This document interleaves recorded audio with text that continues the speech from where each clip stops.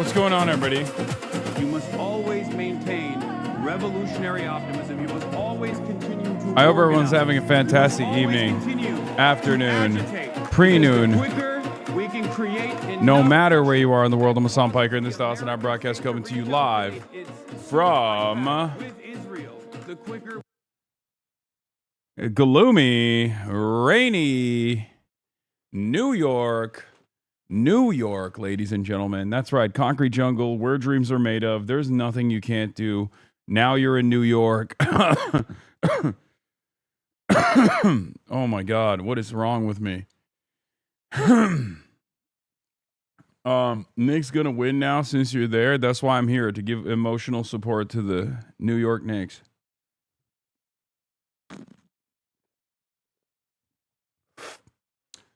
Ladies and gentlemen, boys, girls, and MBs, we're live. We're alive. I'm in Afghanistan, and it's a rainy day here in Afghanistan, but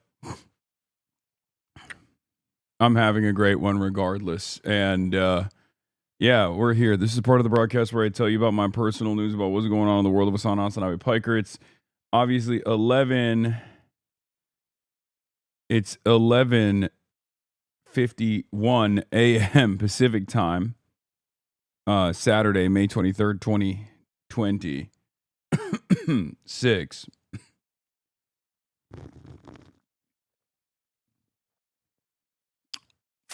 I have a very special guest coming on today. Her name is Ashley Sinclair. You might know her as Elon Musk's baby mama. But today, she's going to be on to deliver us some juicy hot goss, some tea. But before I do that, this is part of the broadcast where I tell you about my personal news about what's going on in the world of HasanAbi Piker. In between the time period where I press the stop streaming button and press the start streaming button. So help me God, that's what I'm going to do. Are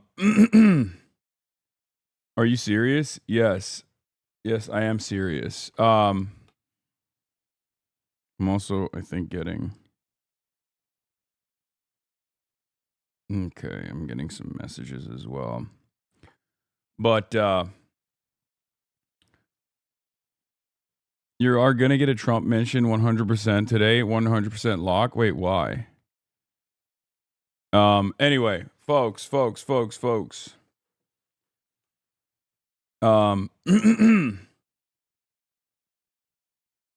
Camera seems not to be focusing. Is the camera not focused?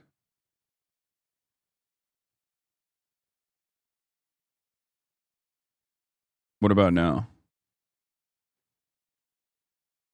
Can't tell if it's focused or not. It's a bit blurry. It's fuzzy for sure. Let's see.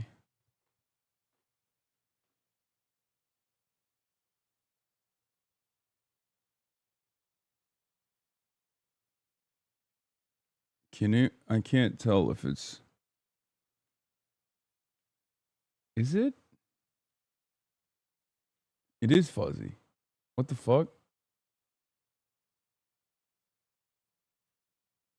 Huh. I don't know why. It is a little... Like, when I move around, it gets off focus, I think. Yeah, I see it. It's getting weird. It's like weirdly getting fuzzy randomly. Huh. Strange. It gets like weirdly grainy when I move around a little bit. The lighting maybe? Could be.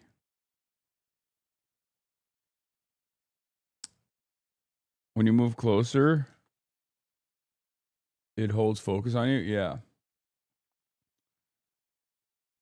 Stop moving? Okay, I'll stop moving completely.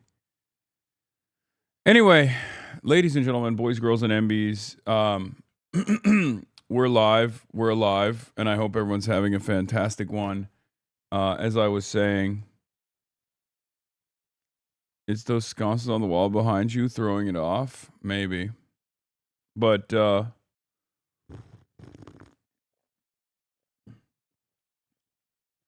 yeah, as I was saying, personal news-wise, ended the broadcast last night. And quickly got on a flight and flew to New York City. Okay. Quickly flew to New York City, and it was, an easy flight, pretty fast. Got in, passed out, woke up this morning for a big magazine photo shoot that I'm doing. Part of the reason why I'm in New York is I'm doing this magazine photo shoot, right? So getting ready for this photo shoot, we had to do a fitting this morning. And that's the reason why I'm late. And I apologize because I was doing a fitting. Will you be shirtless? No, I will not be shirtless. I will not be shirtless. Even though initially they wanted me to be shirtless, and I was like, guys, hate to break it to you, I'm too fat.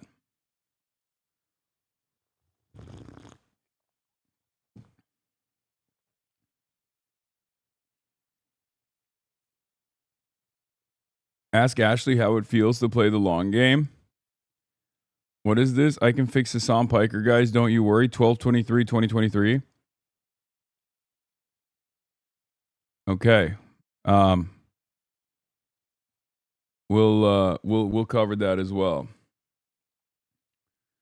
Live from New York City.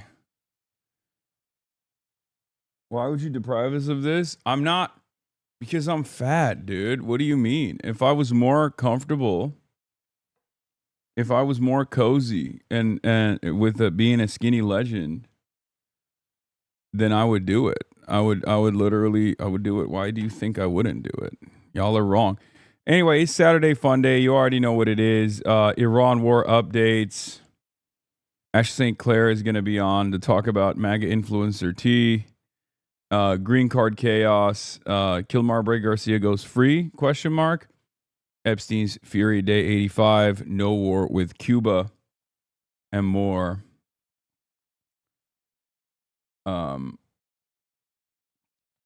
Yeah. Get in now. www.twitch.tv/HasanAbi. Would you take a look at New York State comptrollers race? 20-year incumbent liberals, Zionists versus two progressives who are splitting the vote, and one of the progressives was a Republican. And an opinion or endorsement could make it or break things? I don't think that's possible.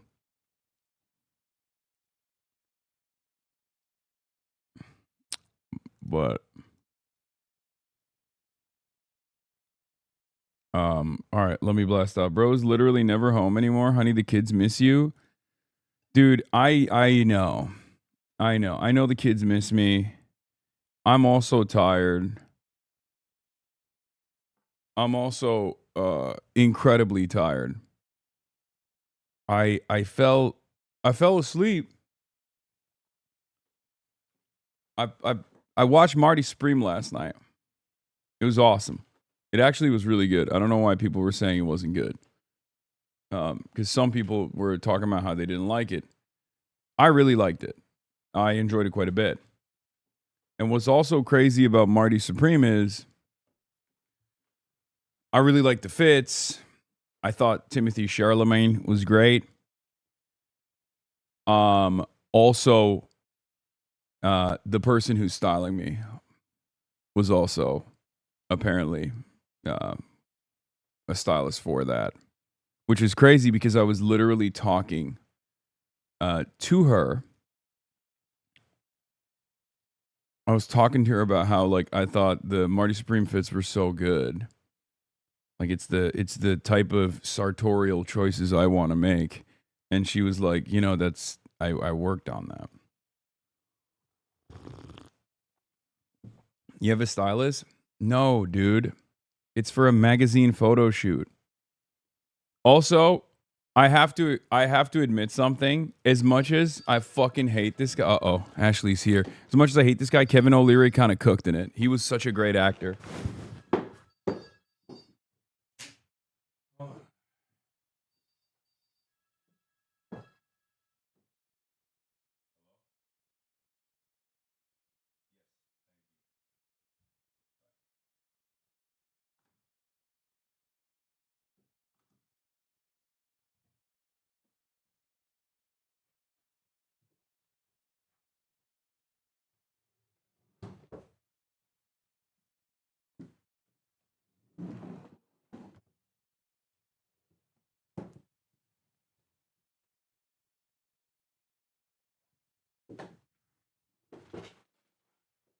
I'm going to be trying something crazy today.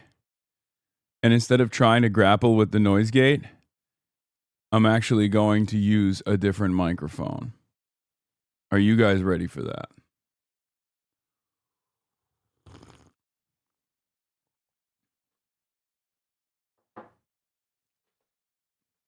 You didn't bring two mics? Dude, what are you even talking about?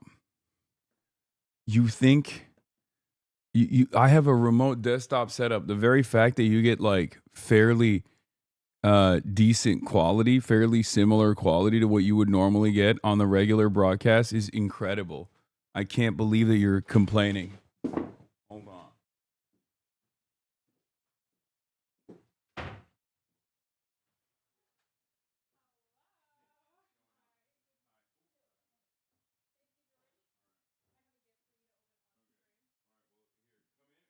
The camera's already on, so okay, I'm already live streaming.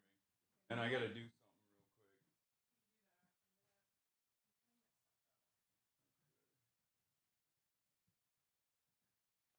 quick. I have to.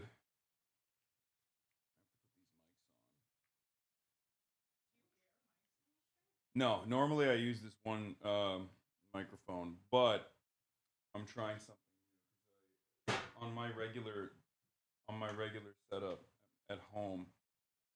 It's fine.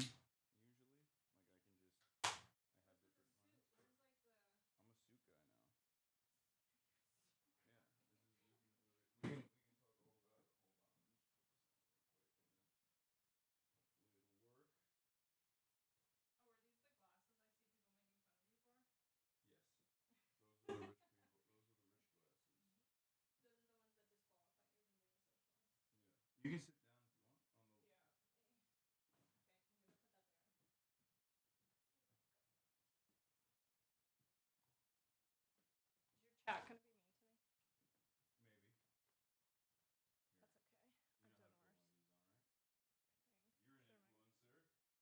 Not anymore. I'm reformed. Okay. All right. Hold on. Let me You're so squeaky.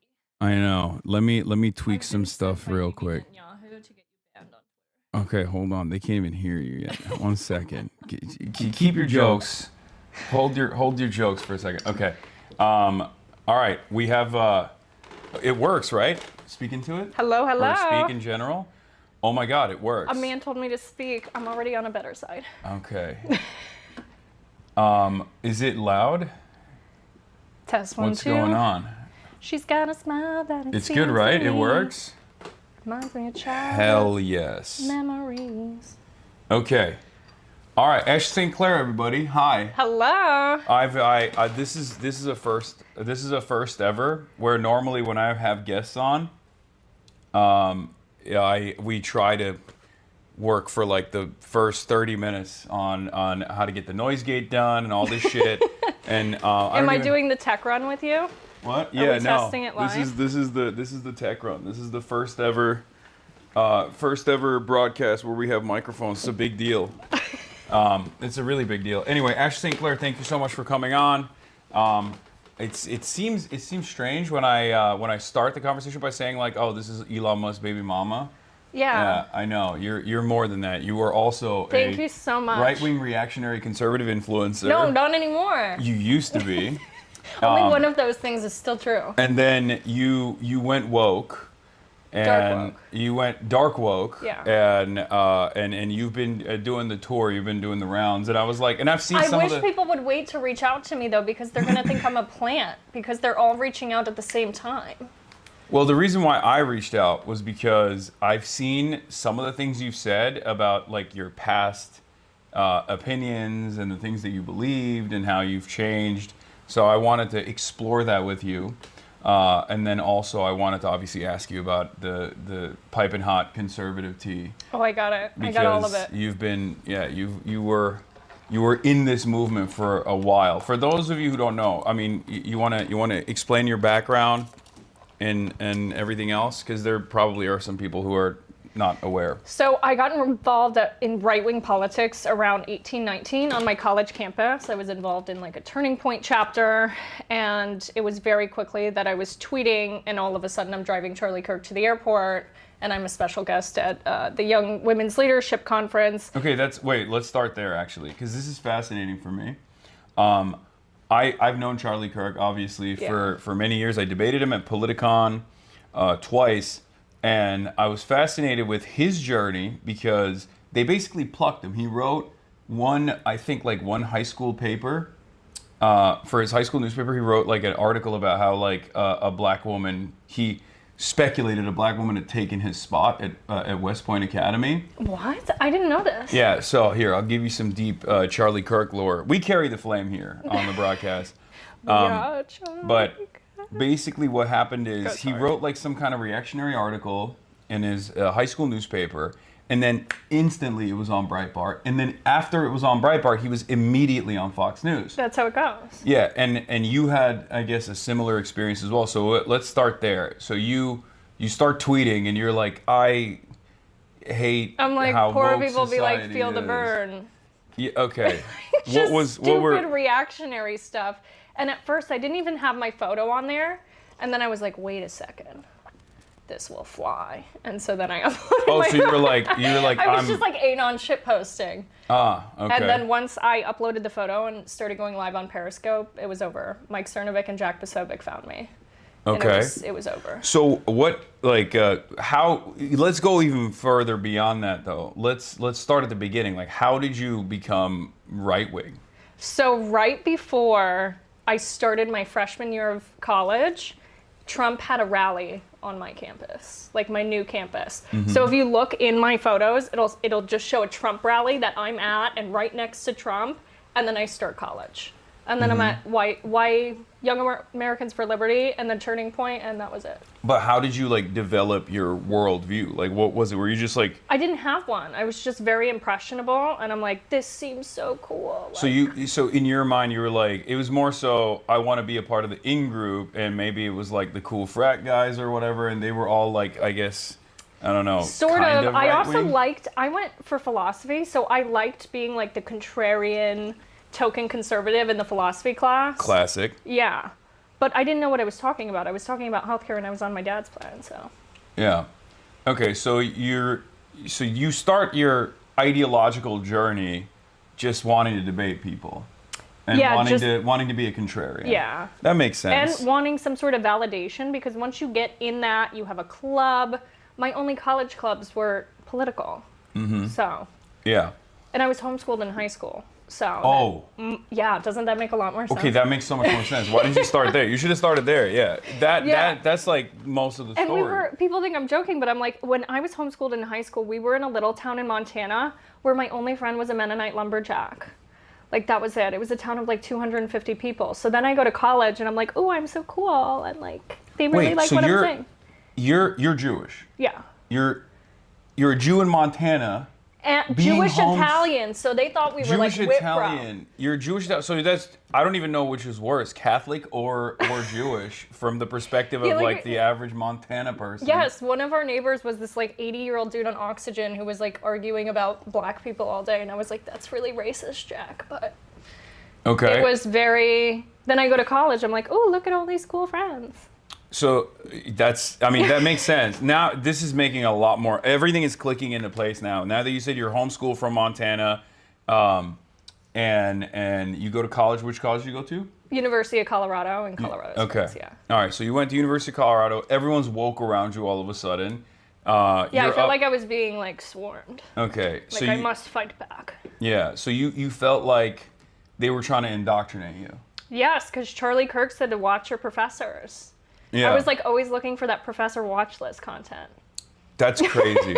I didn't know that like anyone content. that you were a whole ass nerd. That's crazy. Yeah. All of the Young Americans for Freedom guys are always so fucking nerdy, I feel like. Well, I grew up with brothers too, so I Yeah. just played video games. Like I would do LAN parties, like LAN parties, playing Age of Empires till like 2 a.m. So then I go to college, I'm like, oh, I'm cool, but also You're the nerds. you're the only girl in the Yes. YAF 100%. meetups. 100%. Were they all trying to Oh hook yeah. up? Oh yeah. But there was all these rumors too. Like I learned a new person I slept with every day. So I was like, this sucks. But also. Well, we'll get back to that in a second because I feel like that is now, I mean, not much has changed, I feel like, from Young Americans for Freedom then to the conservative media ecosystem because they do all sleep with one another from what I understand. So yeah, they're all having sex with each other. We'll get to that tea. We'll get to that tea in a second. But so you get out of college, you're posting, you're on I Periscope. dropped out of college. You dropped out of college. Dropped out. For the influencer route. Oh yeah, because I started Okay. dating. Who'd you start dating? Do you know who DC Drano is? Oh my God. Yeah, and so he was like, mid-30s, and I was 20. I couldn't even order a legal drink yet. I drop out of school, and a month into dating, he moves me into his bunk-ass Tampa apartment. Uh-huh. Okay, and you were plucks like, me we're from living my mother's house. We're living the high life. DC Drano is one of the Binder boy. Yeah, one of the binder guys. Yes. Epstein binder. Wow, he's hot. No, stop. He's sexy. Stop it. Okay, so you were dating. Yeah, nobody cared when I was dating an ugly broke man.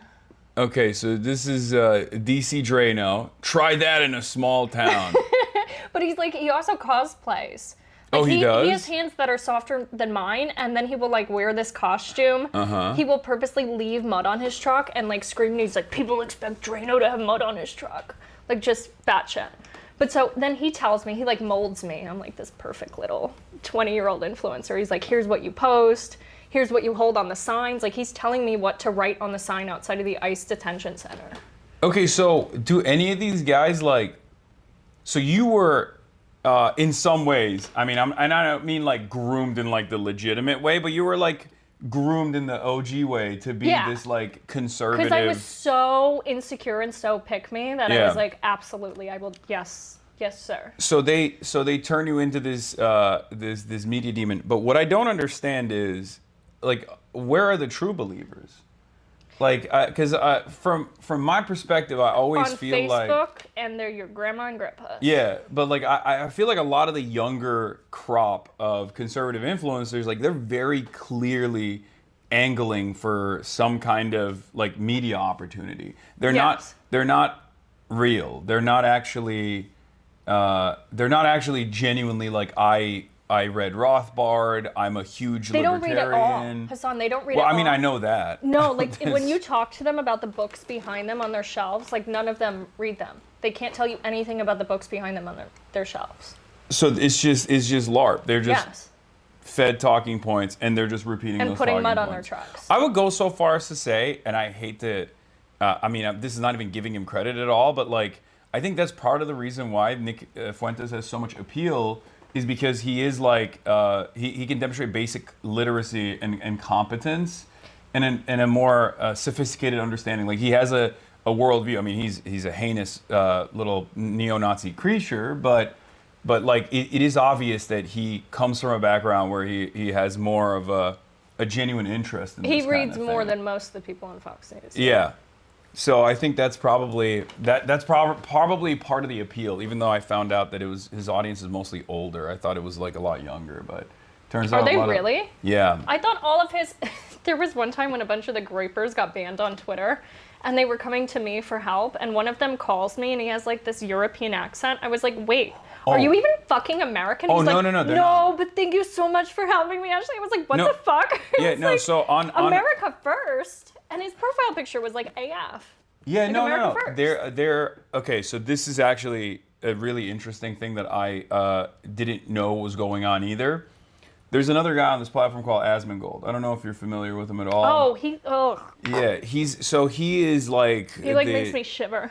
Yeah, he's You like just know he smells. bizarro me in every way, including hygiene and dietary habits. But his audience is mostly European, and they love LARPing as MAGA. They love that's the number one thing. They probably like identify with his lack of orthodontics. Well, it's that might be part of it, but it's fascinating to me because on the internet, not to sound like Mark Levin, but there are a lot of people that are not in America that are talking about American politics and presenting themselves as Americans. Sure, there's Why is that Mark Levin though? That's just because he always says the third world is watching Tucker Carlson. Because he says Tucker Carlson's audience is not American, which I mean could possibly be the case. I know a lot of WhatsApp onks that love Tucker Carlson.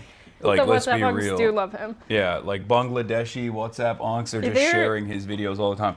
But on the other side of it, it's very it's fascinating because American politics is being consumed by everyone around the world, and they're all LARPing as Americans. Yes. So you have the third worldist position, which obviously I'm sympathetic to, and those guys are LARPing as Americans, but they're LARPing from all these different parts of the world, and then a shit ton of the MAGA movement on the internet, and I don't mean just bot accounts or accounts that are very clearly doing propaganda. I mean people's personal consumption. In their own personal experience, you got a bunch of right-wingers from the Netherlands. Yes. That's half the Groypers. Yeah, who are dialed in on the Asmongold commentary, who will constantly talk about how Europe is falling apart. Yes. Because But Muslims. that also makes it more, so that's why some people within the right-wing space, they like co-opting those populist movements. Yeah. Because it's really, really easy, and those markets are already dialed in. They love consuming American politics. Yeah, everyone loves it. Everyone loves LARPing as an American, but it seems like they can't vote here because they're not even physically Depends here. on who you ask, though. Yeah. So we'll get to that in a second as well. We'll get to that. But okay, so you're dating DC Drano. He's a stud. I mean, look at how handsome this three-piece suit. I mean, this is Binder boy. yeah. God damn. These guys. What a journey When I this first was. started making TikToks about him, he called me for 2 hours crying. He's like, please, you know what he said? He said, please show me mercy, Ashley. That's what he said. Wait, On the whole really? call, yeah. I was like, Have you mercy, I shown made him- TikToks. Have you shown him mercy? No. Okay. So these guys are all, would you say that, I mean, I feel like after a certain point, through this evolution, they do start believing their own shit though, right? There's gotta be, or they're not woke. They reached a level of paranoia, and there's something so weird. Most of these guys within MAGA were total losers in high school and college. No. Yeah, but it's a common theme, and it really sticks with them. It really sticks with them. That's what they talk about when they're sad at night. And I don't know why it's a common theme, but it's this is their redemption now. He's like, I'm cool. Everyone loves straight up. But they're not. No. And they're. Do they recognize that? They must, right? Because I feel like this was a big grievance for Donald Trump too. Something that animates Donald Trump is the fact that he never got mass appeal or broad appeal from liberal intelligentsia. He grew up in New York. Palm Beach didn't want him. Yeah. That's why he started Mar-a-Lago. Yeah. They're like, he's too weird and blunt. Yeah, and he's rude. He's a slumlord. And he He's was white too, trash. Yeah, he was nouveau riche. He was too gauche. He wasn't old money. So the New York elite never saw him as one of their own. And I think that's what a lot of that resentment. That's where a lot of this resentment comes from. And I feel like there's a different version of that within the conservative Yeah, no, he's like, I'm going to rename everything after me. You're never going to be able to not look at me. I'm going to be on your bridges, at your airports. I don't understand how the Republicans don't think that's crazy. Because I get it. It's a cult. They can say, I'm coming from a place of spite or whatever, scorned woman. But I don't know how they look at all of this, and they don't think it's insane, objectively. I mean, the craziest thing is, like, Republicans hate, at least if there's one consistent principle that Republicans are supposed to hate, it's like wasting taxpayer money, right? Yes. Like, small government. I hate when the government's stealing from me in the form of taxes. Donald Trump's $1.8 billion like slush fund that he created after basically becoming the president and then suing himself was like, I mean, that's the clearest example of just like stealing money from the American taxpayer to pay whoever he wants with this like unaccountable entity. And if they don't even get mad at that, I don't know what they can get mad at. I mean, they're just cucked. I think they're unbelievably cucked. They have no spine. Nobody wants to stand up for anything. They don't want to lose their cushy positions. They don't want to lose their job in Congress. They don't I mean, but we see that with like, what's his face? Not Thomas Massey was consistent, so I do give him credit for that. But the other guy, Bill Cassidy, who just got ousted because Donald Trump wanted to punish him for trying to indict him for January 6th. I think Boebert was the only one who didn't lose her primary. Yeah. Who was on the Epstein. Voted for the release. Well, Bill Cassidy wasn't even on the Epstein thing. It was an older grievance. It was the January 6th stuff, right?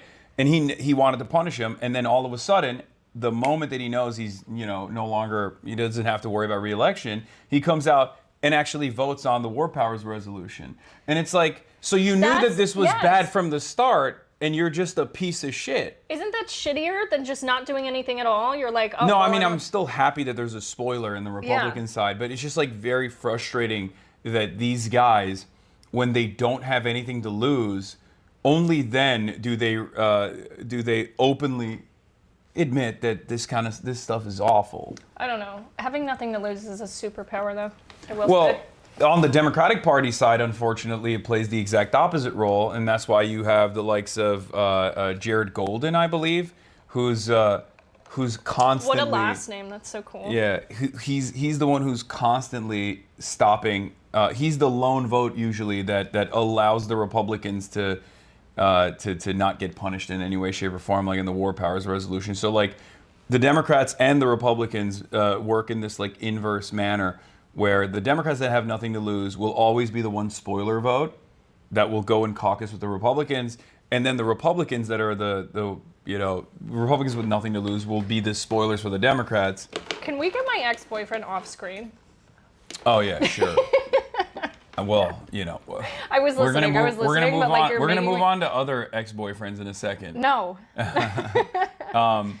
So. Okay, wait. You have to open my gift. Oh yeah, you got me a gift. Yeah. Where is? Oh, it's right here. There's pastries too. There's Greek pastries like baklava too. Oh my God. But it says Happy Father's Day.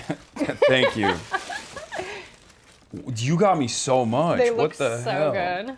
It's a really good bakery. Pie New York Bakery. Shout out to Pie Bakery. Whoa, this is crazy. So good. You're trying to fatten me up. Oh yeah. God damn. I like them a little fat. Okay. True.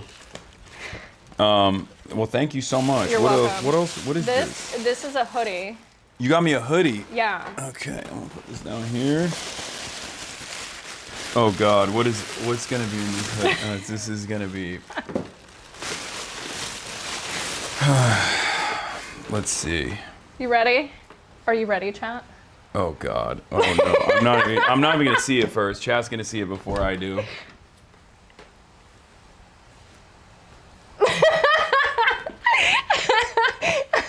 I've been sent by Benjamin Netanyahu to get his Twitter account banned. This is. Oh my God. Clip it. Okay. That's crazy. That's you crazy. Like it? It's pretty comfy. I love it. Thank you so much. It's comfy, even though you're not a hoodie guy anymore. No, I'm not. What is with the I'm a I mean, suit you guy look now. good, but So I keep getting clipped on Fox News, and I thought I would be more appealing to the grandmothers and the grandfathers that are watching if I'm in a suit while they clip me. And it's worked so far. you're whitewashing yourself. Yes, I'm trying to. I'm see. trying to do the. Okay. I'm trying to do that to the best of my ability, and it's been working though, because I keep hearing from people that like their grandparents will be like, "Who's this Hasan guy?" I keep hearing about it. What a handsome fellow he is, and it's like, it works. You know, my mom, every time I do shows, she's like, "Oh, I love that person," like all the left-winger, even Kyle Kalinske. And then I was What do like, you mean even? That's my goat. That's the dark he's wing. a little vulgar, whatever. Oh, And then yeah. I was like, "Oh, I'm going on Hasan's stream." She goes, "That'll be fun." She's like, "That'll be fun."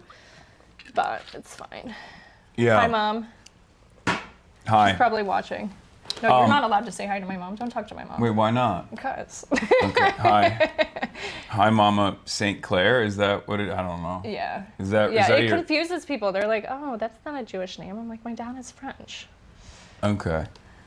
Then- Oh, you know what I found out afterwards too? That you have beef with Suzanne Lambert. Yeah, I don't really know her at all, but she's like, she doesn't I was like so me. confused to hear that though, because I didn't get that from talking to her. Like, she didn't say, "Oh yeah, I hate Hasan," and said This is that like a random. he shocked his dog. Yeah, she was like the first.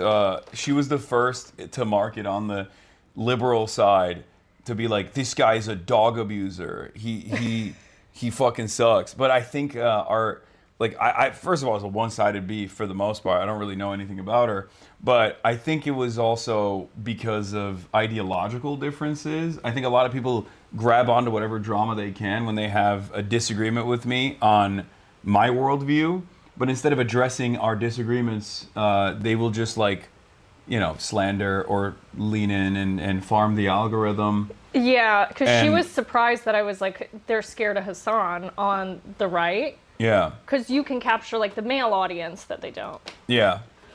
But that's also part of the reason why they don't like me. Because they think I'm too vulgar, I'm too broy. Like, there's a lot of liberals who disagree with my worldview, but then there's also a lot of people on that side that also find me to be But also, really vulgar from what and I've broy. seen, and again, like I'm not on Twitter, so I don't see as much of it anymore.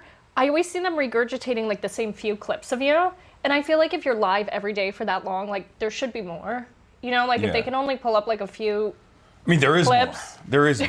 And I will keep creating more clips as well, Yeah. because it's impossible for me to talk about politics in a contentious environment with real-time feedback, with people who are like actively coming in here to start shit, who are Do you get a with an- lot of that? People coming in to your yes. chat for that? I have an army of like hate watchers as well that like sit in Discord servers, and they literally all they do every day is stalk me, my family, my loved Yeah, they do ones, that to me too. and then It's like mostly on Reddit for me though. yeah, it's mostly on Reddit for me as well. But they're in Discord servers. They're all over Reddit. They're all over Twitter, and they'll just they'll wait for an opportunity to clip something out of context, and they'll just like negatively frame it. And because I think people have gotten way dumber, most people don't even look at the actual video. Sometimes they even Because clip they it in don't want context. to though. Like Yeah. they really like junk food information. They don't consume actual media. Even the right wing, like they hardly actually read full articles. Yeah. They're just like headline consumers. And I think a lot of people are, but like primarily with the right wing, they don't read. Like No. they're sequestered to Fox News, and even that it's like the digital clips that they'll pull out, and Yeah. that's it. So but if the entire market is like that, then it doesn't matter what the truth is, right? Like, and that's kind of how I that's the drama I find myself in with regular frequencies is like if there's enough appetite for negative framing, and I do have a lot of obviously like ideological opponents. There's a good market for churning out this kind of Oh, content. tell me about it. Yeah. Tell me about it. But I mean, it is what it is. It's a part of the business, I guess. So that and the death threats, you just have to Oh my god, figure out. so bad too. You just have to figure They're out how to deal really with it. dedicated to it, and they will pull up things like fragment information to make these conspiracies. And I'm like, Oh, yeah. this could not be more wrong. Yeah. But what do you can't address everything like all the time. Yeah, you should. My policy is don't even address it. I gave up on addressing it. Sometimes I like it though, because I like being a little cunty sometimes. Okay, that's good. So I like fighting with them. But before we talk about Suzanne Lambert and like clip culture, what were we discussing? So you all right? So you're done with DC Drano. I don't know what happens there, but you guys are no longer dating at a certain point. He had a secret sleepover with Annapolina Luna, and they claim nothing happened. So they all fuck around, right? So they say nothing happened, and I'll stipulate to that, though. What do you mean? Right? What do you mean a sleepover? Okay, I'll tell you exactly what happened. I will stipulate to their version of events that they did not fuck each other. However, it's really weird. But she's a rep now, right? She's a United States representative. She's in Congress, and so it's not just me though. Like all of his exes say the same thing. We've unionized. We have a group chat. I've never had so many exes in a group chat, and I was in a harem. So, and they all have the same story. But I was out of town, and then I come back, and there's a face mask in our shared bathroom, which was weird because I had already moved to the guest room because he was annoying the shit out of me. And I'm like, whose face mask is this? And he's like, oh, I thought it was yours. I would never use something that cheap. Who was here? And he's like, it was Anna, but she was just staying here because she's moving to the district to carpetbag because she was living, I think, in Washington at the time. What the fuck? Wait. And like she will call him in the middle of the night being like, oh, look at the sky, look at the star. Like fucking weird. The whole situation is weird. And then I talked about this on my TikTok, and you know what the next thing she does is? What?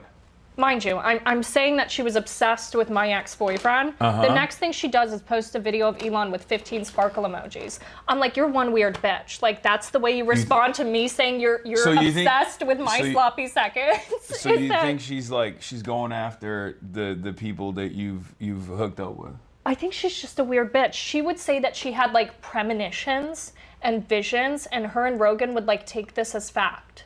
And these people are in our government. I was about to say, why? There's so many of them, though. The Navy secretary. She said that his ex-wife had a rotten spiritual smell. Like, they're weird. They're really weird. Yeah, I mean, even Tucker Carlson has that as well. Like, the demons? He's talked about being possessed by demons, like, or he was sleeping one time and he, like, woke up with scratches all over him or something. What the fuck is that? Why are so many people like... I've never had an experience like that. Am I missing out? No, I don't understand. We're not close enough to God for that. But, like, is that clout? Or do they genuinely believe it? I don't know. We need more clout with God. No, but I mean, seriously, like, does that give them more legitimacy in this movement when they say unhinged, crazy shit? With some people, I guess, because her whole thing is, like, pretending like she has more info on, like, the JFK files and aliens than she does. Like, she's just a weird bitch. Okay. She was pretending to be Jewish for a minute, and then it came out that her grandfather's a Nazi. Oh my God. Okay. They were calling her the new George Santos. We have to talk about this. we have talked about this a little bit. I have some friends that I've discussed this with, not just yourself, that put me on this journey where I found out that a lot of conservative commentators who aren't Jewish actually LARP as though they are. You know who else did that? Rogan, DC Drano. I have a photo of him at the fucking wall. He's rapping. He's wrapped up. Okay, are they actually saying they're Jewish, or are they just like philo-Semitic or something? No, they're like claiming to be Jewish. Like Rogan would go around telling people he was Jewish, like that his grandmother wasn't, all this stuff.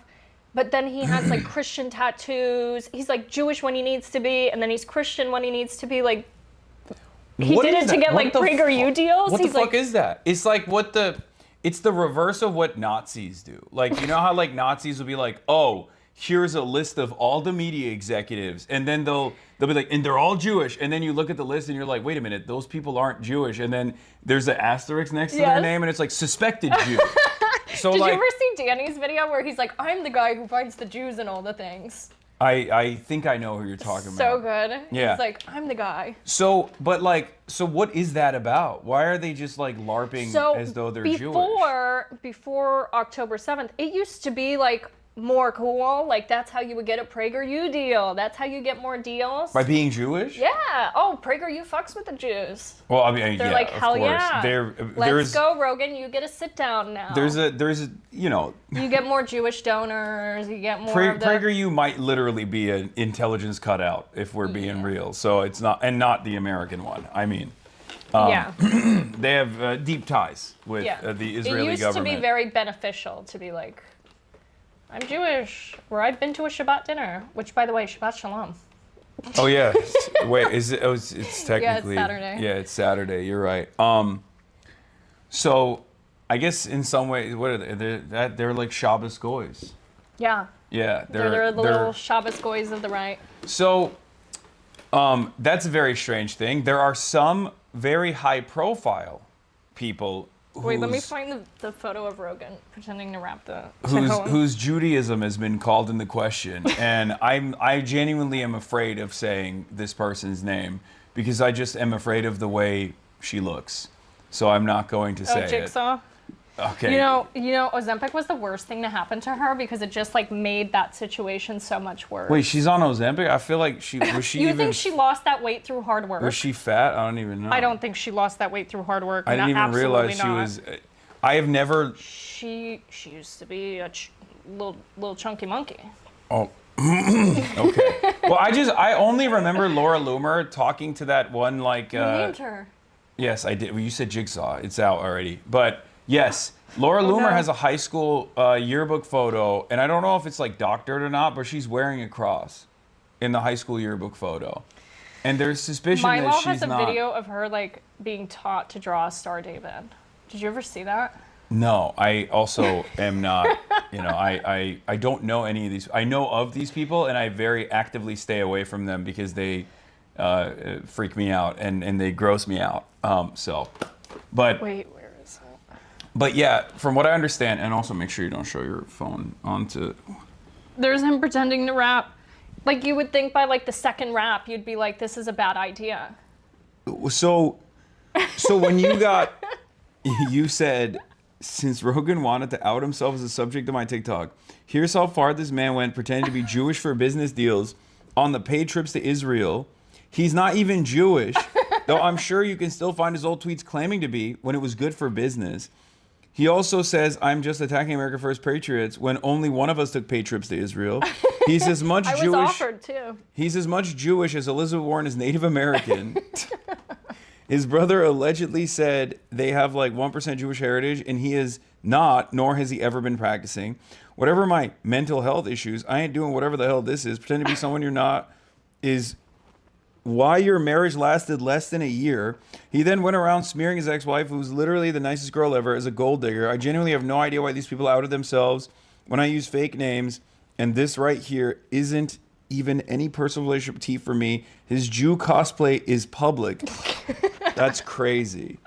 I thought they just like go and, kiss the wall and do the tefillin to just be like, see, you can't do tefillin unless you're Jewish. Before they wrap it, they're like, are you Jewish? Oh, I didn't know that. So that's why I'm saying by the second kind rap, of a you bummer, think he I would be always like, thought damn. it was such a cool, I think it looks cool. It's like you're like Spartan. I mean, we could work something out. Yeah.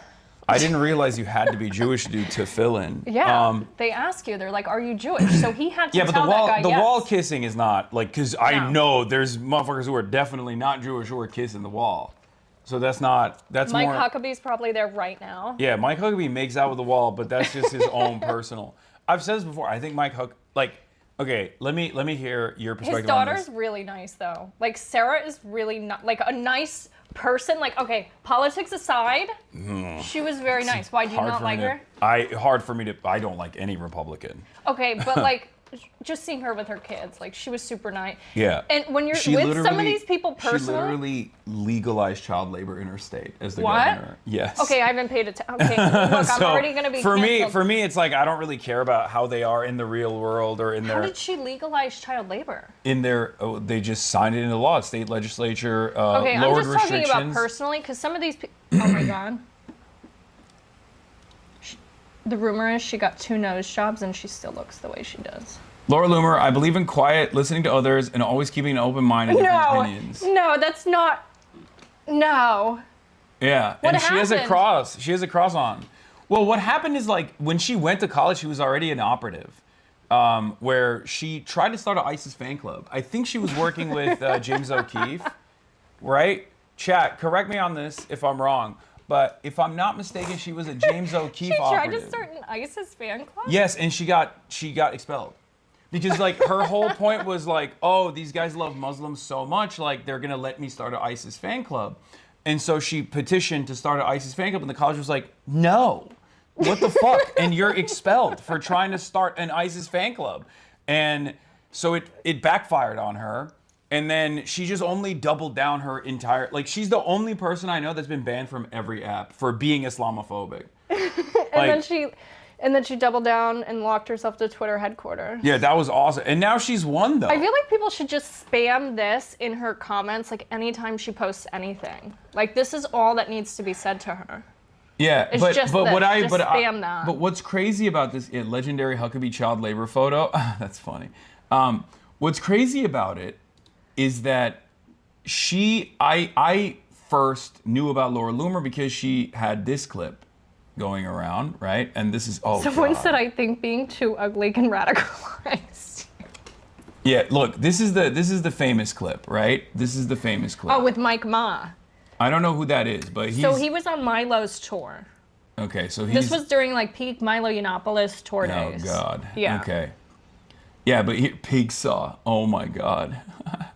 Here, this is the famous clip. But I have to issue a fucking nuclear cringe warning here. I know you guys in this community have seen this clip many times. Have you ever seen this clip? It's really Oh, bad. you've seen this clip? It's really bad. Okay, here it is. So good, you're like beautiful. Thank you. You're like an Aryan degenerate goddess. Thank you. I love it. Thank you. I know, I'm Jewish. You're Aryan too. And she goes, look at his head. His head cocks. As soon as she says, no, I'm Jewish. I know, but I'm Jewish. Like, what's up? Was he gonna fuck her if she was Aryan? I told like, you, you used to get like clout for being Jewish back in the conservative days. Yeah. Okay. There's The gonna be OG echo MAGA chat. days. Shut the fuck up. Wait, yes. is there echo? Yeah. There's gonna be echo because Echo. we're listening to the video. It's okay. Because you're such a cutie. Don't mess my hair. God damn it. Fix it. Fix my hair. If a man ever recoiled like that when I touched his hair, I would literally never show my face ever again. Yeah. I think Laura Loomer doesn't have any setbacks on or self-restraint. That is She has really no shame. embarrassing. That's her superpower. I think Trump called her to wish her a happy birthday. I think it's her birthday. Wait, today's her birthday? I think so. I don't know. What Maybe I'm the spreading fuck? misinformation, but I think today is her birthday. Loomer's downfall, this was back in 2018, and she's up now, so it doesn't matter. But Loomer's downfall is funny because she started out as an O'Keefe rat fucker and had her career peak at Muslim bashing Twitter asshole, best known for getting blackout drunk and hitting on a Nazi. Yeah, except she won. Like, this was... Like, you gotta give her 2018. respect for that. Like, she won't die. I don't want to give her respect Like, for that. She won't go away. I think, I mean, I think she is, in many respects, like the perfect political operative for how bad things have gotten for our times. And that's the reason why her career keeps advancing. In spite of the realities that she is an insane person, like demonstrably insane person. Yeah, she's just like the thug they use. But like, she has no redeeming qualities. She has none. She has no redeeming qualities. She's not hot. No. Like, and the only reason why I bring that up is because like, that should not be the first option. no, but like my point is, Trump obviously cares about that, right? Like Trump cares about the physical I don't appearance. know. Have you seen Mar-a-Lago? No, It's but like a very but in specific Trump's brand. inner circle, like if you look at some of the people that he hires, like he either hires for loyalty or he does care about like the way that people around him are perceived, like their physical appearances. Yes, that would be it. And Laura Loomer is hard to look at. Why do you think he fucking hates his sons? I think it's literally because they're ugly as shit. They're losers, but also they're ugly as shit, and I think Trump hates that. You don't think so? That's why he loves Ivanka. That makes sense. Like She's very aesthetically pleasing. yeah, she But I think also he likes is in with Ivanka the, too much. Yeah, that's true. But she's also in with the liberal in crowd, right? She's like very popular in Hollywood. Yeah. And I think Trump loves that because that's all he wanted. Like if let's say I wanted to play in the NBA, okay? And then you? I mean, I was never going to be able to do that. If they give you an offer right now, would you do it? I mean, yes, but I would never be able to do that because I'm dog shit. But my point is, let's say I want to play in the NBA. I marry a WNBA player, okay? And then two of my kids are ass. They're like, for some weird reason, they're like 5'3". Okay, and then the one child I have is like 6'10". I'm gonna care about that child. And for Trump, Ivanka is the child that made it to the NBA because she got in with the liberal intelligentsia, with the in crowd, with the Hollywood people. That's all Trump ever cared about. That was his major gripe. So his next of kin was, a failure. She just had to marry like Satan to do it. Yeah, exactly. So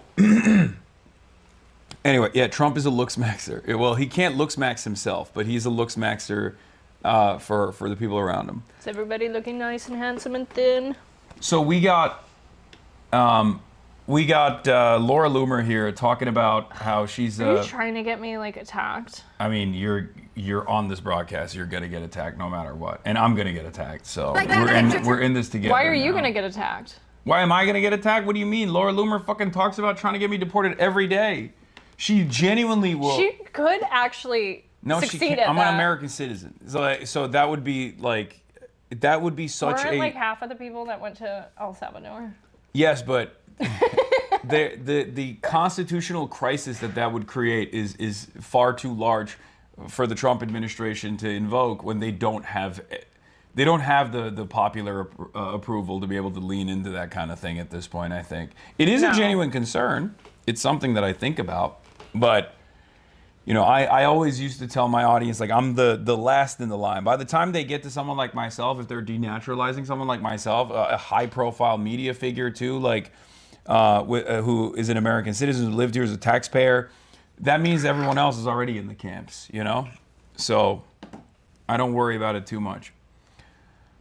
All right, let's watch the rest of You this. posted on Instagram recently when you got like reinstated on Facebook was so hot. Like, Oh, I appreciate it. it's so hot. I'm gonna grab my coffee. And then the Nazis hate me.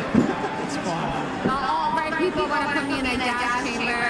Because they're obsessed with the I think they're just memeing on you, but it's okay. It's I alright. don't care. I love it. I feel like that sometimes. I know. They're just jealous because I have big tits and I Oh my god. Yes. No.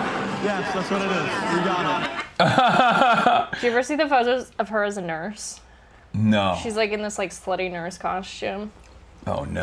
I think she gets mad at like the hot e-girls because she tried so hard and people were still like, no, it's not gonna work. I mean, yeah. At some point, you got to give up. Like, why? Just be true to yourself. And I feel bad because I felt bad for her at one time. Like she would send me these texts. She's like, I'm alone on Christmas. Like I don't have family. Like all this stuff. And I'm like, I feel so bad for this girl.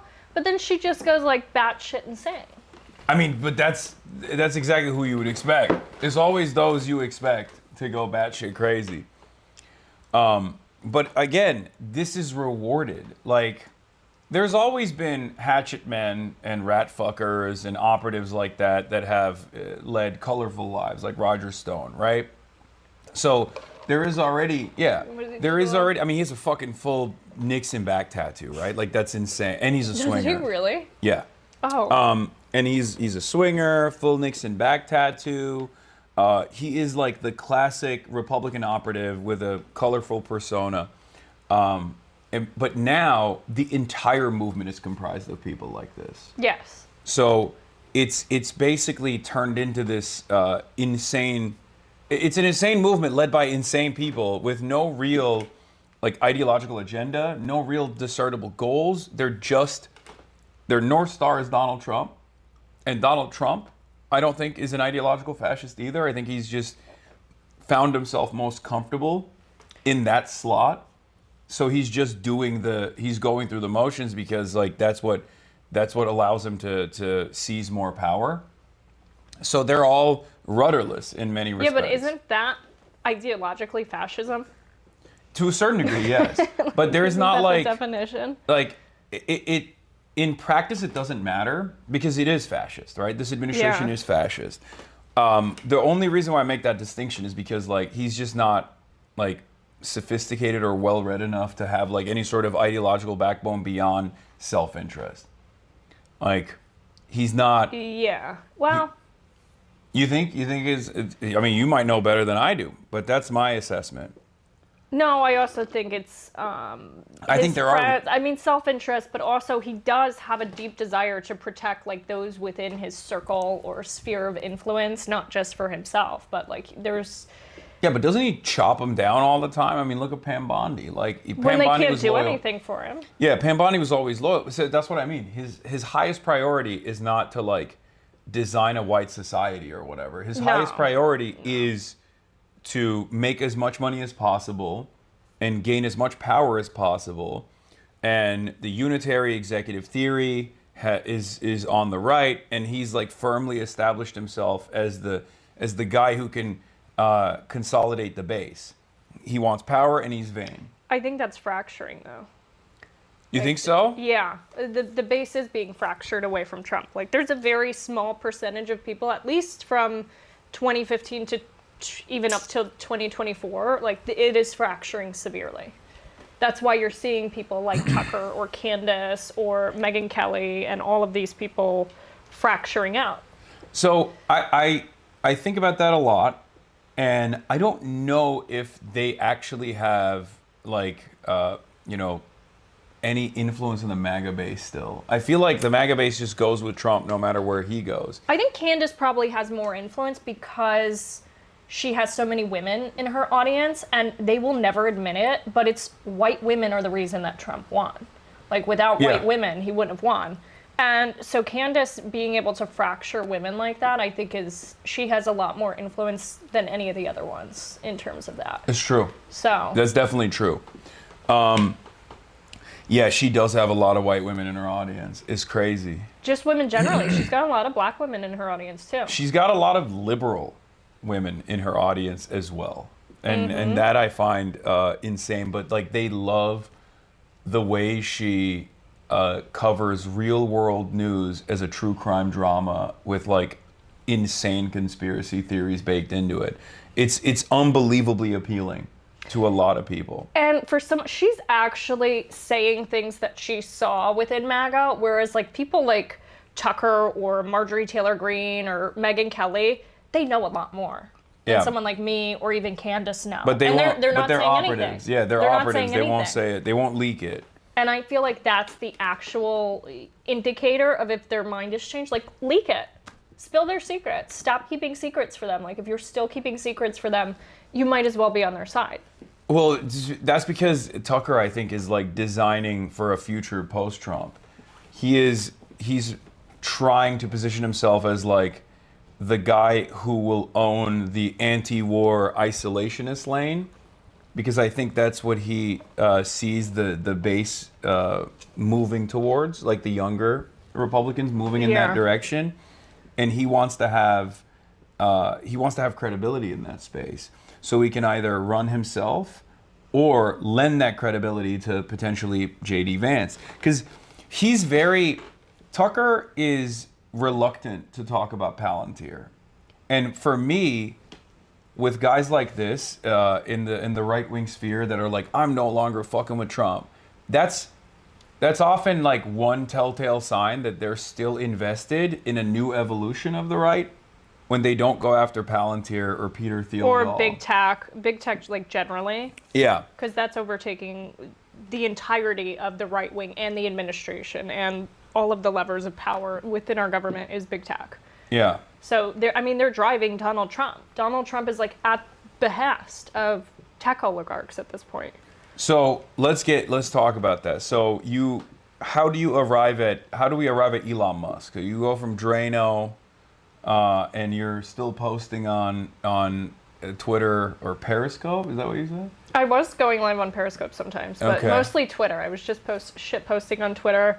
And then Rogan got me into Instagram, had me holding the poster boards, and I'm like selling anti-socialist social club shirts, selling the t-shirts. And then, there were a few chapters. I worked at a company co-founded by Benny Johnson. Oh my God, he's gay, right? There are people. All I know for a fact that he is not allowed to go on work trips without his wife present now. Now? Because he used to. Yeah. He used to. He used to go on work trips without his wife. I wonder why he's not allowed to go on work trips without his wife any longer. He used to. Maybe there's more. 2021, 2022. He used to. Yeah. He's like a psychopath, though. Like incredibly, like verbally abusive, horrible person to work for. That's so funny. It's you just not. I can't see him being verbally abusive. Yeah, because he puts on like this front, but he's psychotic. He would make me cry. It takes a lot to make me cry. He would call me screaming, saying that I owed his wife and his newborn baby an apology for like he was psychotic. Wait, why? What did you do? Because he didn't like the way some shoot was going, that we didn't have insurance on it, and I'm like, I don't own the company, I can't fucking get the insurance. Okay. But he would scream, just psychotic. But so then, whatever, then I'm at the Babylon Bee, working for Seth Dillon. Oh my God. Technically, I was running the operations for a few companies that Seth owned, so it was the Babylon Bee, Libs of TikTok. Mm-hmm. Because he owns. Where are these guys getting the money? It's all funded, right? Who? Seth? Like Seth does well. So these operations, though, like, what does their revenue structure look like? Because they don't have enough eyeballs or enough advertisers. I feel like they do. Yes, they do. They have eyeballs, or they have the advertisers? Both. Really? Yeah, they make a lot of money. That's interesting. So and Seth is different than the other ones because him and his brother also have other companies, like tech adjacent companies that they had. Because his brother is an engineer, so they had those that they were able to use and help fund things. But yeah, they make a lot of money. Haya was making and is making a lot of money with Libs of TikTok. Haya Rashik, who runs Libs of TikTok. Oh, wait, how? Through Twitter? Through Twitter, through Substack, through advertising. The Substack. People are like, oh, I really want this psychotic doxer. I want to run ads on this psychotic doxer's platform. Yes. And she would call me, and I'm like, Haya, you can't dox kids. Like, if you're gonna post kids, and I can't stop you from that, you have to blur their faces. She was psychotic to work for. So, but honestly, wait, just you worked for her too? So Seth owned Libs of TikTok LLC. Eventually, he sells it, and I was like, oh, thank God. Okay, I genuinely, so this is the one area where I speculate. Yeah. I mean, I'm in media. I have a very successful media operation on my own, but it's entirely funded by subscriptions that people voluntarily subscribe to my broadcast by way of Twitch.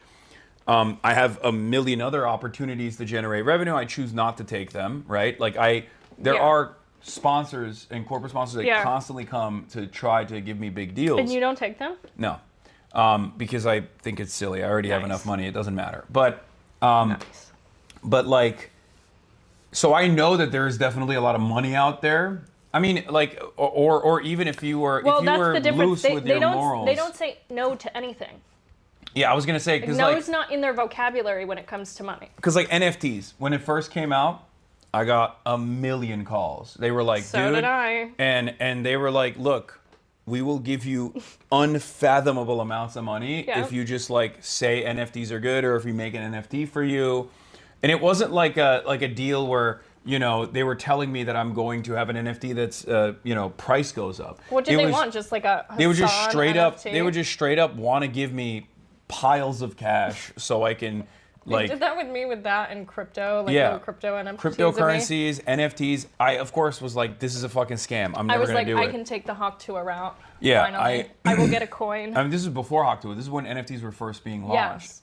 So I of course said no to it, but I know that a lot of people said yes to it, and they got a fuck ton of money. Polymarket offered me $1 million for they just offered one you day, $1 million for just one day of coverage for the election. So much more from them. No, that was their starting. That was their starting price was $1 million. You just have a Polymarket ticker through your election night coverage. And I was like, no, of course I'm not going to do that. And then they got raided the next morning. But sometimes they'll do that and set people up too. Maybe, but haven't gotten me yet because I say no to everything. But my point is, but this was Biden. This was Brandon's FBI. So I don't think Brandon would set up one of his strongest soldiers like that. But my point is, if you have loose morals and if you're only invested in the bag, there are definitely a lot of companies that will give you money. That's so I all see MAGA. that.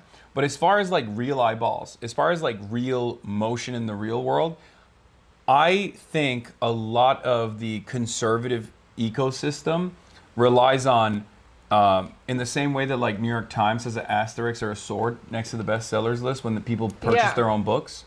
I think they do that in the Substack world as well. I think they just like dump. She didn't.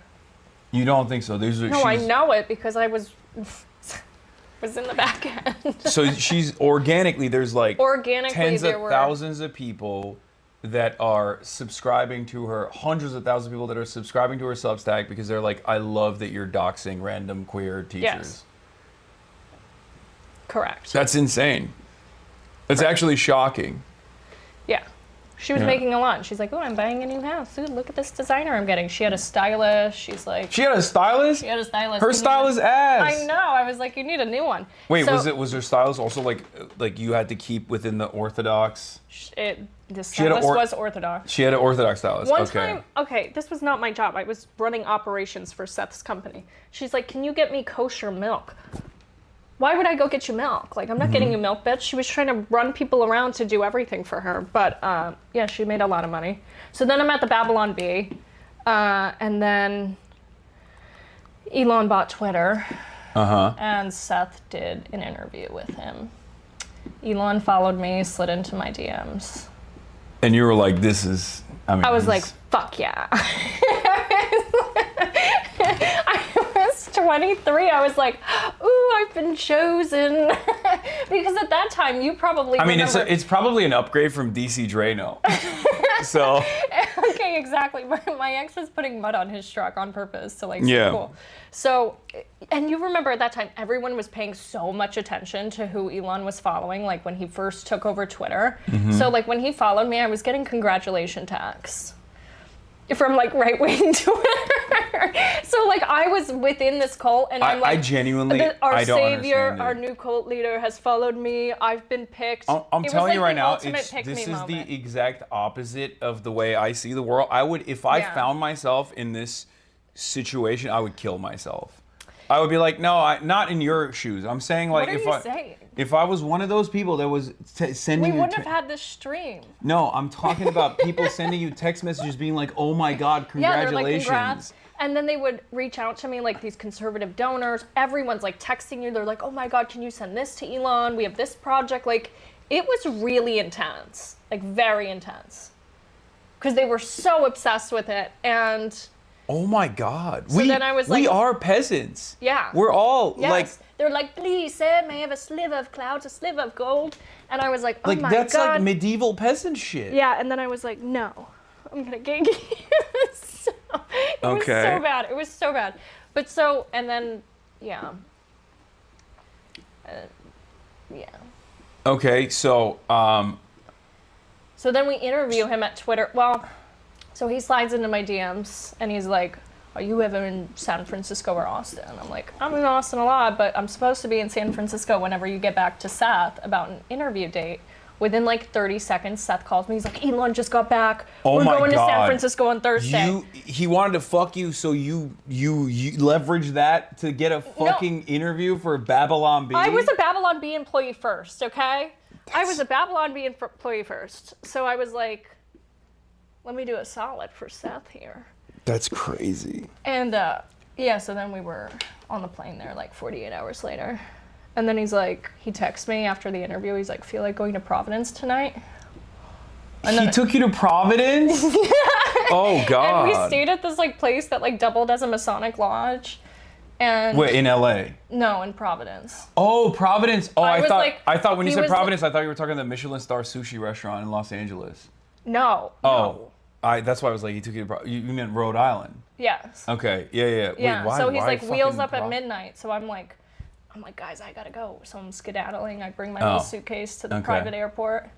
And then I'm on his jet. I'm like, this is nicer than commercial, for sure. Mm-hmm. And then he did his little silverware tricks. What's a fucking silverware trick? What does he do? He was like balancing wine glasses on silverware. I have a photo of it. Because he does it, and then he's like, do you want to take a photo? I'm like, I can. He wanted me to take a photo of it. Hang on. I'll show you. Wait. Why? He's so autistic. It's crazy. Yeah. Wait. No, not that one. Don't dox his phone number. This was from the plane. Oh, that's day. like straight up the... That's on his shit. Yeah, he even has he's stimming with his mouth. Yeah. In the photo, he's like... Yeah, so then, like, and then we just didn't stop talking or meeting up after that. And then the Fire Nation attacked. So, what's the deal? He wants to, like, repopulate the Earth or something? Like, what the fuck is that about? Like, he has, like, is it a breeding fetish? What is it? I don't know. Or is he just, like, a loser who got a lot of money, so now he wants to, like, fuck as much as he can? He got so much weirder, like, after I was pregnant. Like, just changed completely. Towards you or just in general? Towards me. Oh, okay. Like, just, like, kind of mean. Like, a lot more, like, controlling and snappy. And it was just... And then he tried to get me to use surrogates. He texted me and he's like, to reach Legion level before the apocalypse, we need to use surrogates. That's what he texted me. I still have it. And I was like, no, thank you. And then he tried getting me to have a C-section, like elect to have a C-section. Why? Because he said, oh, it's better for the brain size. I'm like, no, thank you. Like, I'm not going to elect this works fine. No thanks.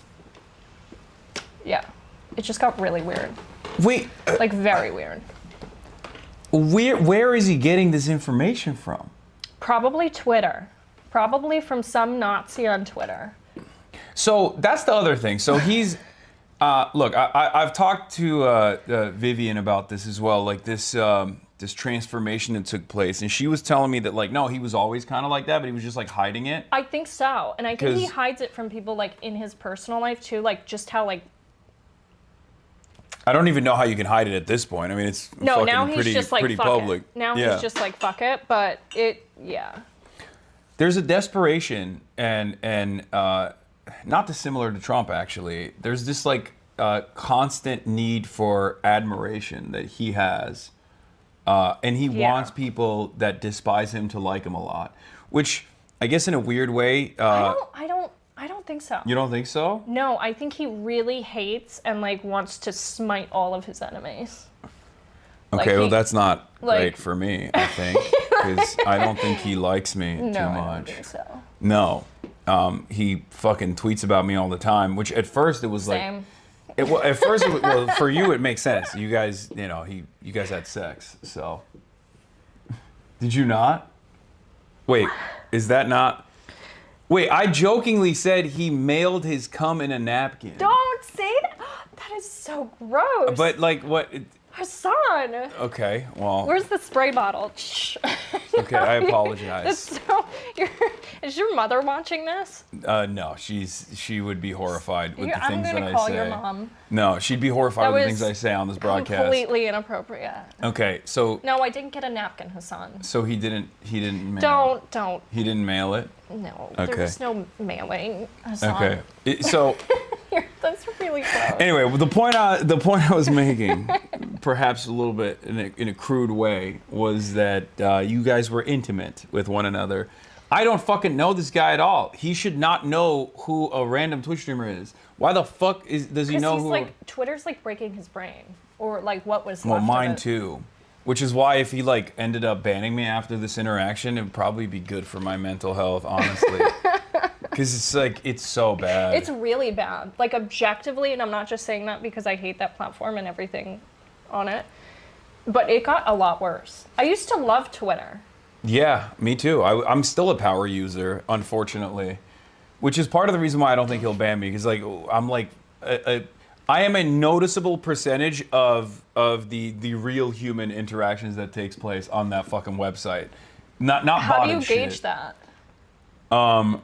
Or are you just like guessing? I just assume, but also because like anytime I say some shit, it drives discourse for at least like a day and a half where people are just like, this is the dumbest thing I've ever heard in my entire life. Fuck you. I want to kill you right now.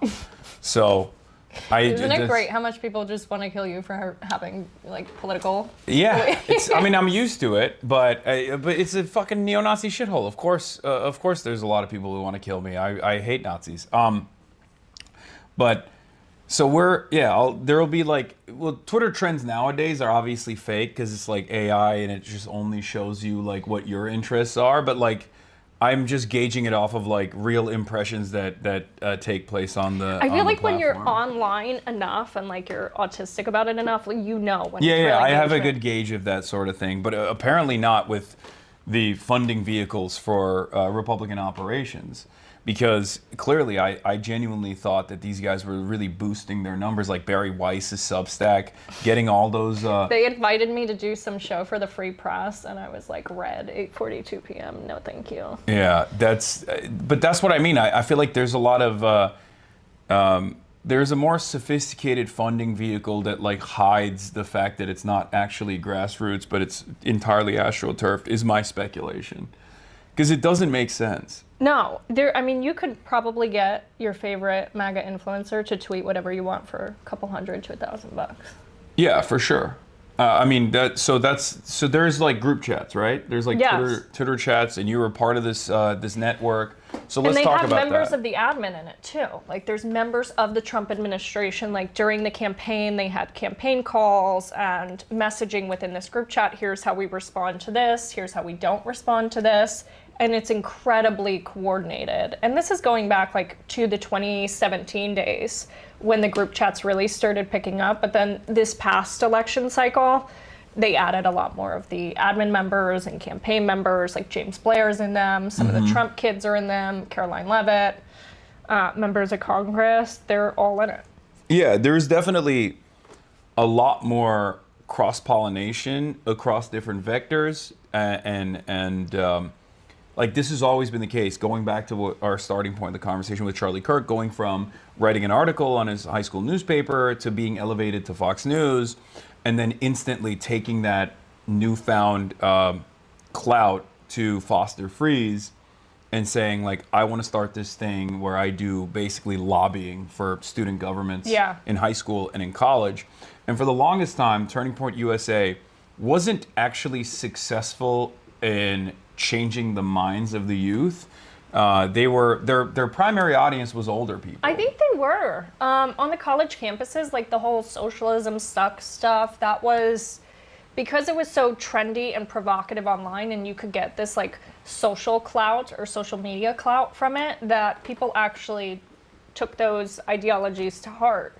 So I think they were effective on, at least from my experience, because it was effective for me, who was otherwise, in my opinion, very thoughtful in my classes and my papers, and then I got involved in this and I was completely But I would stupid. say that, like, as far as like real world influence, like it didn't bear itself out in the data in the elections at all, right? Like people were not like going out and voting for the Republican Party until TikTok was slated to you're be. talking about I'm talking about post voter TikTok. propensity. Yeah, post TikTok purchase, or before TikTok got purchased, sorry. But TikTok was about to be banned.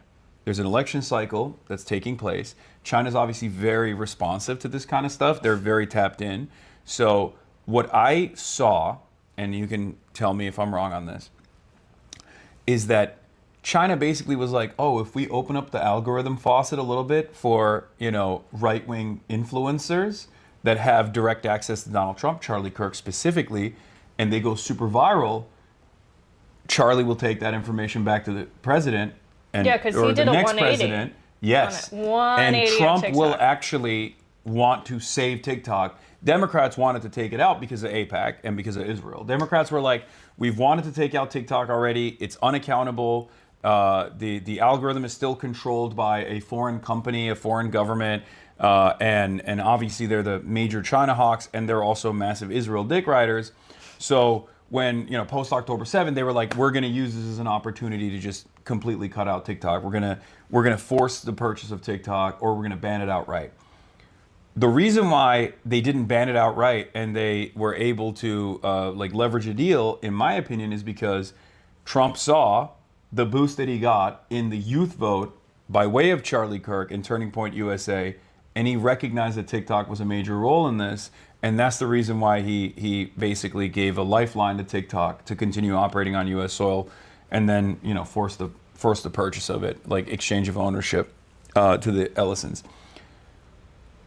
That is when Charlie actually had some impact with the youth. Because I like, even when you look at the approval ratings, he really of Charlie blew up Kirk, on TikTok yeah, too. Before TikTok though, I remember covering this at the time because there's a lot of like right-wing media watchers, like Media Matters and the like, and their whole shtick was getting money from older Republicans that are super wealthy, Yes. to make them feel like they were converting the youth with regular frequency, but their ad spend was entirely for like the 65 plus year olds.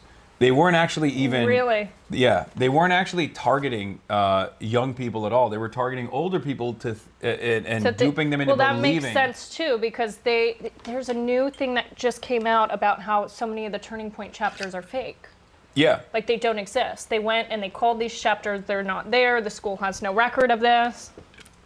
So that makes sense. No, it was a little bit of a scam to dupe older people into thinking that like they were actually to dupe older people into giving them money with the idea that they were actually convincing young people to vote Republican and become Republican. There might have been some successes, yourself included, by way of I don't know if social. we'd call me a success there, but I mean, well, you became a Republican operative, so like that's what I mean. You were young, you were in college, you were an annoying debate lord, and you were like, "This is my people," right? oh yeah. You found I yourself. did those Piers Morgan hits. Yeah, you found yourself in the throes of the right-wing media ecosystem, and that is, I think. But it wasn't even like so much. It was that I was really good at taking the talking points. I do have to go in a second too. Yeah, I was gonna see where, because I know you got some stuff going on. Yeah, I gotta. So. I think you know, Kim. Yeah.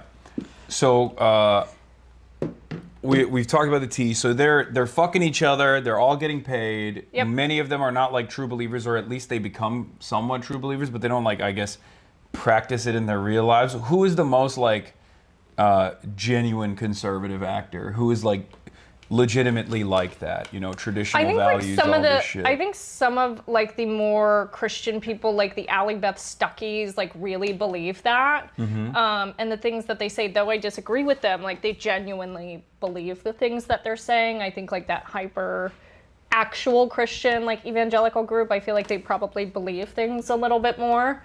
I think Matt Walsh actually believes what he says, though he's like completely wrong. But he also has to dial it back though on some stuff. I think. Yes. Is real.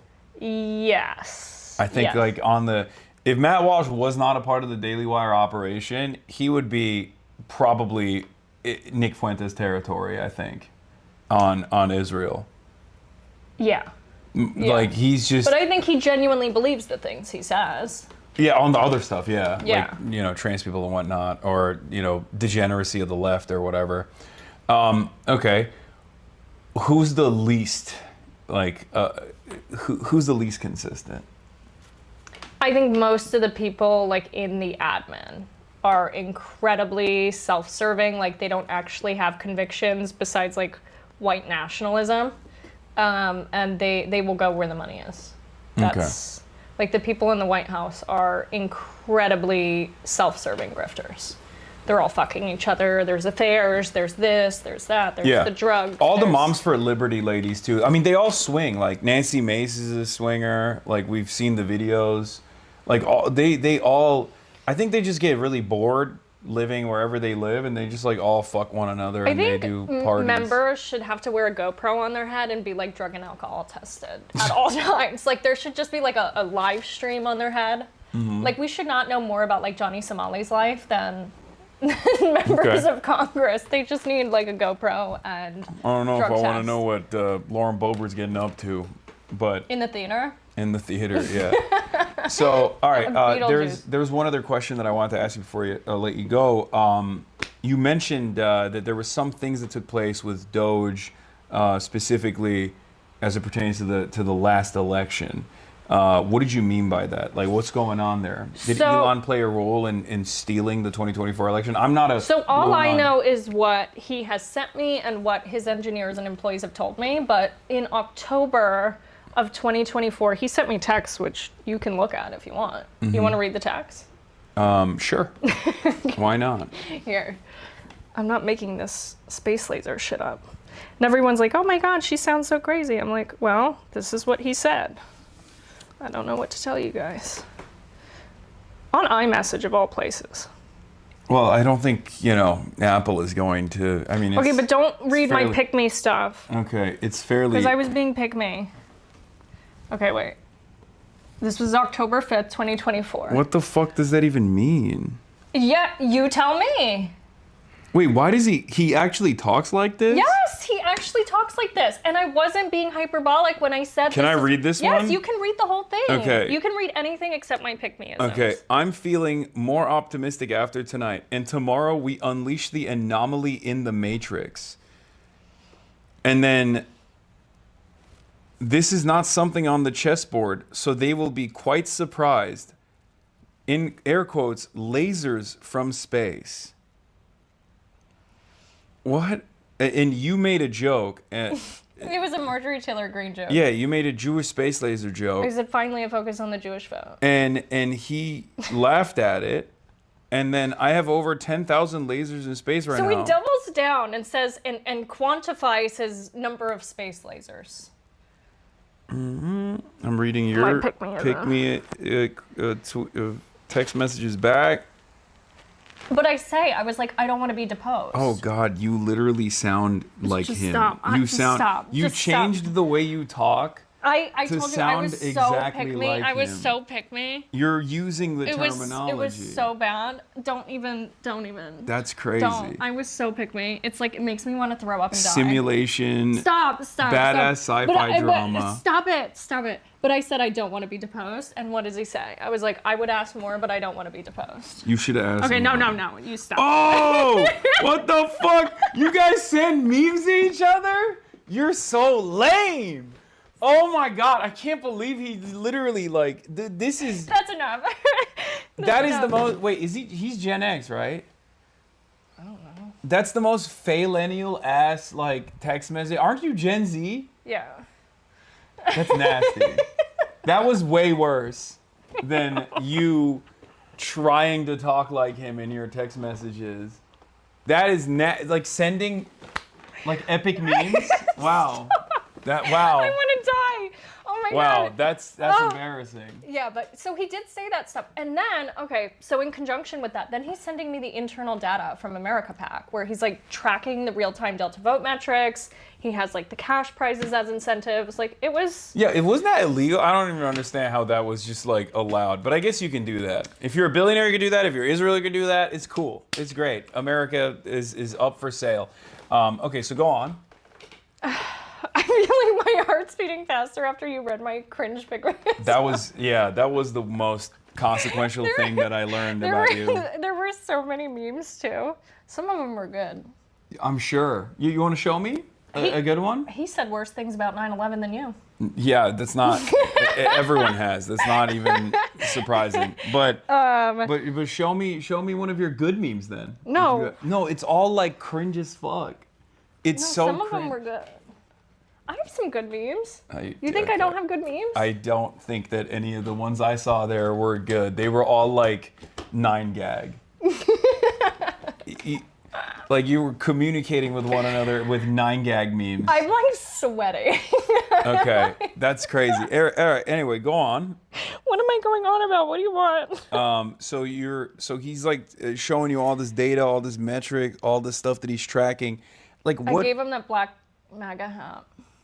I'm responsible for dark MAGA. Ugh, gross. I put it on him like at my house and he's like, I'm dark MAGA now.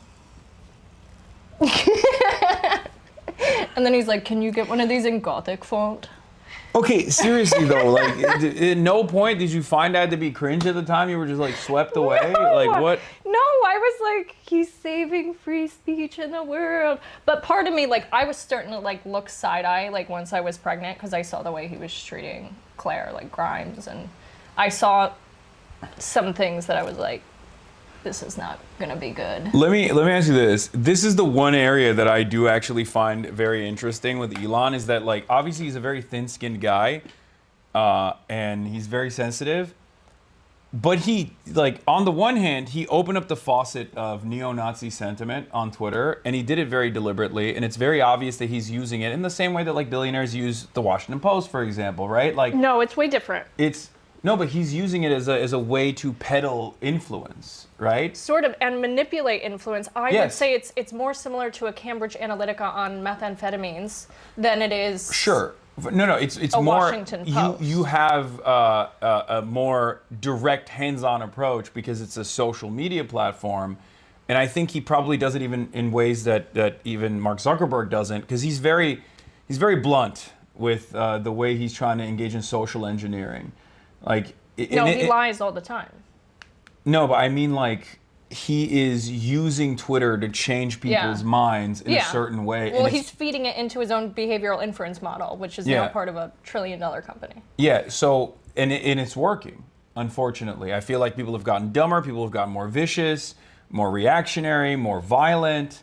So it has been successful to a certain degree. But what I find very interesting is that someone like myself probably would have been banned first day. So there is something there as far as, like, allowing people to still speak out against Israel to a certain degree, and I don't understand where that fits in his mentality. Because, like, if someone is obviously disruptive to a degree where he's, like, frustrated, he will ban them. Like the guy who was tracking his flights, he did it to gone. Laura Loomer too. So during the H-1B visa debacle in December of 24. He literally directed the engineers. He's like, anyone associated with Laura Loomer is dead to me. And he, like, de-checkmarked her, demonetized her, and everyone in the affiliate organization she was a part of. So he very much does that, but it's only for personal beefs. The other data is more valuable because you can do a lot with the data on your enemies, like what you want to do there. The data on revolutions is really, really valuable. Like, why do you think, okay, I'll deploy Starlink where there's fucking revolutions. That's awesome. Now I have all the data on revolutions. This is something that I've heard from other people who are also in the AI space as well. Like, trying to understand or trying to log behavior is one of the things that they focus on quite a bit. Yanis Varoufakis and I talked about this as well. We were at a tech summit where we were around, like, some very powerful people, and they were just openly, leaking this It's the final terrain of extraction. Like, this is what fucking broke my brain. I was like, oh, they don't have fucking labor anymore, really? They're just going to extract, like, our consciousness and our soul. Like, it is, like, the death stage of capitalism to the point that, like, it might be the end of all of us. They're looking for, like, their behavior, they're mapping out behavior patterns. This is 100% real. They're also looking at the way, like, in chaotic situations, like in Gaza, for example, during this genocide, a lot of those surveillance companies and a lot of AI companies were logging data on what happens when a bomb explodes or when an area, when a civilian area is targeted, and they're mapping out, like, ambulance routes and taking that data and potentially selling it to hospitals for crisis management in the United States of America. They look at that data as unbelievably valuable information. So ask yourself why the guy who is tweeting anti-Semitic shit all day, every day, like, says Jews are no friends of the Anglos because they believe in race mixing. He reposted that, Elon. Why he's still speaking in Israel and is friends with Israel. Well, because Israel doesn't give a shit about because it's the technology. Yeah, and also I think Israel benefits they from will performatively care about anti-Semitism. If there was any other big figure who they were not benefiting from their technology, 100%, they'd be like, Jonathan Greenblatt, get him. Like, right away. Jonathan Greenblatt never talks about Elon Musk and has defended his Sig Heil, which, by the way, that was a Sig Heil, right? We were not on great terms then. I know, but, like, you were intimately familiar with Elon Musk. I suspect that there is, like, what I say about Donald Trump is, like, he's not an ideological fascist. I don't say about Elon. I think Elon Musk has a very clear worldview. I can't fully understand it, but it's some kind of esoteric fascist. It's very eugenics based. Technocracy. And I did not realize that until, like, much later, unfortunately. But there was like, especially when I was pregnant, there were things that he would say that like would take me aback, that I was like, wait, like, is this a race thing? Because you know, well, he's South African.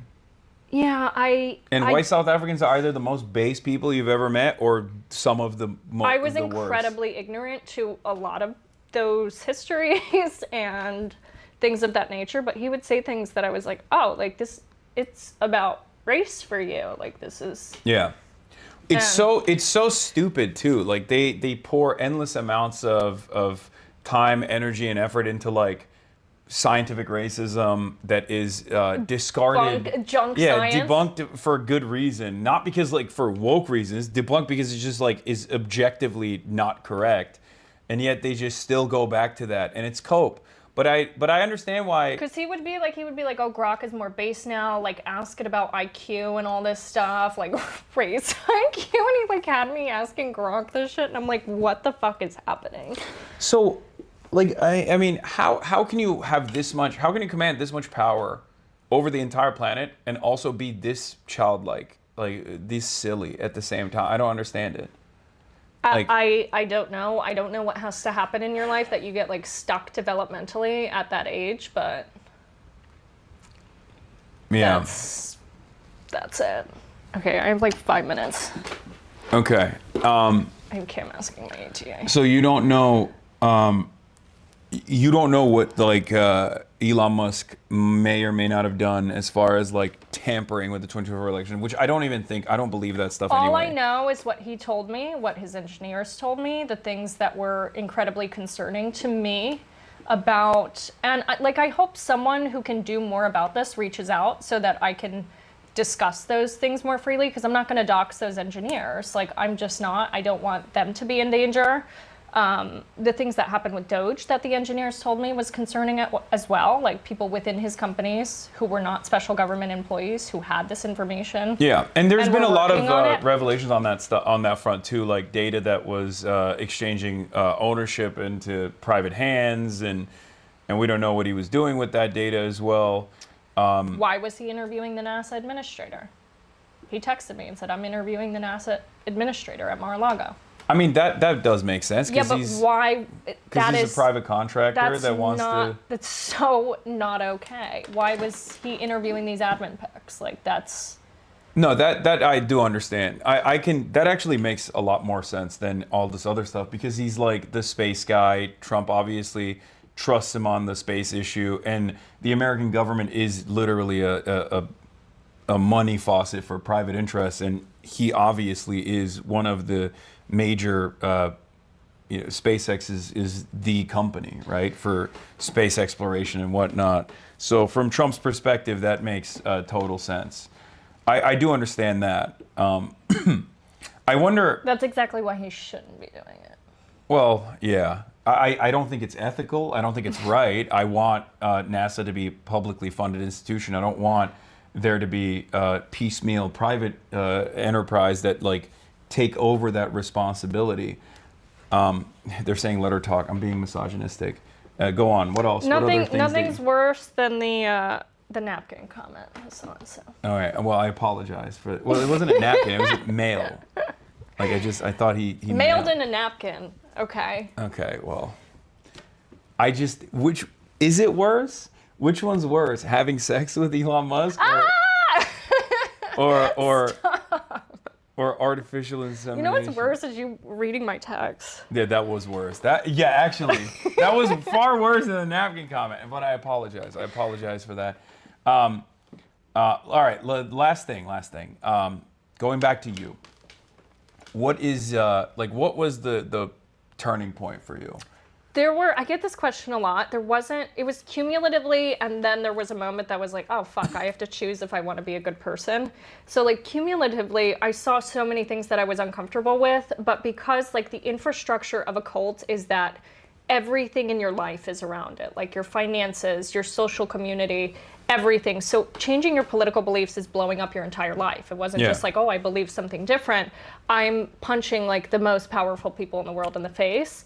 But when I was offered the NDA and $40 million, I had to sit there and say, what do I believe? Like, do I want to trade being materially comfortable for like doing what's right? And so that was a choice that I had to make, like, then. But if I hadn't had the experiences cumulatively of like seeing the things that I did, I don't know that I would have come to the decision.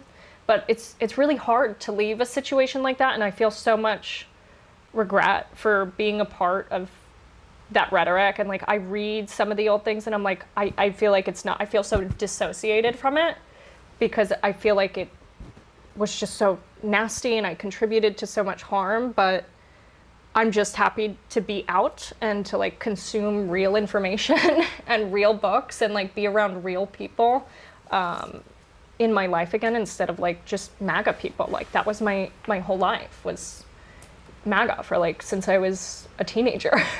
And so then I'm out, and I'd rather that over the private planes any day. Okay. So. Ashley Sinclair, everybody, thank you so much for coming on. Of course. This was great. Enjoy the pastries. They're actually really good. I hope I wasn't too ruthless to you, with the exception of that one comment. You cooked yourself with the memes. You weren't supposed to scroll. I mean, so invasive. Yeah, I know. Do gaming. I game. I do game a little. Yeah, I don't. They always yell at me for it. I used to, but I don't have time anymore. We'll do Fortnite Friday with Connor. Hell yeah. Okay, thank you. I'm gonna go toodaloo. Okay. Wait, do you want me to move this? No, I got it. Don't worry about it. Thank you so much. Here, I'll walk you out. Oh, he's a gentleman. Yes. You're like really tall. Wait, I need my bag. Yeah. There we go. All right. Thank you for coming on. This was great. Of course. All right, I'm gonna go say hi to Cam. All right. Bye. Bye. Nice to meet you.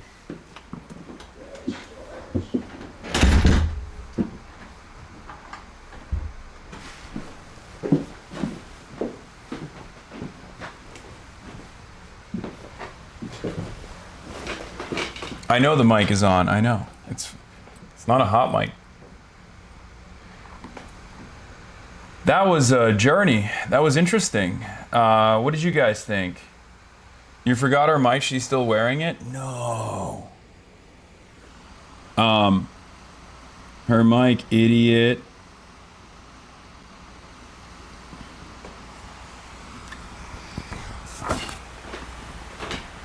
How's the audio, by the way, on this thing? It's good, right? Like, it doesn't, it's a lot better than I thought it would be.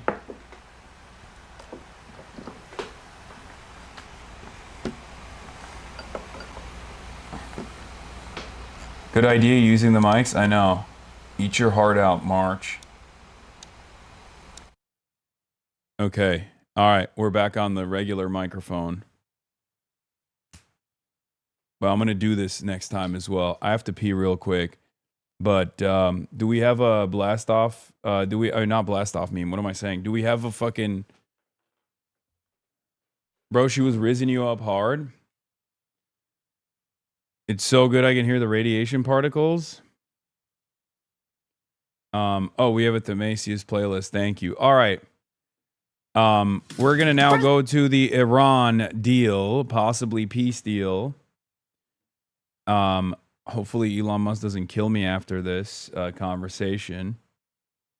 But, you know. President Trump says he's a lot closer to a peace deal with Iran, I gotta but pee. he is still a solid 50-50 on whether it'll be a good deal. Good afternoon, I'm Molly Line, in for John Scott, and this is the Fox Report.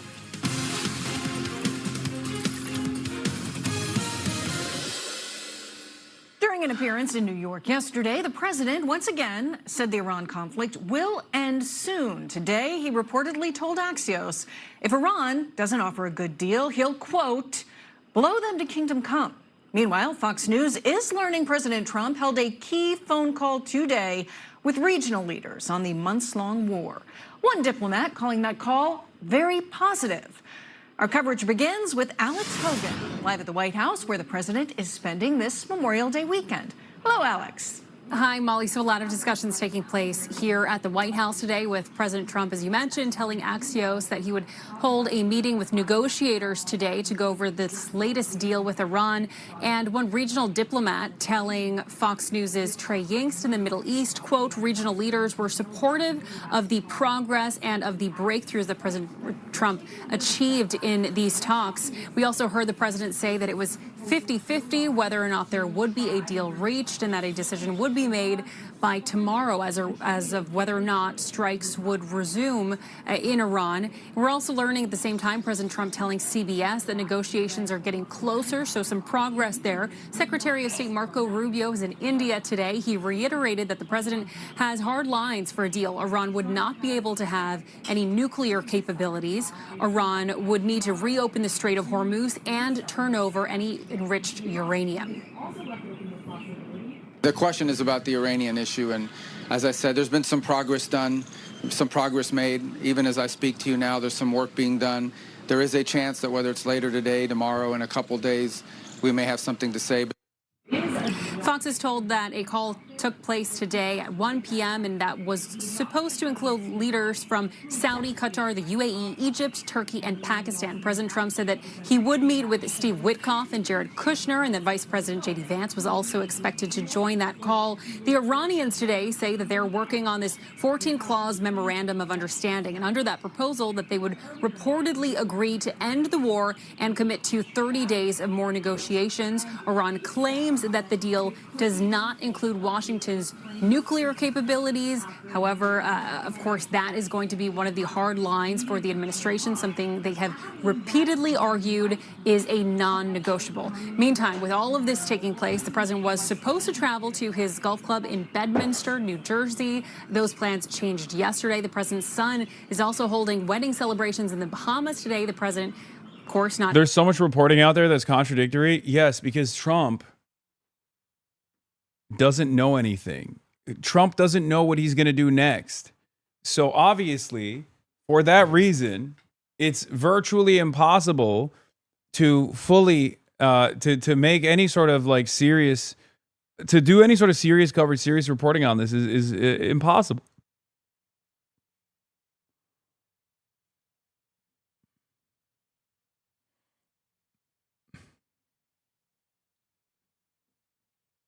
Hasan Piker meets Elon Musk's baby mama, Ashley Sinclair, for the first time. This is the second baby mama of Elon Musk that Hasan has had on the stream. That's funny. The stepfather one was crazy.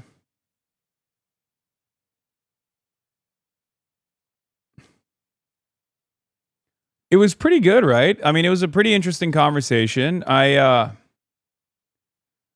kept it to relevant information, I think. All right, now I want to try one of these.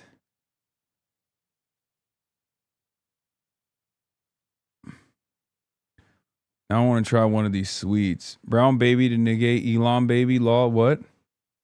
So Elon's a little racist, huh? Yeah, you think? What?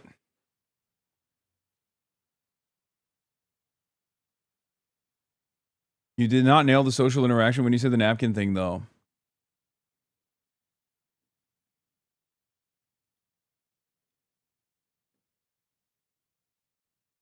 The neocons no longer want to talk identity politics because they know they're losing. Oh, wow. From Sarah Longwell, a little column A, little column B. I've stopped using the words moderate and progressive when talking about which direction the party needs to move because it's neither. Oh, interesting.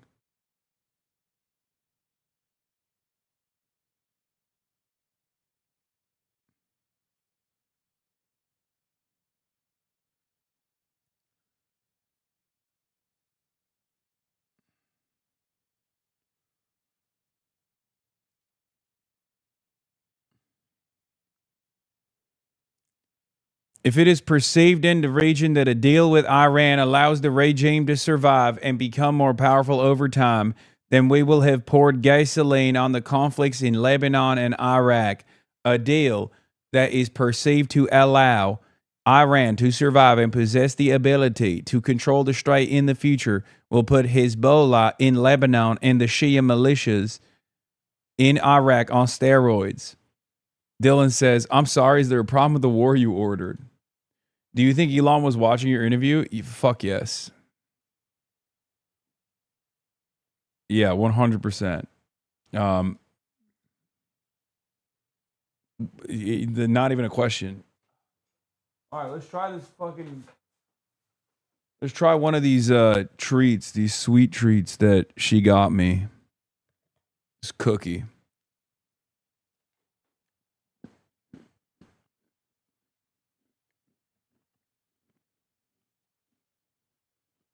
It is pretty crazy that she just showed me straight up the text messages from Elon Musk.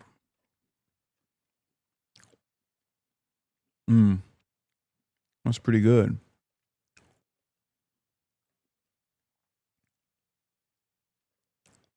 I don't even know what this is, but...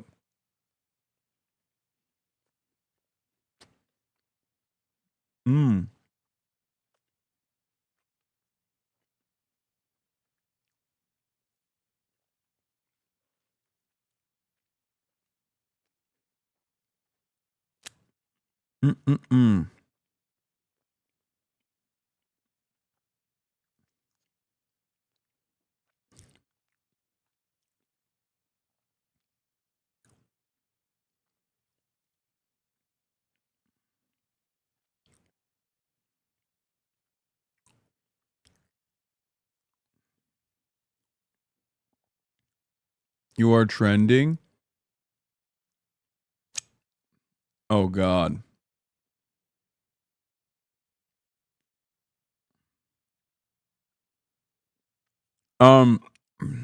It was straight up like the memes that they were sending one another were like 9gag memes.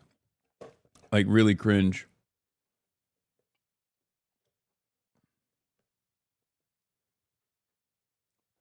I wouldn't trust the thing that operative gave me to eat. I mean, if I die, we now know who is going to be responsible for it.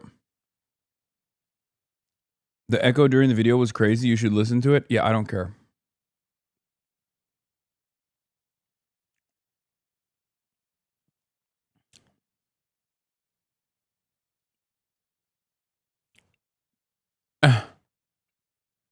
Oh, God. That's devastating.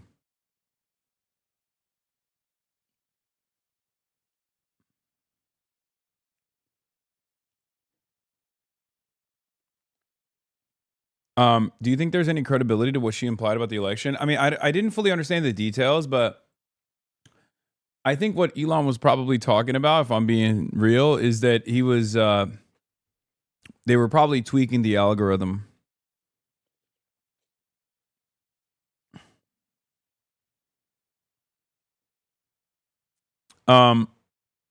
Anyway.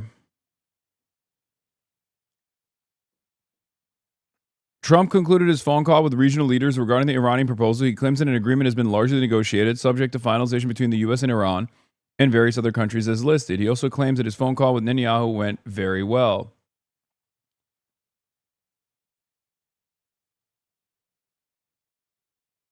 Laura Loomer being Trump's duff because he looks almost normal next to her.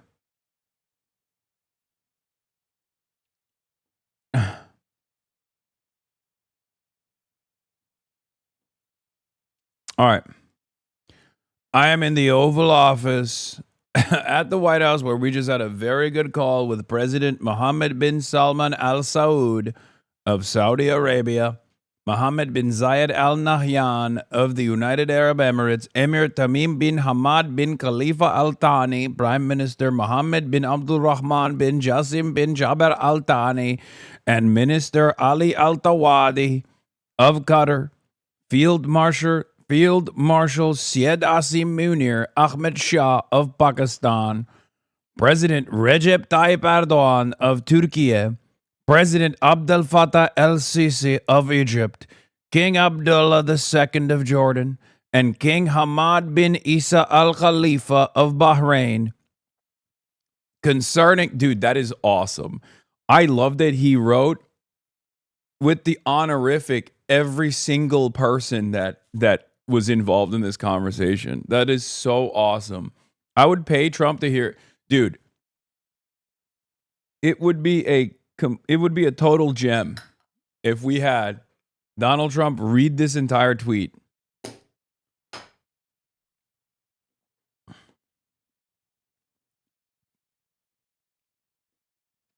Pertaining, okay.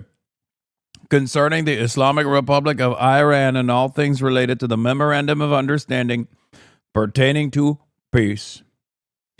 An agreement has been largely negotiated, subject to finalization between the United States of America, the Islamic Republic of Iran, and various other countries as listed. Separately, I had a call with Prime Minister Bibi Netanyahu of Israel, which likewise went very well. My boss, Benjamin Netanyahu, the big guy. I like to call him Big Yahoo. Big Yahoo, I call him.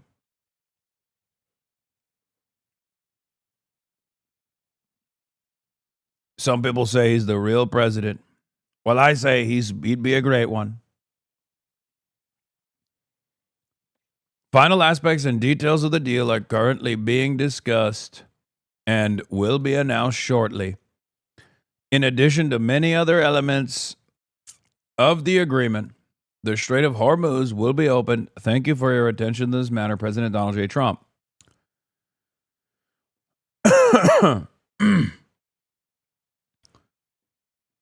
Erdogan most probably didn't say those things, but it'd be very hard for a Turkish presidency to deny it. As we say in Turkish, if you spit upwards, it's the mustache. If you spit downwards, it's the beard. Yeah. Thank you, President Erdogan. President Trump is a leader the world has been awaiting for centuries. He doesn't just talk about strength, he embodies it. Why does he do this stuff?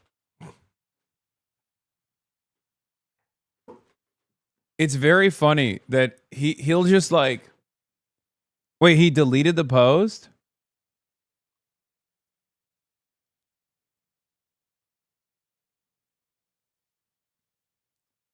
That's awesome. It's just like it. Here's the thing, okay? All the other presidents, all the other world leaders, they said they love me. They said, Mr. President, your pee-pee is so large. It's big, it's veiny, it's girthy, Mr. President. We love you. We love it. Don't we love it, folks? That's what they say to me. I say, why are you talking about my penis? Why are you doing it? My mom is watching. Uh-oh. Sorry. Also, apologies to Ashley Sinclair's mom as well. If she's still watching, you know. Apologies. You can't help yourself, huh? Yeah. All right, Fars, latest news on the negotiation details. If the U.S. does not show flexibility, the negotiation will fail. This is from a couple hours ago. A knowledgeable source close to the negotiation team. Although the Americans have retreated from their initial approaches and accepted many of Iran's positions, there are still 3 serious points of disagreement that, if not resolved, the negotiation will not take place. First, the nuclear issue. Iran has announced that it will not enter negotiations on the nuclear issue in this round. Only if the other side implements trust-building conditions will the nuclear issue be discussed in the next round. Second, block funds. The block funds must be transferred. The second and fundamental condition for Iran to enter negotiations is that Iran's block funds are first transferred and released. Without this happening, we will not enter negotiations at all. Third, Iran's control over the Strait of Hormuz. Another disagreement is over how ships pass through the Strait of Hormuz. The U.S. insists that the strait must fully return to previous conditions, but Iran says it only commits to returning the number of ships to the previous status. The meaning of this is that Iran, with its own model, determines the number of ships allowed to pass and only permits as many as it accepts. This means that ships must pass under Iran's management and exactly through the route Iran specifies. So Iran is fine with reopening the Strait of Hormuz to previous levels of transit, but basically saying that the only way that you can get that is if you go through Iranian ports with Iranian control. Wouldn't this be a worse deal for the United States compared to JCPOA? Yes. No matter what happens, of course it's going to be a worse deal for the United States in comparison to JCPOA, because during the JCPOA, Iran had not maintained military control over the Strait of Hormuz, and Iran had not withstood American attacks and had actually survived American attacks, with the United States of America burning billions of dollars of assets, numerous radar systems, and also a shit ton of standoff munitions that they had in their stockpile for peer and near peer adversaries. So Iran has a fuckload more leverage in this circumstance than they ever did during the JCPOA. As a matter of fact, during the JCPOA, the United States of America was coming at it with all the leverage because they had destroyed the Iranian economy, right? The JCPOA gave Iran something that they wanted, sanctions relief. And Iran didn't have much in exchange that the United States wanted, with the exception of enriched nuclear-grade uranium.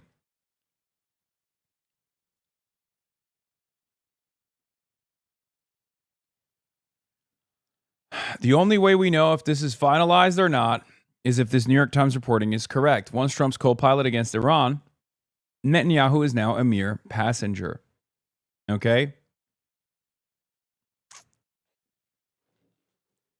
Trita Parsi writes, breaking, Trump announced after having had phone calls with the leaders of Saudi, UAE, Qatar, Pakistan, Turkey, Egypt, Jordan, Bahrain, and separately with Israel, a deal between the U.S. and Iran, subject to final approval, has essentially been reached. If you were wondering why warmongers in Washington have been freaking out, it's because of this. Peace is their nightmare. A few points. 1. Trump knows he will be attacked for this deal. The regional anchoring of this deal is not only important for its viability on the ground, but it also gives him a degree of protection in Washington. Obama managed to get massive international backing for his deal, but limited to lukewarm anchoring in the region. Trump uses the Islamic Republic of Iran instead of just Iran, which will be noticed in Tehran. I didn't even actually pick up on that, but that is a fairly large concession in an official communique.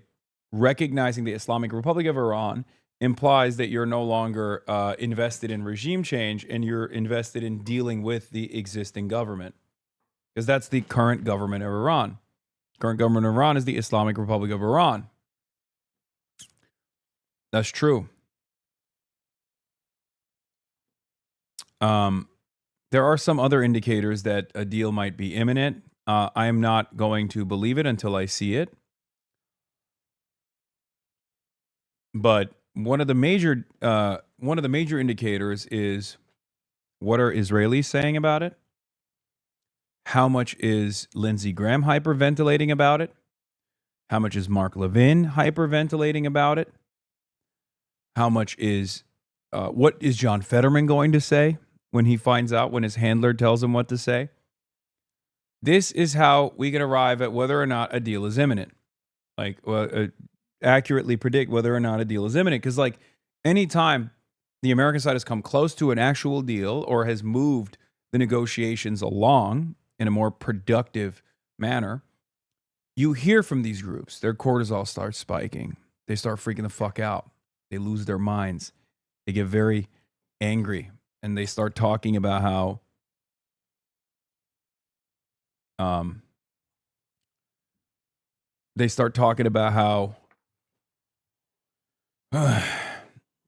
Donald Trump is actually betraying longstanding peace by not destroying Iran, right? In summary, the two sides have not crossed the finishing line yet, but it is now visible and within reach. Let's take a look at some of our favorites now. Mark Levin. Houston, I think there may be a problem, Mark Levin says. Israeli officials say U.S. envoy Steve Witkoff is trying to secure an agreement at any cost and is the one pressing President Trump not to resume fighting, according to Israel's Channel 12. Let's be real. Donald Trump already lost, and Israel already lost. Iran won. It was an unambiguous victory for the Islamic Republic of Iran after the second week. One might even say that it was an unambiguous victory when the Mosaic defense system kicked in automatically in the aftermath of the decapitation strikes. That's it. You can cope, but I've been saying this basically since like the 8th or 9th day of Operation Epic Fury, Epstein's Fury, Epic Fortnite Fail, whatever you want to call it. Because once Iran showed the United States of America that it was not going to stand down and showed the United States of America that the regime was intact because they were fighting for survival. America was fighting for domination. Iran was fighting for survival. Iran won. And every day that passed, that Iran and the government was not falling apart, Iran was not destabilized, was a day where Iran was showing the rest of the world how much it was winning. What is this opening paragraph from Foreign Affairs? It has taken the Trump administration just 2 months to race through all 5 years of the Johnson administration's Vietnam policy. Entry, escalation, frustrated stalemate, and negotiations. Now it's on the Nixon administration's turf. First, blustery threats, then gradual realization of the need to extricate via an unsatisfying deal. If this pace holds, the intervention in Iran should be over in another few months, by which point the recriminations will have already begun. That is an incredible opening paragraph, and it is also 100% true. Look, all the agents, all the Hasbara agents are fucking chirping on the timeline. So perhaps a deal might be close. The more you hear panic from these groups, the more you hear panic from Emily Schrader, who is literally an agent of the state of Israel, right? Like Lindsey Graham, de facto agent of the Israeli state as well. The more they panic, the closer we might be to actually securing a deal here. Okay? As I've said over and over again for the past couple of months now, Iran had already won. It was up to Donald Trump to stop the bleeding, right? And the only way to stop the bleeding is with a graceful exit. And the more time that they spent on this tit for tat, this back and forth, the more time that they spent trying to do an additional blockade on the existing Strait of Hormuz blockade was just more hemorrhaging, more bleeding of confidence that people have in the might of the American military. What the fuck is this? Coke Bert? What the fuck is this emote, bro? That's amazing.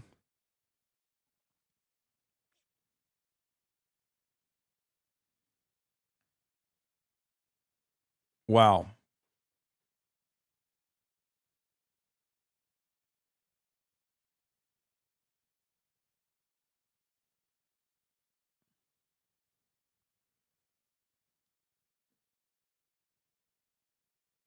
I've seen this one, yeah. Tylenol Bert is really funny. Why is this little Bert eating all the drugs, both legal and illegal? It's terrifying. It's kind of scary. Take the drugs away from little Bert. He loves drugs. And now he's doing scuba? No, this is a different kitty cat.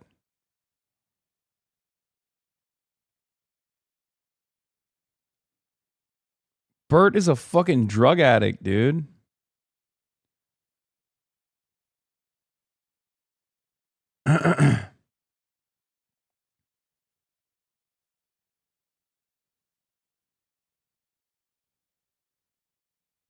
Dr. Jihad would never prescribe cocaine to Bert.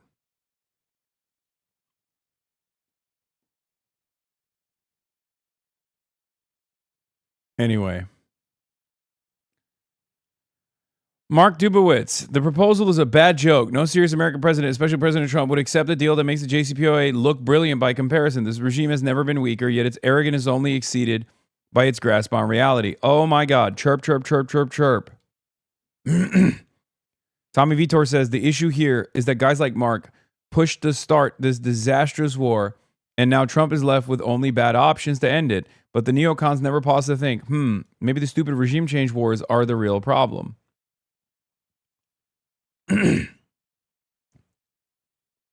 Dr. Jihad would never prescribe cocaine to Bert, okay? That's crazy. Maybe Tylenol, but not cocaine. I'm fine with Bert becoming autistic. There's a Fent Bert? There's a Fent Bert?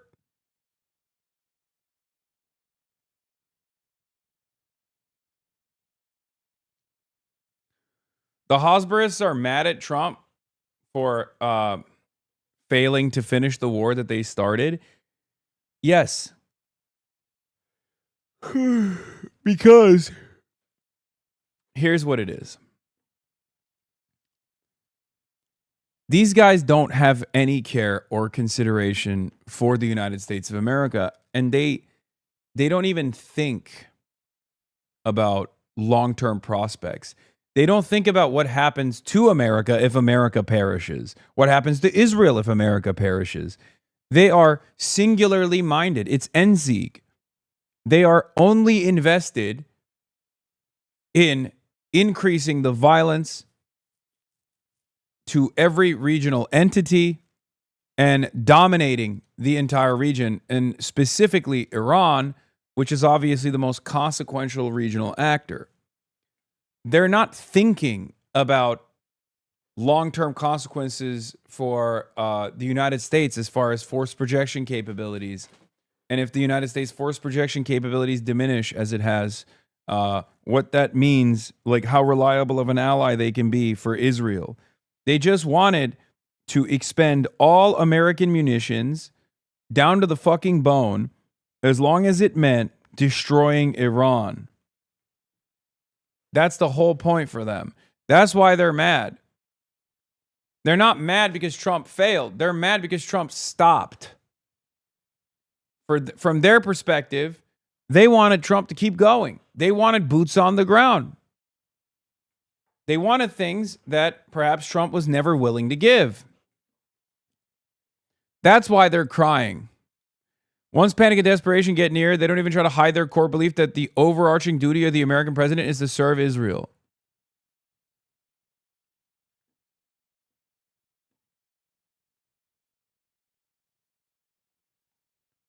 Yeah, America doesn't have the will. America doesn't have the military capabilities of continuing an operation like that.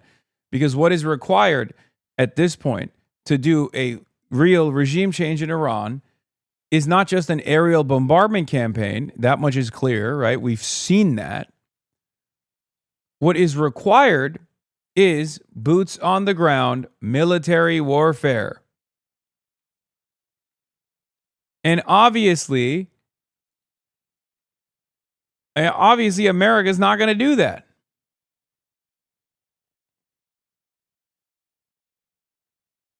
There was a moment where I thought they would, but that would probably require political capital that Donald Trump doesn't have.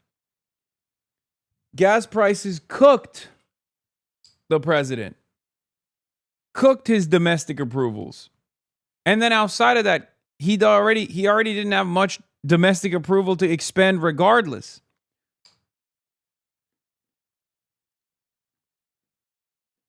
Imagine trying to institute a draft in these conditions. Are you kidding me? Able to attend, given that he's holding these meetings today. He did congratulate him, but said because of all of these conflicts, especially citing the war in Iran, that he would not be able to attend. Molly. All right, and we are hopeful we'll get news of a breakthrough. Alex Hogan, thank you very much for keeping an eye on all of it for us.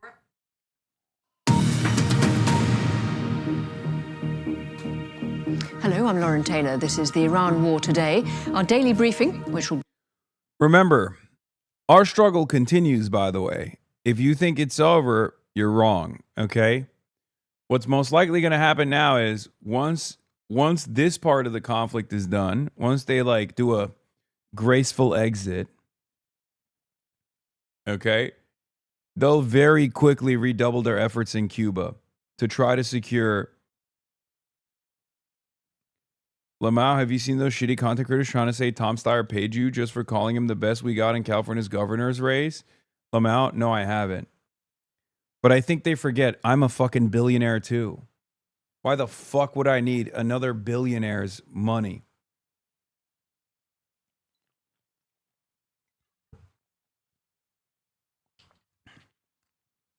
I thought I was a billionaire already. I mean, look at me. Look at my suit. Look at my swag. Look at my enemies. My enemies are other billionaires. Only billionaires make enemies with other billionaires, obviously. Duh. Should have known by now. That's right. Don't ever say I'm a fucking broke boy. Why aren't you washing your face in that Saratoga? Who's to say I didn't beforehand?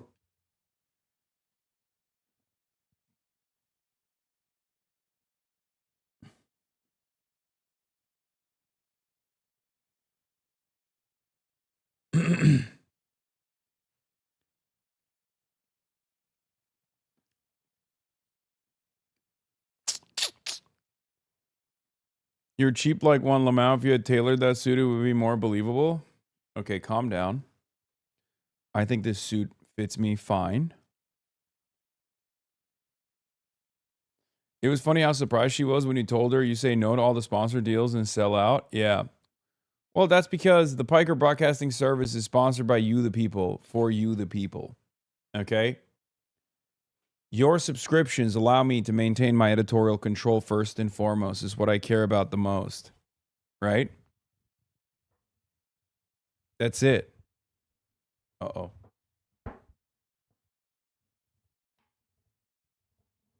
Oh, shit. My fucking mic is...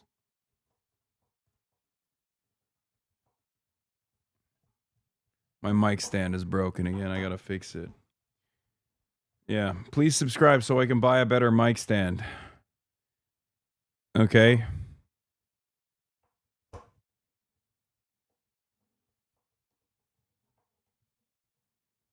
I need your subscription donos.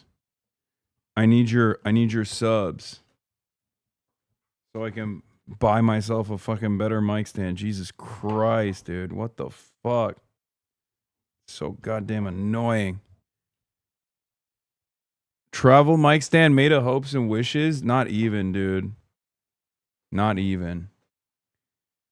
Didn't Marat make that one? Yeah, and it fucking sucks. So what does that say about our top minds working in the field of engineering and aerospace? Harv Uka, thank you for the 50 bones. Nice. Why don't you move to New York personally? Can you catch a Knicks game? Unfortunately, the Knicks games are in Cleveland, the next two.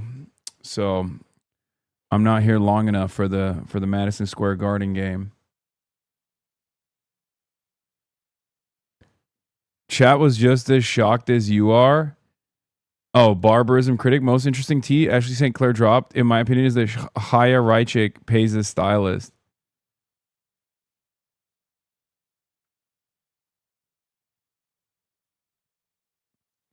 $11K upvotes on this clip on Faux Moi this week.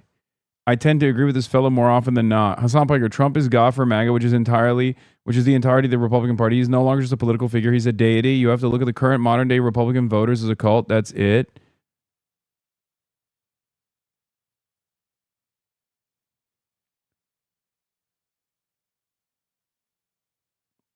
He's pretty smart and way more reasonable than the media portrays him. Funnily enough, I didn't even know who he was until they made him out to be so controversial.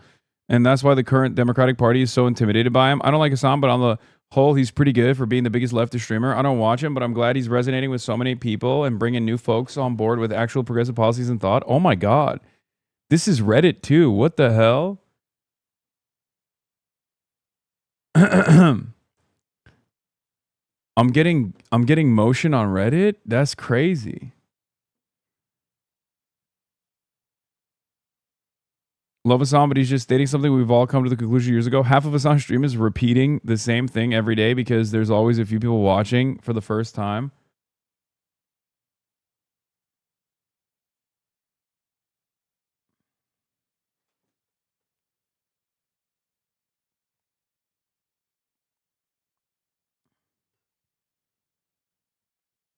This is a rare good sub. True, that's true.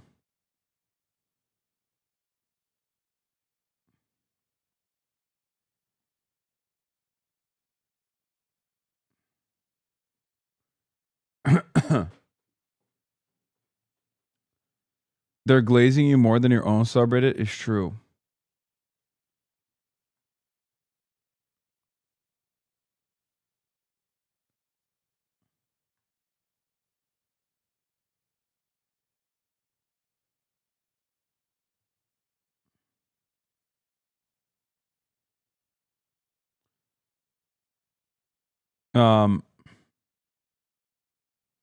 I missed the Ashley Sinclair segment. I wish there was a way for me to rewind the stream.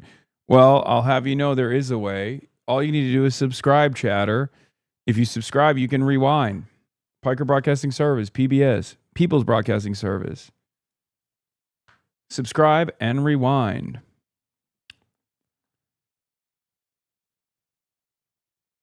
That's right. All right, let's keep going. Bring you up to date with all you need to know on day 85 of the US-Israel war with Iran. Let's start with some of today's key developments. Iran says it's in the final stages of drafting a framework peace deal with the United States. The US Secretary of State, Marco Rubio, says some progress has been made with Iran. Mr. Rubio was speaking on a trip to India. What's this music, bro? Boom, boom, boom, boom, boom, boom. Where the impact of the war on energy prices was high on the agenda. Israel issues evacuation orders for towns and villages in southern Lebanon. And of course, we'll get the latest from our teams across the world. We'll be live with our correspondents in Beirut and Jerusalem. Plus, we'll hear analysis from our correspondents monitoring developments from here in London. Let's start with some news from the US, Iran and Pakistan about an end to the war. Pakistan, which is trying to negotiate an agreement between Iran and the US, says talks over the past 24 hours have resulted in encouraging progress towards a final understanding. State television said there'd been some convergence of views, though gaps remained.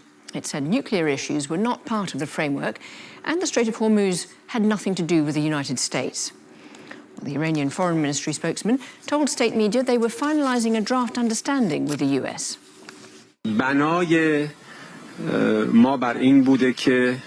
Our initial intention was to draft a memorandum of understanding, a kind of framework agreement comprised of 14 clauses.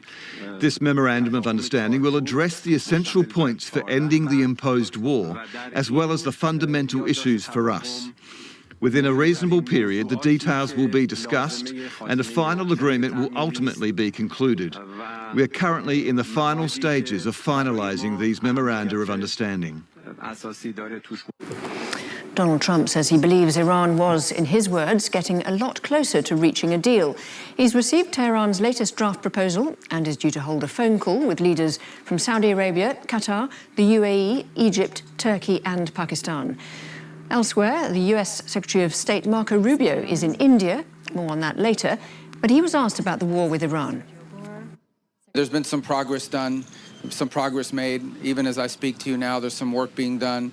There is a chance that whether it's later today, tomorrow, in a couple days, we may have something to say. But this issue needs to be solved, as the president has said, one way or the other. Iran can never have a nuclear weapon. The straits need to be opened without tolls. They need to turn over their enriched uranium. They need to turn over their highly enriched uranium. We need to address that issue. We need to address the issue of enriched. I've told you guys from the start, if you recall my Trita Parsi interviews early on, what did I tell you?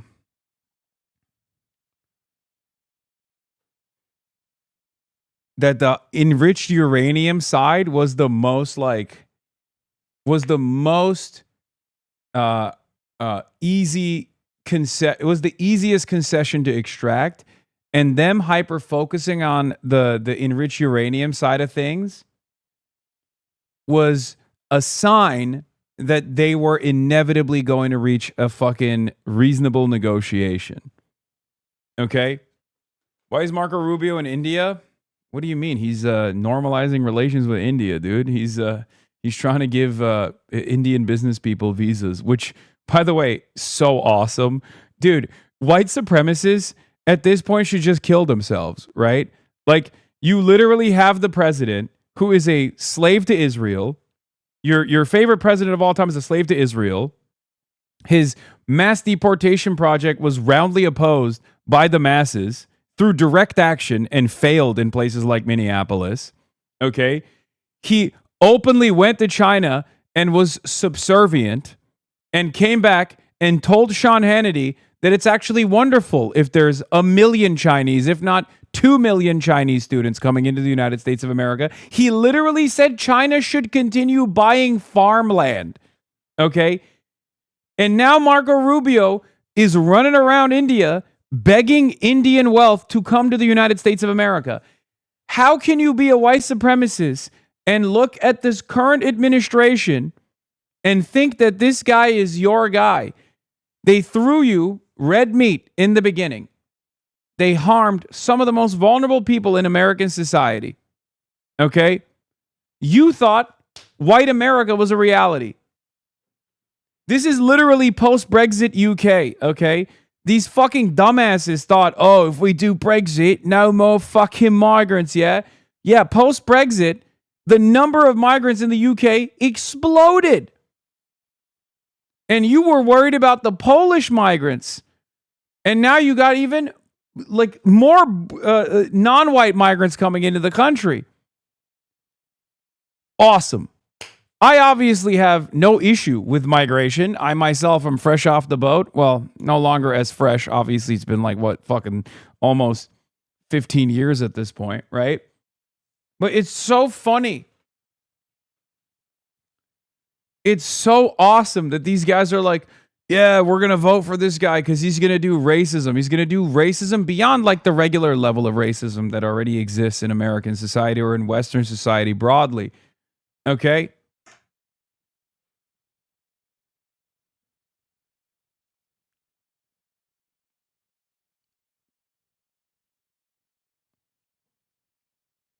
Almost 17 years on. True.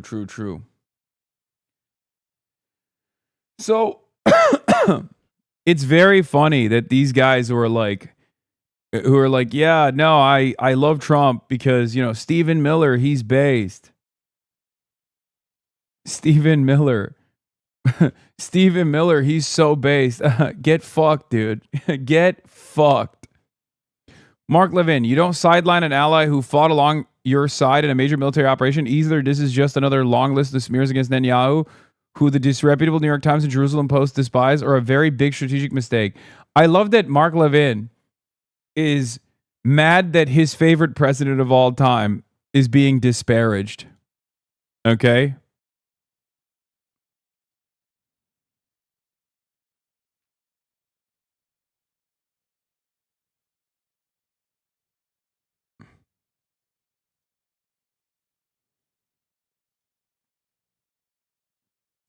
Trump is looking good. Wait, is this the one I think? Oh my God. He's so toast.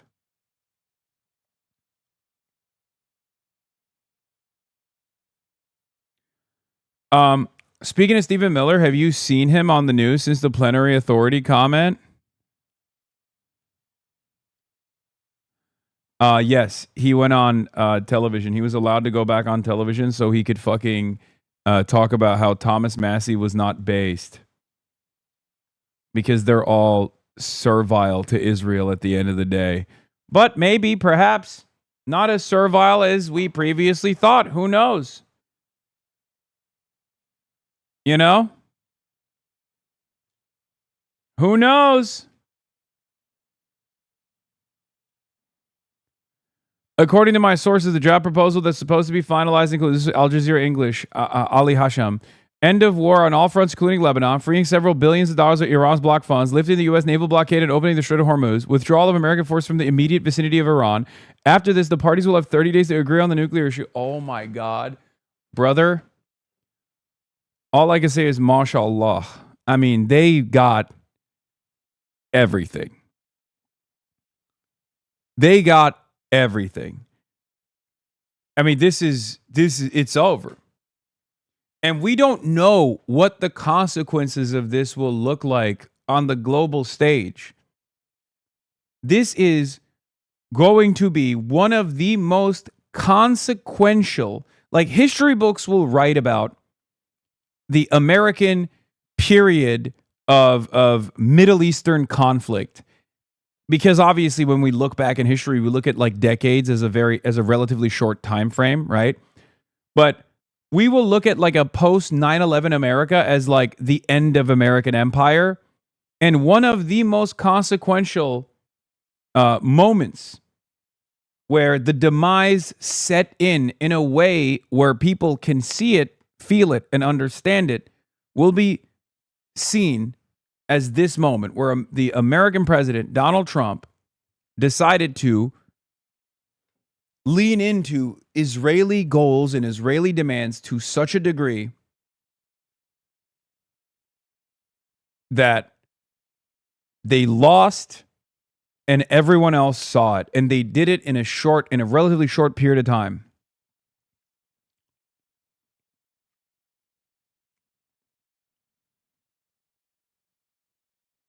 AIPAC can chirp all day, every day, and rally the motherfucking troops. AIPAC is currently retweeting politicians blasting Trump's reported peace agreement with Iran. Is AIPAC preparing to publicly take sides against the U.S. president, ending a deeply unpopular war? Dude, I'm thinking of like the Democratic Party politicians that are salivating at the prospect of like winning over the pro-Israel money again. You know? Like, oh yeah, we'll be the pro-Israel party. Please. Meanwhile, their base is like, if you do this, we will punish you endlessly.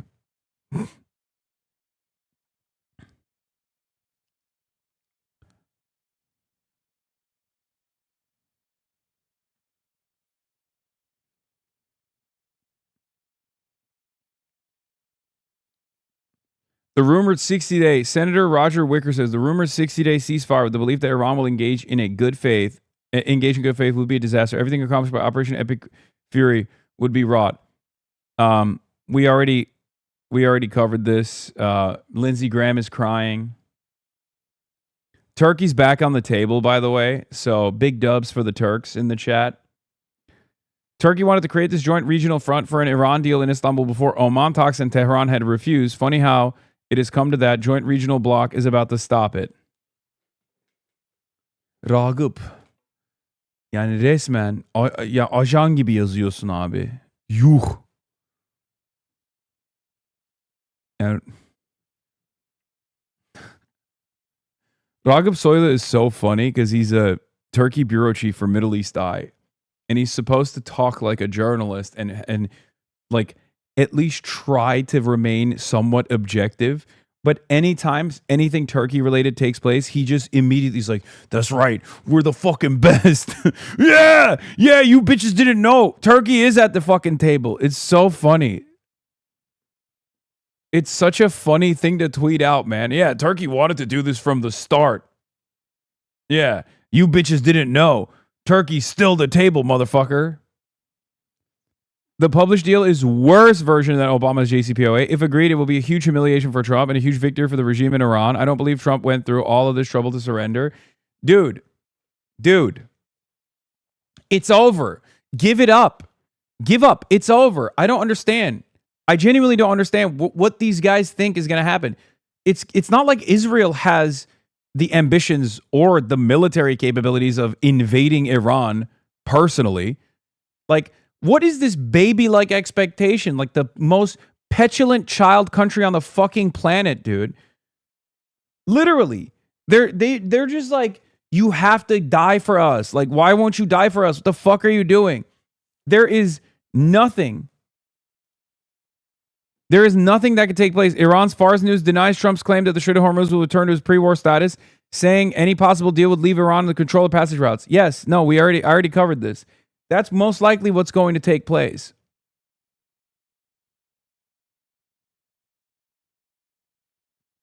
That's most likely what's going to take place. That is what's going on. There is no other alternative here.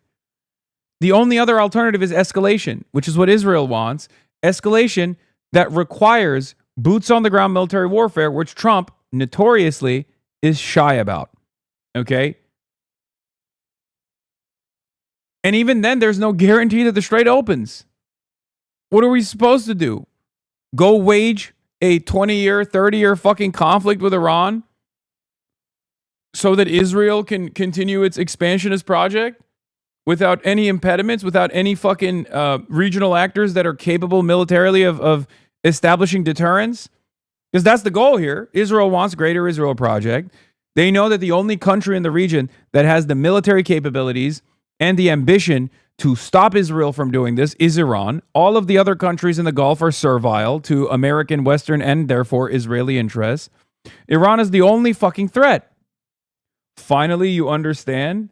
What do you mean, finally, you understand? I've been saying this for quite a while now, my friend. What do you mean, finally? Guy who just came in to the broadcast today, I guess, saying, oh, finally, you get it.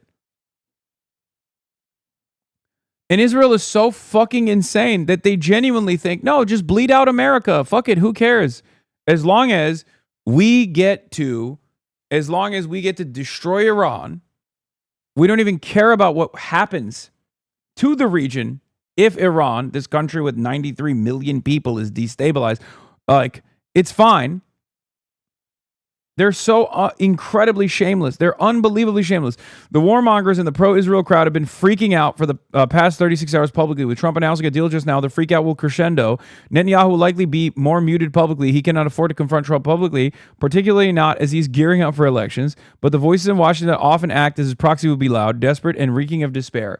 I'm sorry, okay? This is a little bit of a Chapo joke, but I 100% agree with it at this point. It's just abject reality. Okay. There are forces in this world that are capable of defeating Trumpism. It's not the Democratic Party. Okay. It's China and it's Iran. Those are the only two forces that have shown time and time again that they are capable of defeating Trumpism. And both of those forces destroyed Trumpism, destroyed MAGA, destroyed Donald Trump's ambitions and objectives by fighting for it. With China, it wasn't military conflict. It was a tariffs war, right? As long as you have fucking leverage against Trump and you just sit, you tunnel in and you say, nope, we're going to keep our dignity, we're going to keep our sovereignty, and we're going to fight for it. Donald Trump has to buckle at a certain point because the Western world is far too comfortable. This entire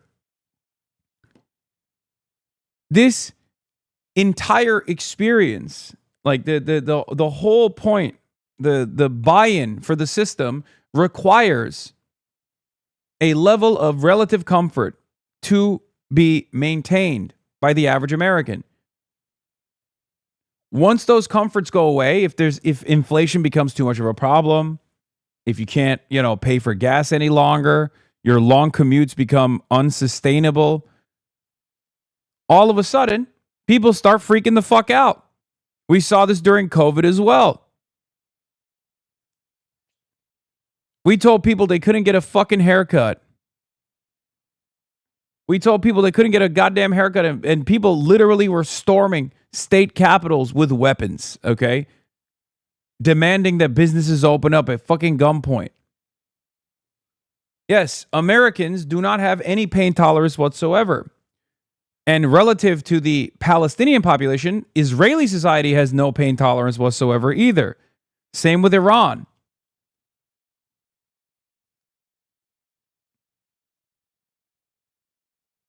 What the fuck is Trump supposed to do? Markets and munitions. Markets and munitions and midterms, right? The 3 M's. Markets, munitions, midterms.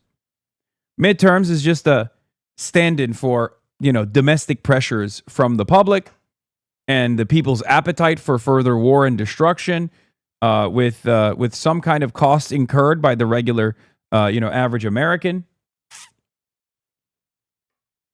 Market volatility causes Trump to get a bunch of phone calls. We've already seen certain industries fall apart. Obviously, air travel is one of them that experienced tremendous instability. Jet fuel became very difficult to acquire. Prices go up. Travel is more difficult. Airlines potentially go under.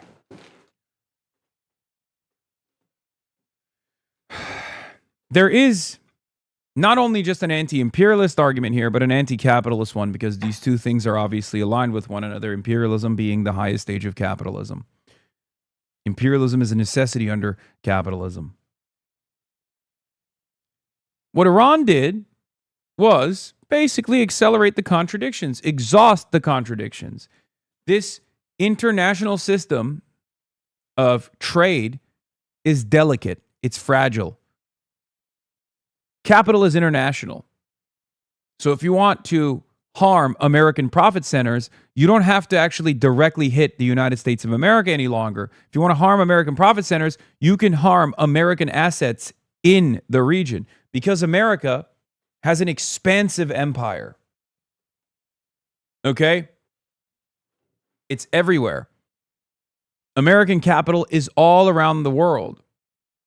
And international trade has created this delicate system where if the Strait of Hormuz closes, that has impact all around the world. Everywhere around the world, that impact is felt, because these regions are not region locked. Because if the Asian markets can't get oil and gas and can't have their energy needs be met, then they can no longer produce.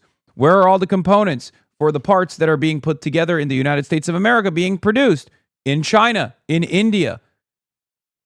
If they no longer have their energy needs met, they can no longer produce. If they can no longer produce and resources become scarce, the components become scarce, then all of a sudden, Americans receive an inflationary shock. It's all connected to one another. And Iran used that interconnected nature of international capital to its advantage, to fight for its sovereignty. It exposed how unbelievably insecure this whole thing is, how unbelievably fragile this entire system is. Very important lesson to learn there.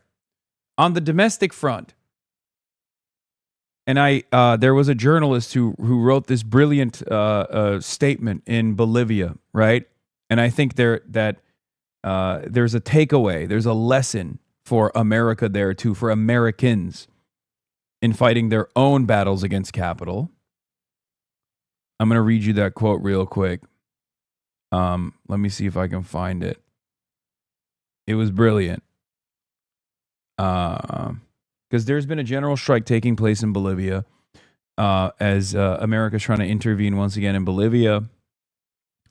Ollie Vargas writes, "This is Bolivia, day 8 of the general strike. Barricades across all the highways, bringing all trade and economic activity to a halt. Commercial trucks backed up for miles. This continues until the neoliberal government resigns. Workers of every country have their Strait of Hormuz." That's it. That's precisely it. Capital is this behemoth that consumes everything, right?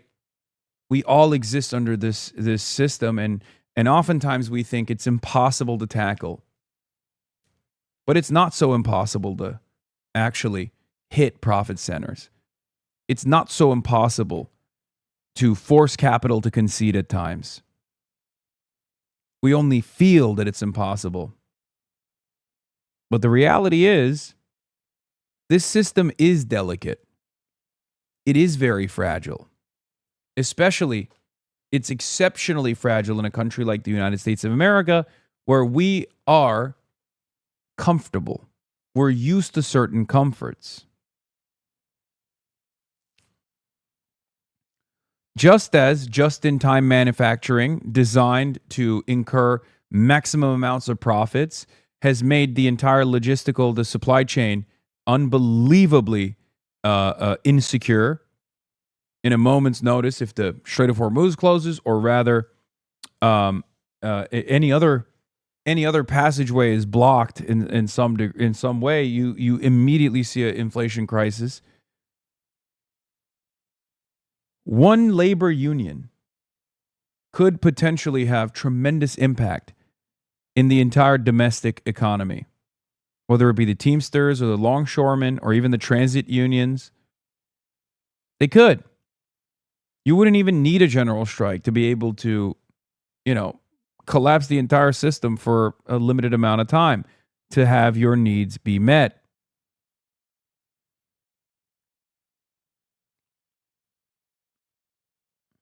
This is why union participation is so low in this country. This is why many of the unions in this country are corporate unions and terrified of doing anything, or rather comfortable with their current position in society. At least the leadership is. Sometimes. There are exceptions, of course. But it's just important to understand that, like, what Iran was doing in the Strait of Hormuz is not dissimilar to a work stoppage that takes place in a unionized shop,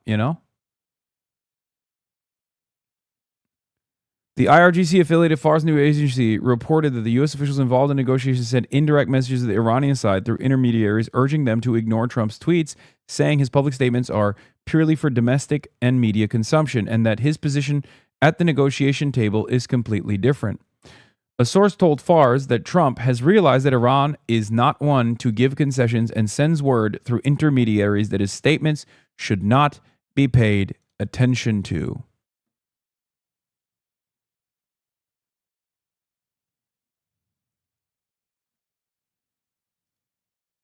These are the president's points consistently, and his preference is always to deal with it in a diplomatic way. With me is BBC Persian special correspondent HasanAbi. So how close are we to a peace deal? We still don't know. And a spokesman for Iran's negotiating team, he was appointed yesterday, actually, and he was on Iranian TV, and he was saying that we are near and we are far. But at the same time, the detail that he gave is that they're working on a memorandum of understanding that would pave the way for a 30 to 60-day detailed negotiations to end the war. And he said that the main things that we are discussing is extension of the ceasefire and preferably end of the war. Secondly, the lifting of the U.S. blockade of Iran's ports. And thirdly, freeing of Iran's frozen assets in various banks. That memorandum of understanding, where they have reached, we don't know. But nevertheless, that document has been taken out of Iran by Asim Munir, who is the chief of the Pakistani army. And I suppose that document has now been relayed to Washington, to President Trump and his team. He's going to discuss this later today with his advisors. J.D. Vance has been called in for this session. He also is said to be sort of planning to make phone calls to the Gulf region countries, the leaders. So a big decision is coming. And he has said before that if it's not what he wants to hear, this document, the war could start as soon as tomorrow. So we will have to wait and see. And how realistic is it that a nuclear part of this might be left out at this stage?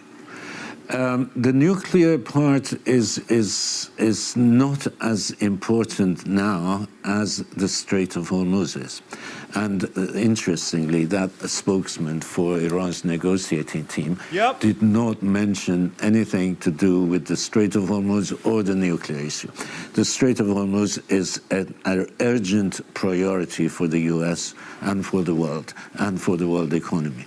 So any document that does not mention the lifting of that blockade by Iran of the Strait of Hormuz is going to be difficult for the U.S. to digest. Thank you very much indeed. HasanAbi there with your analysis. Thank you.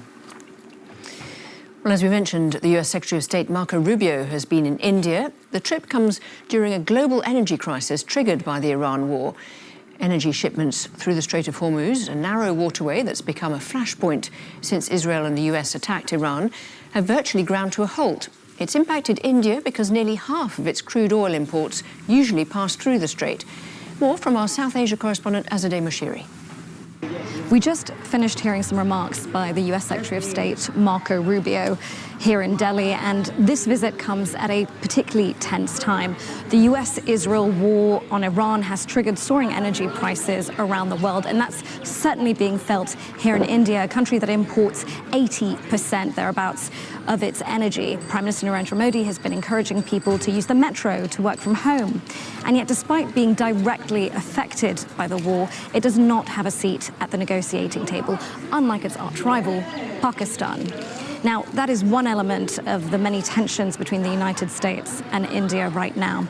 But at this briefing, the US ambassador to India has insisted that when he witnessed the meeting between Prime Minister Narendra Modi and Marco Rubio earlier today, that the relationship is on solid footing. Marco Rubio said that he was here to reaffirm those ties.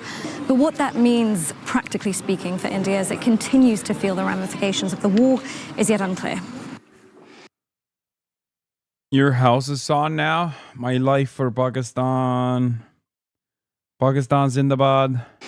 In Lebanon, the military said an Israeli strike targeted an army barracks in the south, wounding a soldier, despite a ceasefire being extended. Israel has continued to strike southern Lebanon. Today, they issued another evacuation warning for more towns and villages.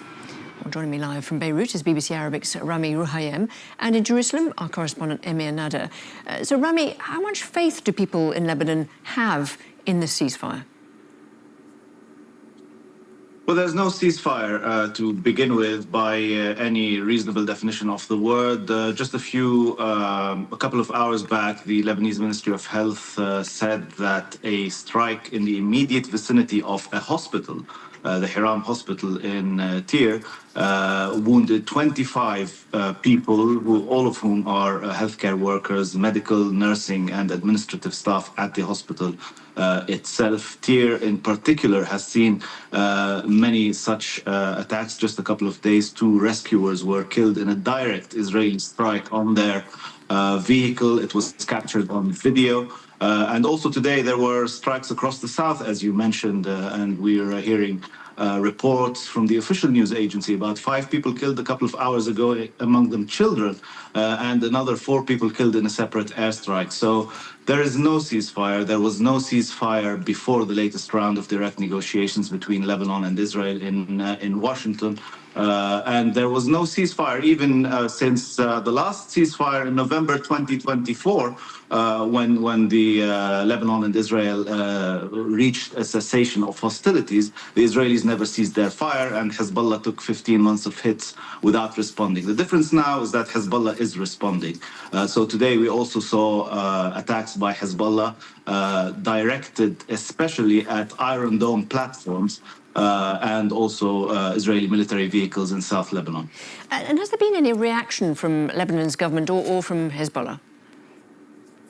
Hezbollah's reaction is to strike back, unlike the 15 months I mentioned, during which it just took hits without striking back. This time it is striking back. Lebanon's reaction is a different matter. Lebanon still pretends that there is a ceasefire. The latest statement following the last round of direct negotiations in Washington, Lebanon spoke of diplomatic triumph for Lebanon, of what it said was tangible diplomatic progress in favor of Lebanon, and it said that progress was the extension of the ceasefire currently in place. It wasn't in place before, it wasn't extended, there was no ceasefire. But also the Lebanese government seems to not want to jeopardize the negotiations, whatever happens on the ground and whatever the Israelis do. So they're not even threatening to pull back from the negotiations. There's another round on the 29th. There will be a meeting of military officials from both countries, and then again the political track in the beginning of June.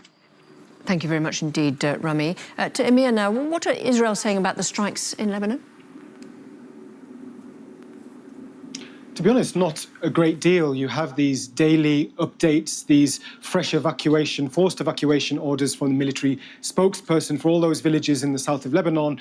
But in terms of the political leaders, you aren't hearing a great deal. We know Israel wants to see the disarmament and dismantling of Hezbollah. It wants a long-term peace with Lebanon, but it hasn't really articulated its great strategy for how to achieve that. You have this extension of the ceasefire that Rami mentioned, a ceasefire only in name, another 45 days. And it is expected that in the coming weeks there will be further negotiations on the detail about those thorny issues of Hezbollah disarmament, Israeli withdrawal from the south of the country. But I think there is an awareness that it is kind of a second-order conflict in the sense that much of it depends on the outcome of the US-Iran negotiations with, you must remember that Iran has consistently demanded that a ceasefire deal will be based on a halt of fighting on all fronts, which would include Israel and Lebanon and Hezbollah as well. And is there any sense from Israel that they're feeling at all sidelined from the broader peace talks? You're definitely getting that sense, indeed. I mean, you have to remember at the start of this war, President Trump and Prime Minister Netanyahu presented themselves as equal partners, allies. It's widely accepted that Prime Minister Netanyahu talked President Trump into launching this war, presenting regime change as perhaps as simple as what the US did in Venezuela. Clearly, it didn't go that way. We now know Prime Minister Netanyahu is very keen to return to striking Iranian regime sites to cause as much damage as possible. But you heard from President Trump this week saying of Prime Minister Netanyahu that he'll do whatever I want him to do. And then you've had these incredible reports in US media suggesting that there was a very tense phone call between the two this week in which President Trump laid out how he's going to pursue the diplomatic path with Iran. And Prime Minister Netanyahu was apparently incandescent. His hair was on fire. And today in the New York Times, we've read that Israel is apparently so sidelined, so cut out of the information loop about what's going on, that they're having to turn to their intelligence assets in Iran and friendly leaders in the region for updates. So the image we're getting from the outside is of President Trump. Venezuela didn't get a regime change. Yeah, but listen, it's not a secret that under the Delcy Rodriguez administration, Venezuela has become much more servile to the interests of foreign capital, right? I mean, right off the jump, think about it this way. Like him or hate him, Maduro was, one, protected by, Cuban special forces and was shipping oil to Cuba. That was never going to stop. I'm fairly certain that if Trump was like, you have to stop sending oil to Cuba, Maduro would be like, no, fuck off. Delcy Rodriguez definitely, either due to pressure or because of her own ambitions, is absolutely playing along with Donald Trump's agenda. Venezuela is gone. Now, the administration in Venezuela might resemble the previous administration. The people are possibly the same people that are in charge. So while there isn't really a regime change, a real regime change, it's still technically Chavistas, right, that are responsible for the governance of the country. It's very clear that financial interests and foreign capital is entering the country, and we'll only see the impact of that in the next decade if we make it out that long.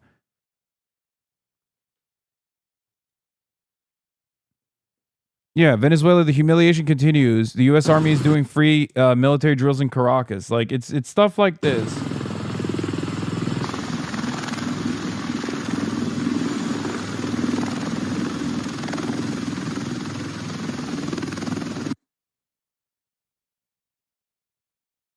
So I don't know. I don't know if, like, Delcy Rodriguez sold out. There's decent evidence that she sold out potentially, or I don't know if she's under tremendous pressure and this is the calculation, you know. The calculation is like, we don't want Venezuelans to die, we don't want them to suffer, so we had to just take this L here.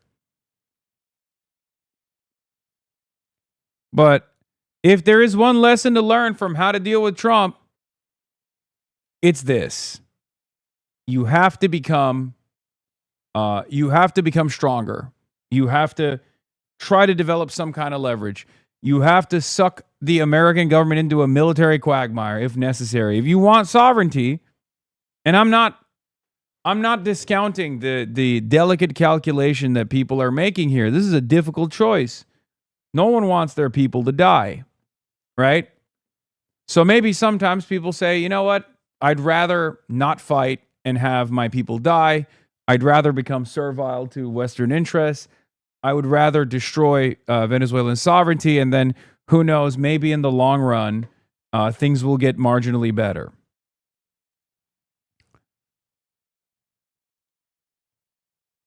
And it's clear that like there are differences within countries that have fought back against Donald Trump, whether it be the Houthis with Operation Prosperity Guardian or whatever the fuck it was called, where Trump had to back away from that naval incursion. Whether it be Iran, as we're seeing now. Iran has agreed to a memorandum of understanding that would halt fighting on all fronts, including Lebanon, reopen the Strait of Hormuz, lift the U.S. naval blockade, allow free commercial traffic, and release $25 billion in frozen Iranian assets. Nuclear issues would be negotiated within 30 to 60 days.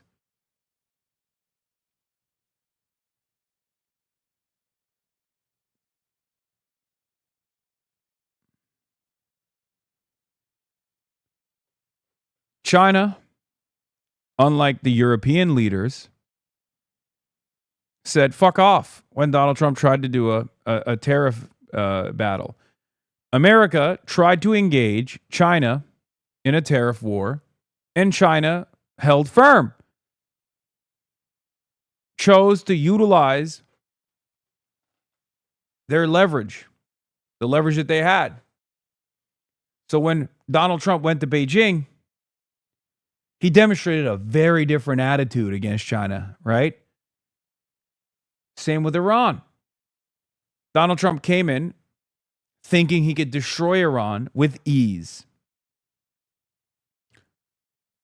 Iran pushed back, and even with all of the outside influence coming from, Israel,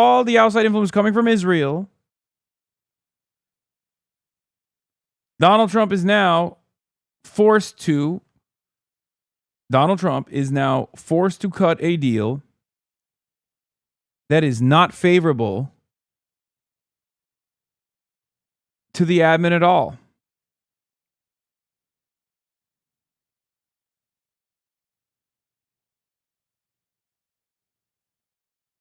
I don't believe in a peace treaty. How people don't sell this as a third perfidy attempt is beyond me. We'll see.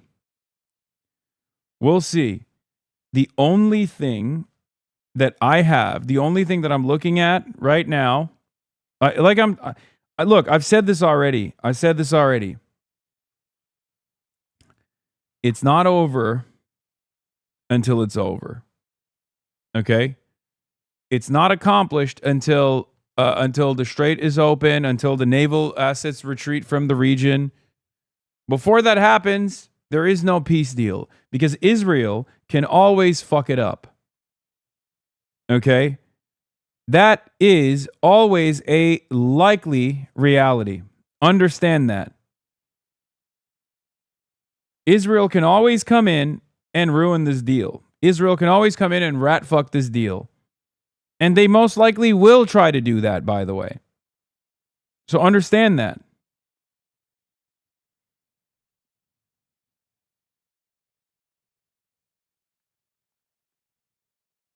But as it stands,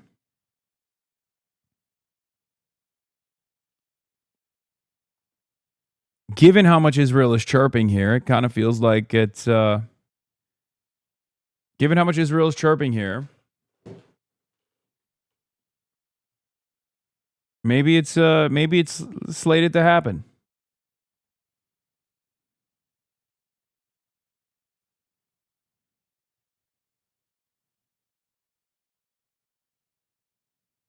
pointing out the belligerent Netanyahu. But then again, of course, this could all change if the ceasefire talks do break down and there is a return to fighting, and we could see the two becoming united once again.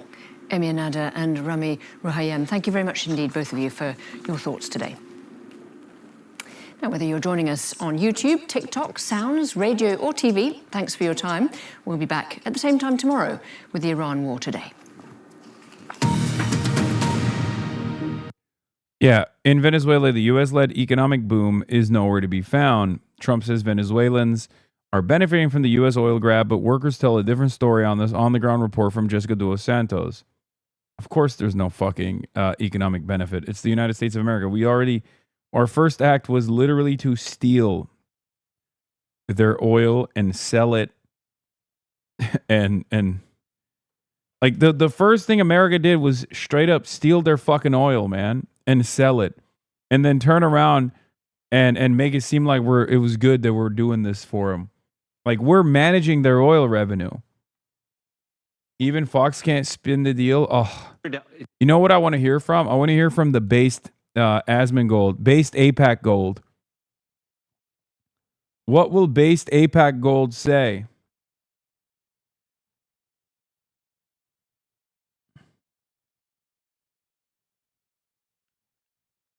How will he spin it? Yeah, this is based, actually. I know I really wanted to keep waging war with Iran. M is real high, folks. I mean, these guys are real terrorists, you know? We got to keep fighting them. Iran is a real danger, an imminent danger. But yeah, it's also based that Donald Trump actually pulled out. He's so smart. Yeah. To get that straight open, to get the insurance companies... Yeah, where's Mr. Contingencies? Trey or whatever, Trey Easton in the chat. Where are my goats at? Perfidy is more likely. What the fuck is this? No, this is not perfidy. This is Trump coping. That's why Fars is saying that U.S. officials involved in negotiations sent indirect messages to the Iranian side through intermediaries urging them to ignore Trump's tweets.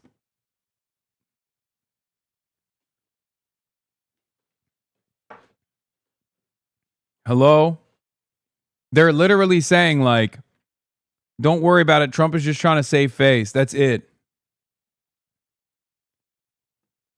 To work with these ships to calm the nerves and get oil prices down. You need the deal. So that's what we were looking for, and hopefully that's what we got. But to that point, if that's all we get is the straight open, then we'd be back to where we started before we started the conflict. So you have to get the enriched uranium. You have to get a deal that includes removing that aspect of the nuclear ambitions. Otherwise, I don't know if you can walk away and say we have a win. It feels like we're back to square one. Yeah. So I think that's going to be an important component. We know the president is very, very strict on that point. They cannot have a nuclear weapon. So I think that any deal is going to include that. I don't think it's going to be enough just for the straight. I agree. Without that, that's a full win. Yeah, no deal. Yeah, then we're back to where we started. In order to get that straight open, to get the insurance companies confident to...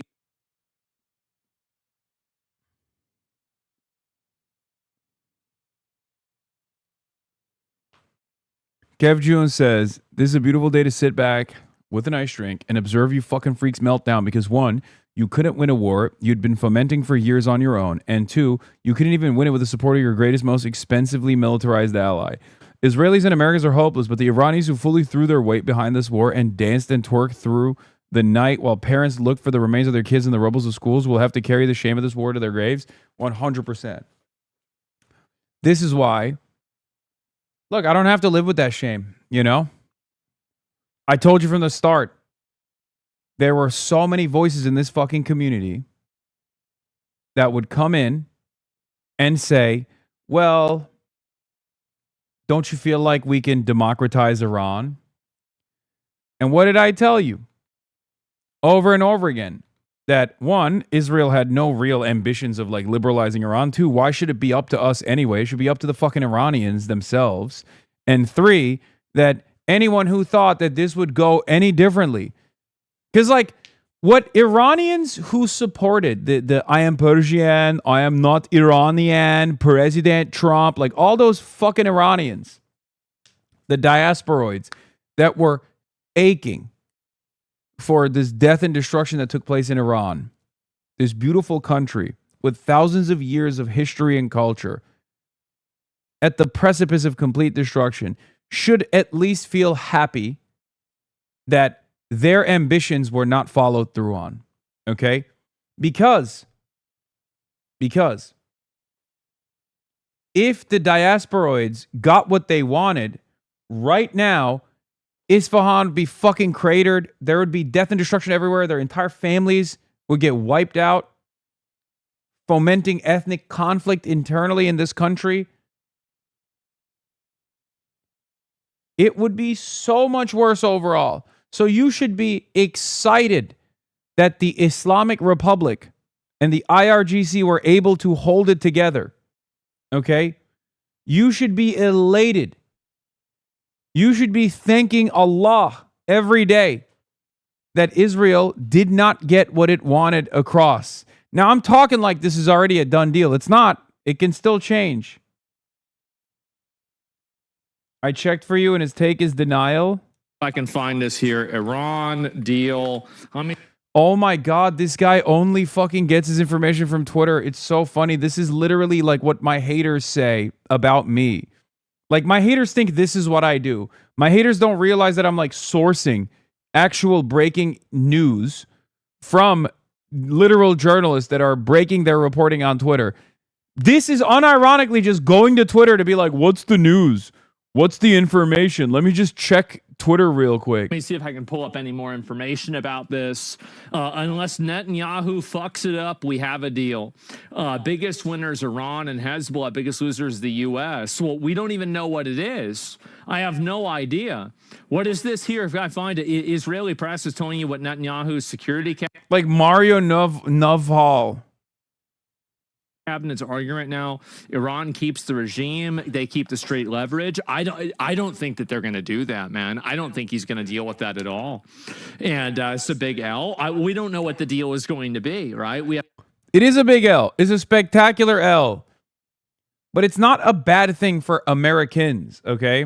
It's a bad thing for the American blob. It's a bad thing for the defense contractors. This is bad for those who want to maintain a permanent military presence all around the world. But if you're a regular ass American, this is a good thing because we are being forced to restrain ourselves. Okay? That's it. We're being forced to restrain ourselves. Someone actually finally fucking punched us back and we got a bloody nose, but it's okay. It's not the worst thing. It's actually a good thing, as a matter of fact. As long as we realize that this can't continue, we can't just continue waging war all the time. And as long as we realize that we definitely can't trust Israel and lean into Israel for intelligence, because very clearly Israel's only goals is Israel's own personal ambitions in the region, and they will make Americans bleed to get that mission across.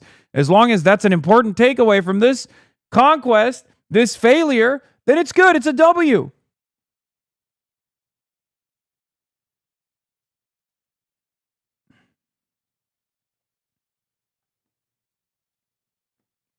It's so funny that he's coping. He's like, yeah, we don't know. We have no idea yet. Russia, this is not important. Let me see if there's anything else beyond this. It looks like that's about it. For the record, it doesn't even matter like whether this deal is finalized today, tomorrow, a month from now. It literally does not fucking matter.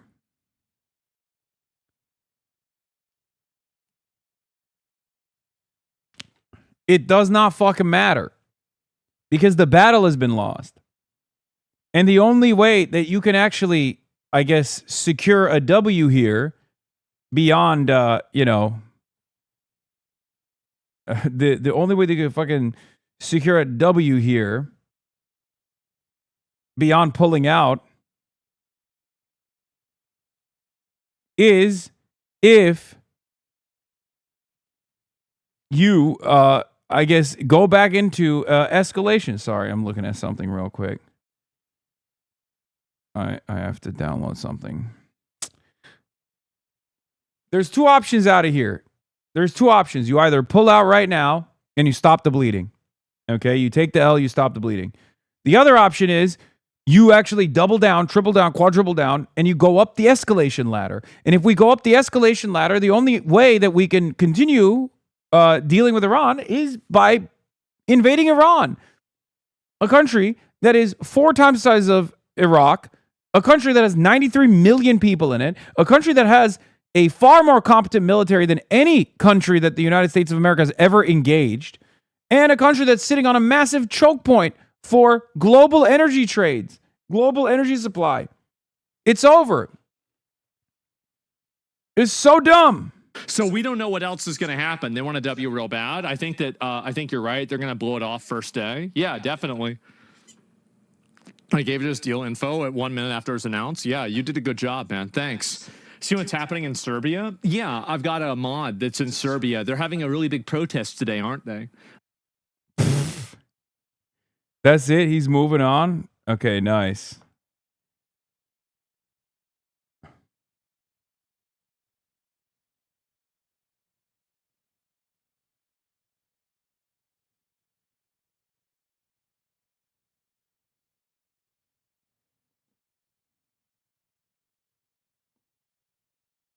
All his mods are Serbian. Let's be real. No, because Serbians are also like anti-NATO and shit. So he found the one Serbian who's not, I guess.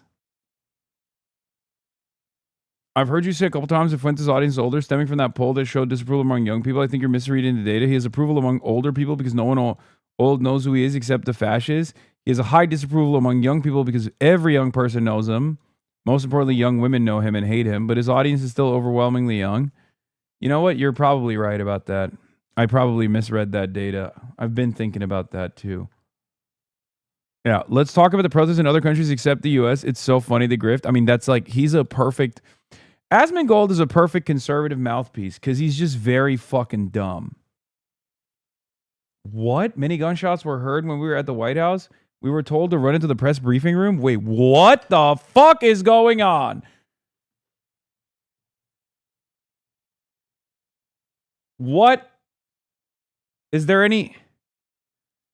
You should show this edit of him that you posted about? Oh yeah, this was very funny. I tweeted about this as well. But hold on. Dude, what the fuck is happening? Oh my God, is it Israel? Big Yahoo? Did Big Yahoo fucking use that beeper or what? Again? I'm not gonna...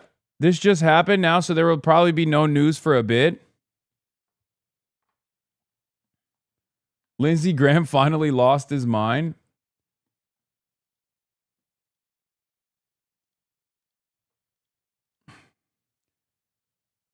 I'm just going to tweet, uh-oh.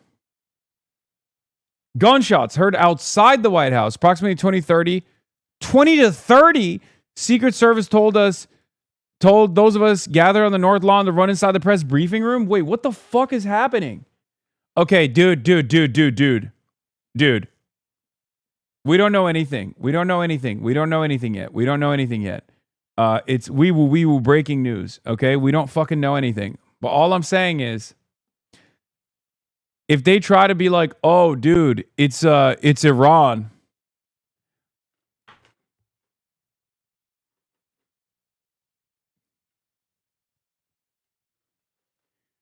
How many people will believe that, you think, in America, give or take? If they were to be like, hey, right at the precipice of this like ceasefire negotiation when Israelis got really mad, Iran chose to do an act of terrorism on U.S. soil right outside the White House. How many people would believe that? I'm just asking. How many people? Like, this is a theory, totally hypothetical. I just want to know, how many Americans do you think would be convinced? You would probably have more Americans believe the necessity of a fucking ballroom than that. No, not all of MAGA. If you were to tell MAGA, this is why we need a ballroom, more of MAGA would be on board with that than if you were to tell MAGA this is Iran. Iran did this right at this moment, right as the ceasefire negotiation was being put together. Look at them. They're so crazy.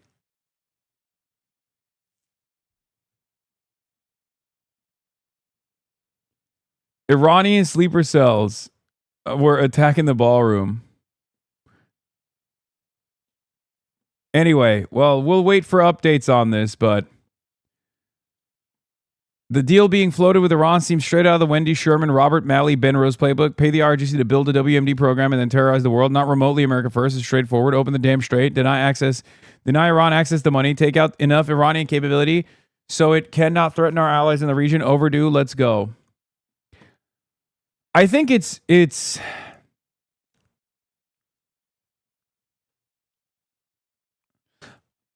usually people like this that accelerate the demise of empire. People who just are unable to read the room. Gunners on the White House roof.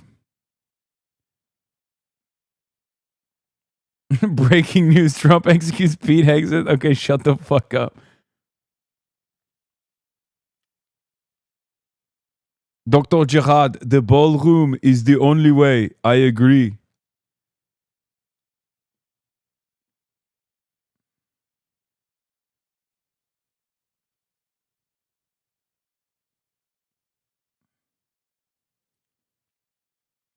Yeah, Lindsey Graham is fomenting revolt.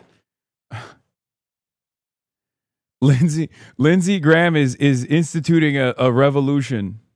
Okay, a pro-Israel revolution in the United States of America. Breaking news: shots fired outside of the White House lawn. Press corps was told to evacuate or run into the building. Reports show a belligerent Lindsey Graham with an AR-15 running along the lawn, screaming "M Israel High."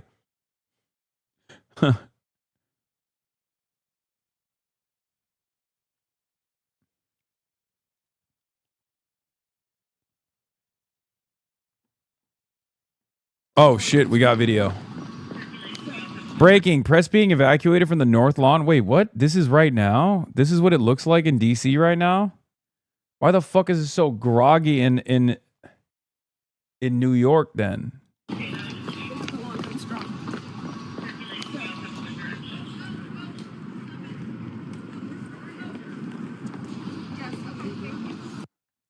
Oh, it's May 4th. Man, y'all suck. Update your title. Breaking news. It's raining fake news. Yeah, this is fucking bullshit.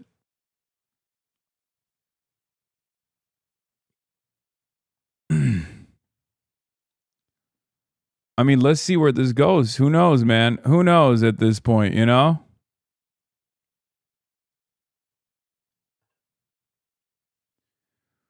Who knows at this point, man? Fuck it. Why not? You know? That's just where we're at. Yeah, ban that guy. Why does it lie? What do you mean? That chatter...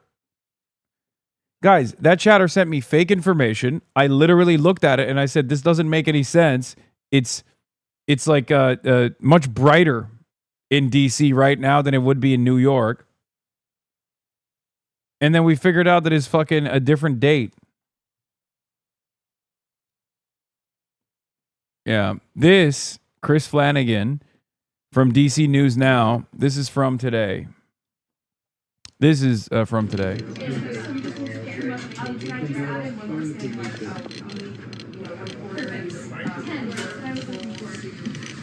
This is also from today.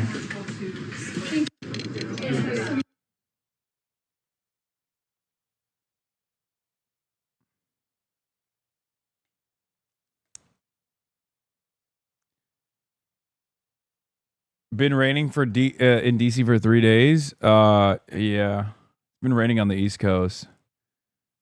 Let's see what CNN is covering. Maybe they'll go live to the scene or something. I don't know.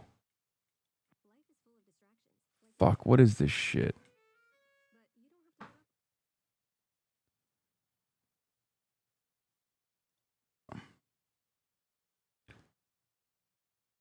Here's some of what they said. I do not support the weaponization fund as it has been described. I'll be back. How this puppy dog will work. This is just stupid on stilts. This is bad policy, it's bad timing, and it's bad politics. So the Senate ended up leaving Washington early for their Memorial Day recess without voting on a major immigration and border security funding package as they'd planned. 5 people familiar with the conversations told CNN the president and his close allies were fuming over the Senate GOP rebuke. It was a sentiment made quite clear when the president posted on Truth Social Friday morning, this one attacking Tom Tillis, who is a retiring senator from North Carolina, calling him a nitpicker, a quitter, and accusing him of screwing the Republican Party. Our panel joins us now, Republican strategist Katie Frost and Rena Shaw. It's good to see both of you. Thank you for being here with us. I really appreciate it. Katie, I'm going to start first with you because for a very long time now, the president has held a very firm grip on Republicans in Congress, and they have largely really done everything that he has asked them to do. This was a week where we saw some of that really fraying, and it is worth adding in the context here, which is it came the same week that he endorsed Ken Paxton in Texas, so going against incumbent Senator John Cornyn, who's very well liked by his GOP colleagues there on the Hill, and Bill Cassidy. He had turned on a number of sitting Republican senators. So my question to you is, do you think this is a different moment than we've seen previously? What the fuck? I don't know if it's Zinbert? Hey, yo, stop. Stop playing with me. What is this breaking? Hasan Piker speaks on antiseptics in Israel. Thank you, Gramscianism. You're so funny all the time. All right, man. Do we have more updates or what? The fuck's going on? Just many gunshots heard. Bro, it's crazy. By the way, Selena Wang, back to back. These two things back to back is pretty wild, right? Breaking. Trump just announced an agreement to end the war in the Strait of Hormuz. Many gunshots heard. Like, that's wild to have back to back, you know? Hold on. But everything in politics really comes down to messaging and timing. Those are two things on this that are going to need to be worked on as far as this weaponization fund. And so, Rena, what's your thought on this moment? Because Thune himself said earlier this week, look, you can't ignore the politics of this moment either. That's obviously essentially the business they're in. And here we are. Well, even in a same-party government, Congress still guards the purse strings. So this isn't unusual. It's checks and balances in action, which I very much like. So you've got several Republican senators who expressed concerns over the scale, the lack of the detailed oversight, and the optics. I think especially potential payouts tied to those January 6 cases. That was the biggest sticking point, it felt to me. I mean, they ended up delaying the whole ICE and border funding package before this Memorial Day break. And I think... Okay, enough. I know, he's a corrupt little crony. I mean, a corrupt little crook. I know.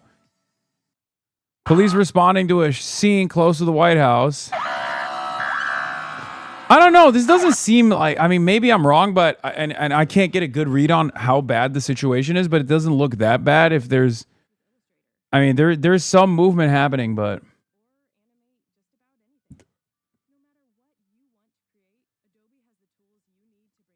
I was in the middle of taping on my iPhone for a social video for the White House from the White House North Lawn. When we heard the shots, it sounded like a dozen gunshots. We were told to sprint to the press briefing room where we are holding now. Deal is close, only for the two sides to remain far apart. No.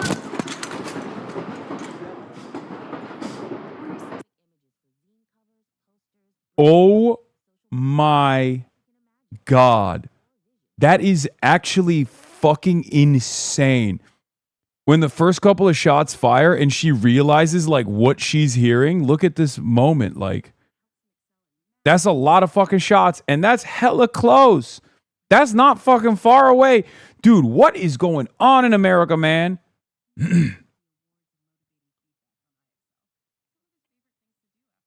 All right, my money's on crazy guy though. My money's on like crazy schizo guy, possibly former Trump fan, who's like lost his damn mind. At least that's usually what happens in these situations. Like usually the most common instance is that, you know?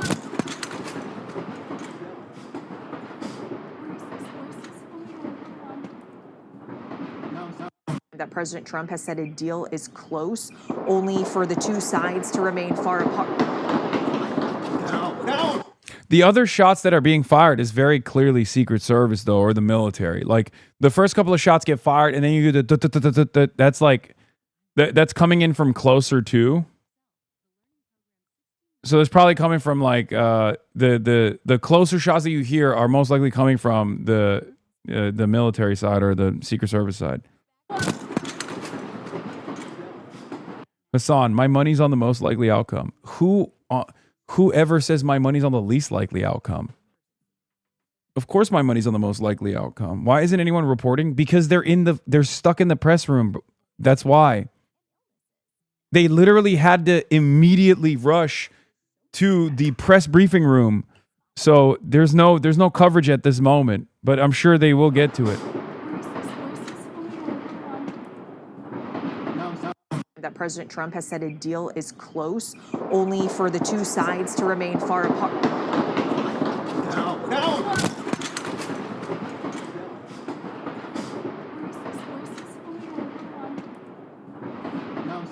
That President. There's been no shot since that incident anymore. Seems like it ended right there. Yeah, most likely.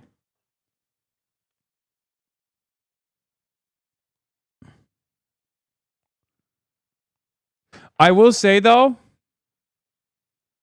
once again, imagine if they had a ballroom.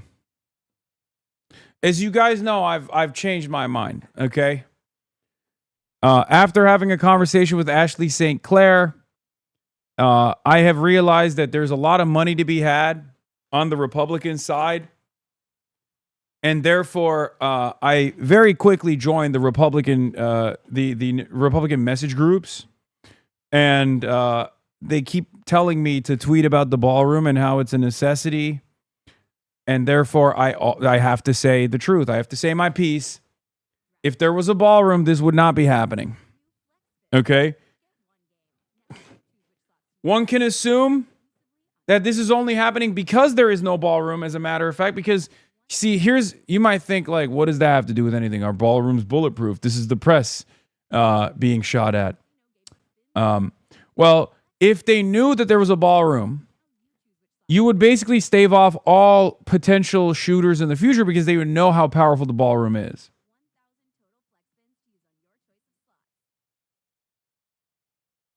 You know what I mean? Yeah, this is insane. Ashley Sinclair gives Hasan Piker a hoodie that says, "I'm not the stepdad, I'm the dad who stepped up." I'm gonna put this down here. Oh God, what's gonna be in this hood? This is gonna be. Let's see. You ready? Are you ready, chat? Oh God. Oh no. I'm not even gonna see it first. Chat's gonna see it before I do.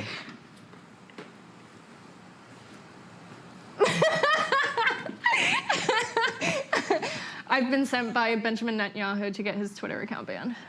This is. Oh my God. What is this?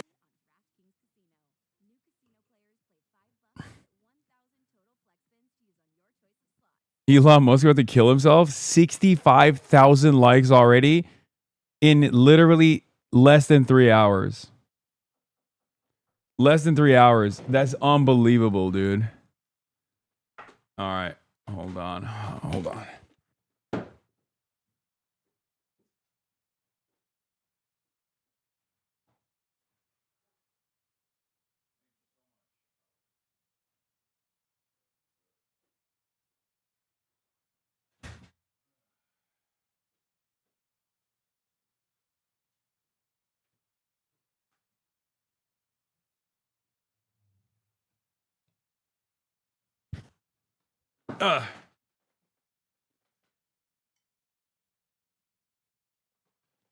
Don't do it, Elon. Why would you say that?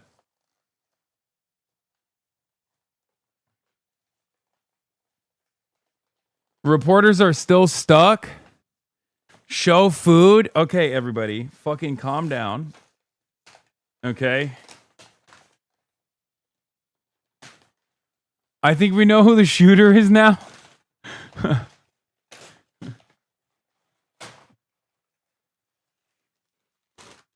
Yeah, I don't think he'd be doing that at the White House. He'd be doing that to me here. That motherfucker could.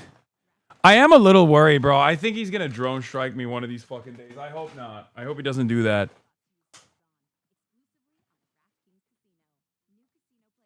I do worry about that a little bit.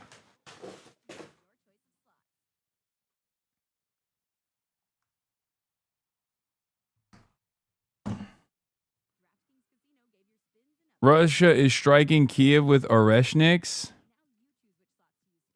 Wow, a lot of things are happening. Cash went postal. All right, well, while we're waiting for additional news to piece together what the fuck took place,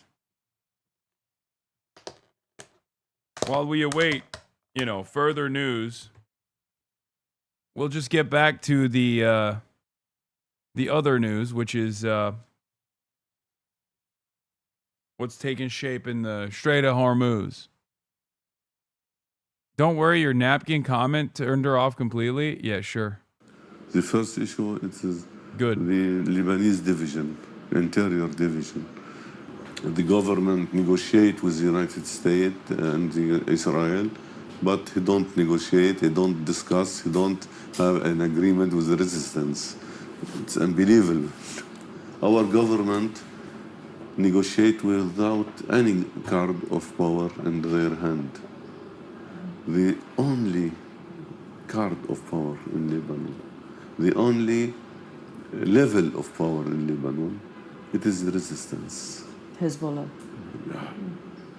Resistance. I'm here with other White House reporters, photographers. We are now in the briefing room. This is where Secret Service rushed us to after we heard what appeared to be dozens of gunshots. And I want to paint the picture for you a little bit. We're here in the briefing room, and then you can kind of see out the window. Secret Service is currently working the north lawn there to make sure everything is okay. But that's where we do live shots, is those green tents out there. And I was just speaking to you from out there just before this happened. And then reporters were rushed into the briefing room after, again, what appeared to be dozens of gunshots. Now, we have reached out to Secret Service and the White House for more information. This is all still unfolding. It is really unclear right now if anyone was injured. These gunshots, though, to be clear, appeared outside of the grounds closer to the EOB building, which is on the west side of the White House. So while we could hear them, we're not exactly sure where these took place. Again, if anyone was injured, we are waiting on more information. But just the visual of all these reporters running in here, this happening just about a month after the White House Correspondents' Dinner. EMS responding to two patients. The same group was on the ground in a situation where there was a shooter there as well. A scary moment, and we are looking for more information, trying to understand exactly what happened here. What we do know is that we heard what appeared to be dozens of gunshots very close to the White House grounds. Jessica? Right. All right, Julia, we're very glad that you're safe, and worth noting, of course, in addition to Julia and other media colleagues there, the president is also in residence at the White House this weekend. We will check back in with you, Julia. Thank you so much. Sources tell me the White House ballroom is safe. Please, God. What the sport is.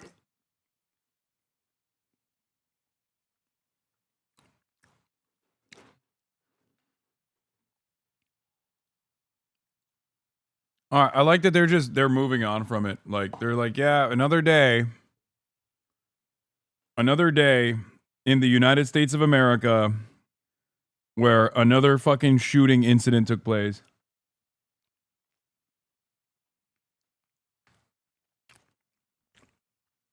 Great.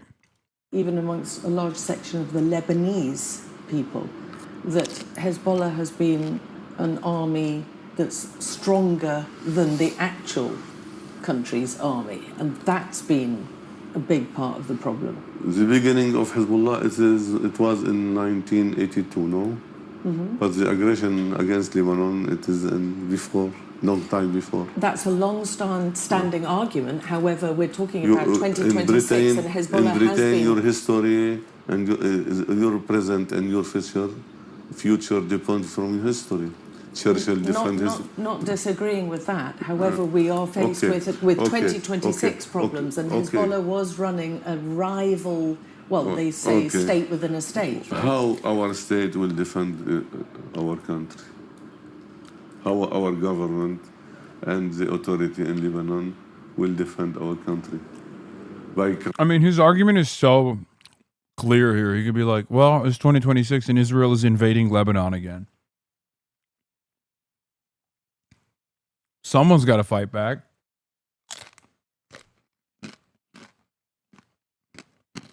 Crying in America, like our Minister of Foreign Affairs said. Crying for what? Asking America? Our authority asked America this ceasefire for 34 days before. So you feel there's no alternative? No ceasefire. Asking United States or crying. It's our policy. It's our strategy to defend our country. For that, it's not reasonable to ask the resistance to leave arms before deciding how they will defend the country. And how would you describe the resolve of Hezbollah and how the do other you describe the result? Dude, do you want to get banned or what? Do you want to get banned? And not just you, but other people who are highlighting your very clear bait. Or if this was a situation which is also common in D.C., where even though guns are illegal in Are y'all that bored? Colombia, there is a proliferation of them, and Are y'all that fucking bored? know that sometimes there are Huh? gangs of youths that will exchange gunfire, settling a score. It's very hard to tell from the outside of this emergency perimeter what exactly has happened. And again, the White House has not given us any official confirmation. I know there's a meme, motherfucker. Why are you memeing like that? Lockdown does appear to be somewhat extended, and for there to be a significant presence, again, of emergency vehicles and at least 2 police forces, as well as the National Guard. Kimberly Halkett there joining us, our White House correspondent, on this breaking news story. The White House in lockdown due to reported exchange of fire in its vicinity. And to another developing story here as well, and it is in California. The governor of the American state has declared a state of emergency as crews work to prevent an overheated chemical storage tank from exploding. Now, around 40,000 people in Orange County have been ordered to evacuate. The chemical leak is happening at an aerospace facility southeast of Los Angeles. Authorities say a tank containing a toxic substance used in plastics production has been leaking since Thursday. Now, exposure to the fumes can cause severe lung irritation, dizziness, and nausea. And the leak happening in the center of one of the most densely populated parts of California, a mere 61 kilometers from downtown LA. Authorities say there is a risk of the chemical reaching the region's water supply.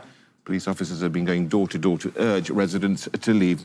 John Hendren is live with us from an evacuation center in La Paz. Bro.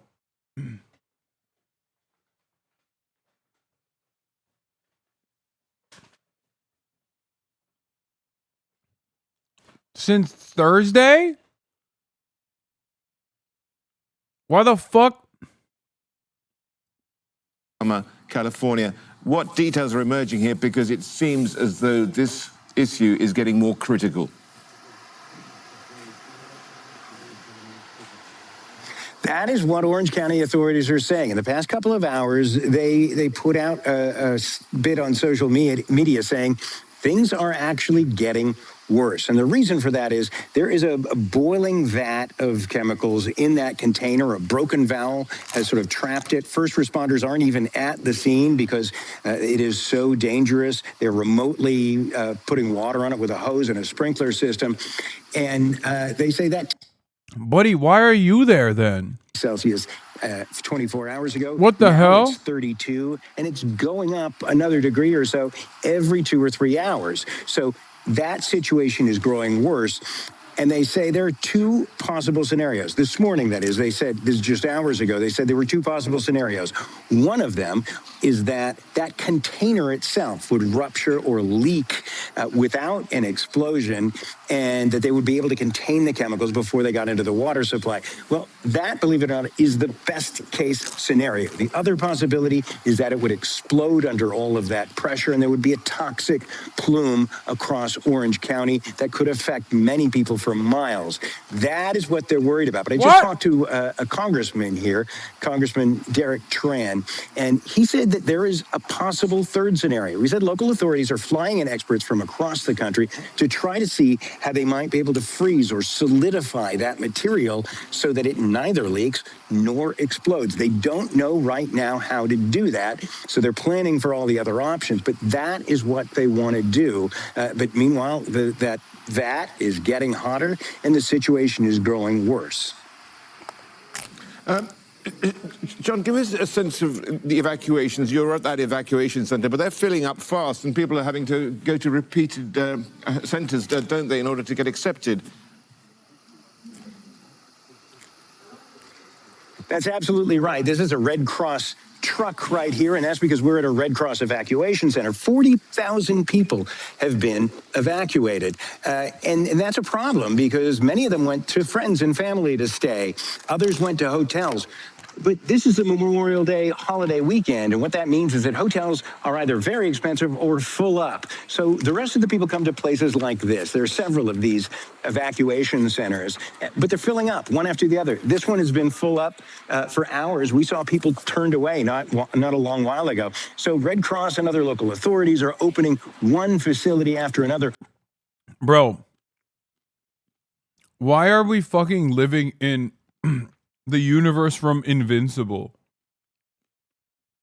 where literally it feels like there is never a moment of respite?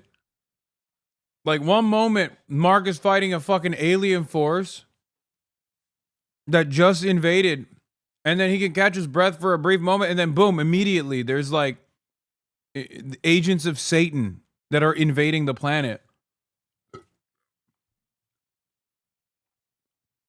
We're waging war with Iran.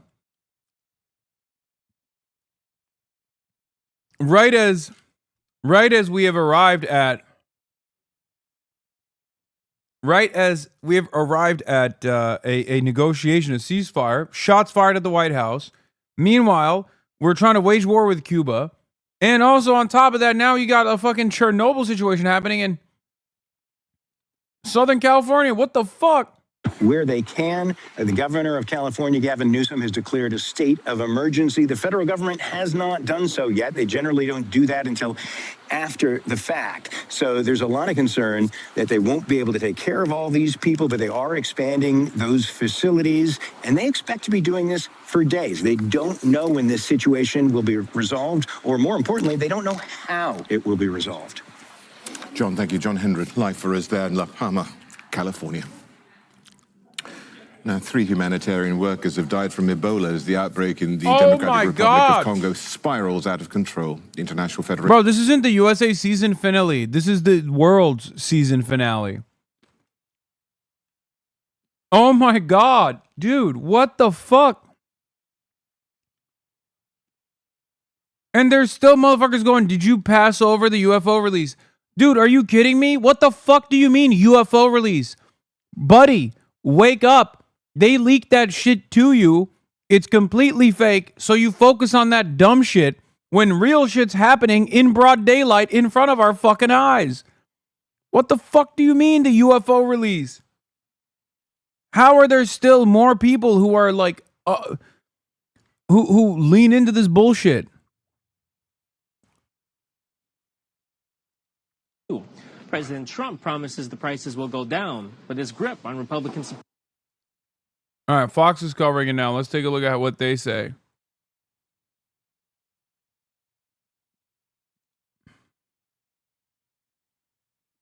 What?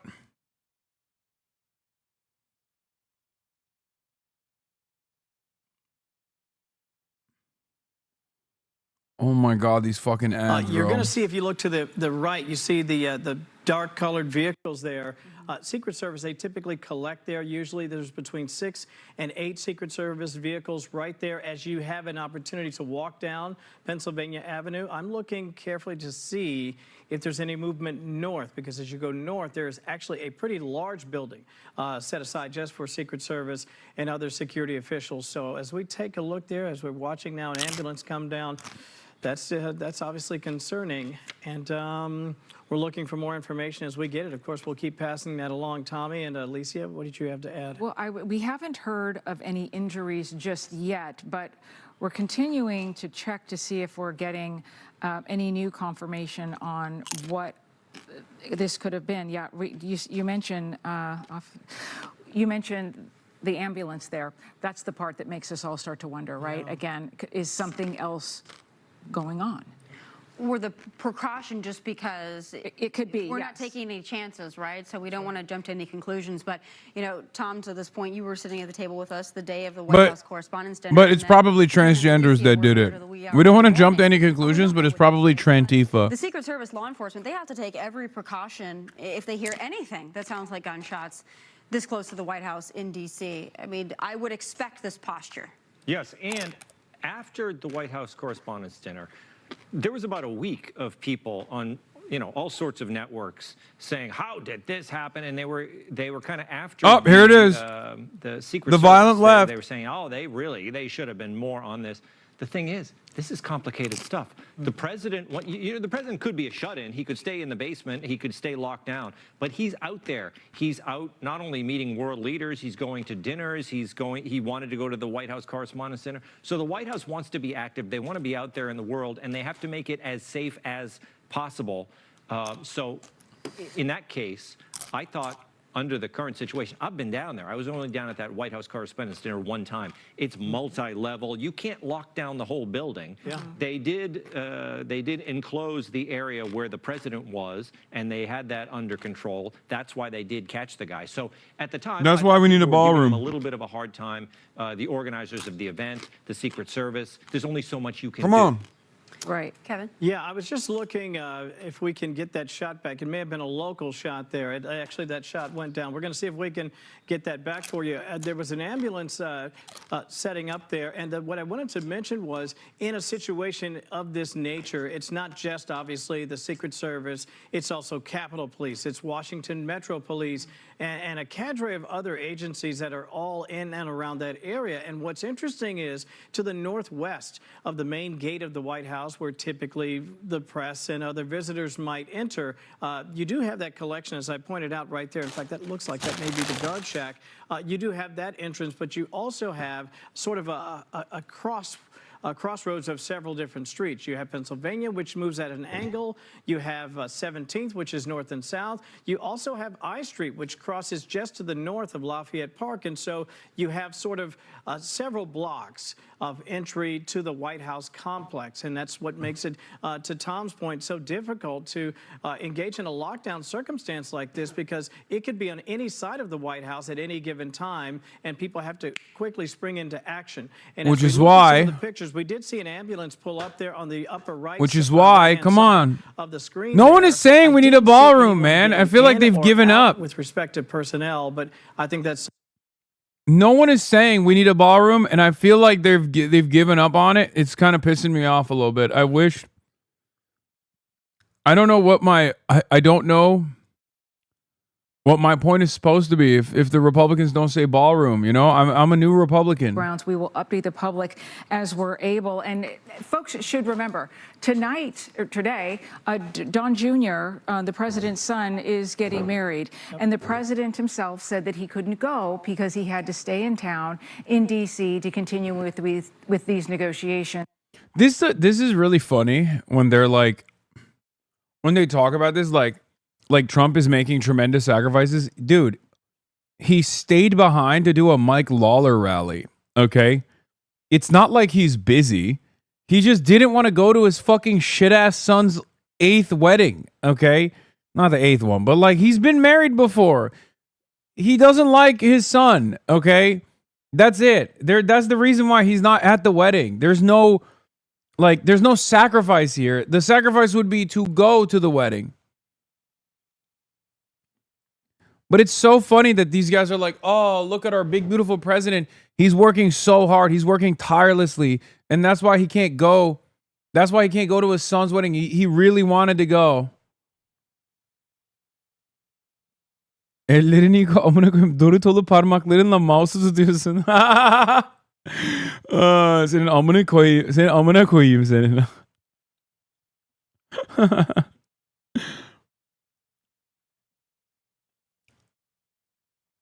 Oğlum ben çok taktikli kullanıyorum. Doritoları çok hafif elledim. Haklı ama hayır haksız. Susun oğlum To susun. action. Again, but based on what I'm looking at as I look at those live pictures, I wouldn't be surprised if by chance it happened near the street. If it was near 17th, as I pointed out, yeah, you would be able to hear that if you're on the North Lawn for sure. If you're doing a report, most definitely I love this you'd guy, be able by to the hear way. gunfire. And again, given the number. This guy's so awesome. Dude, the B team on Fox News is so funny. Like, everyone looks so strange.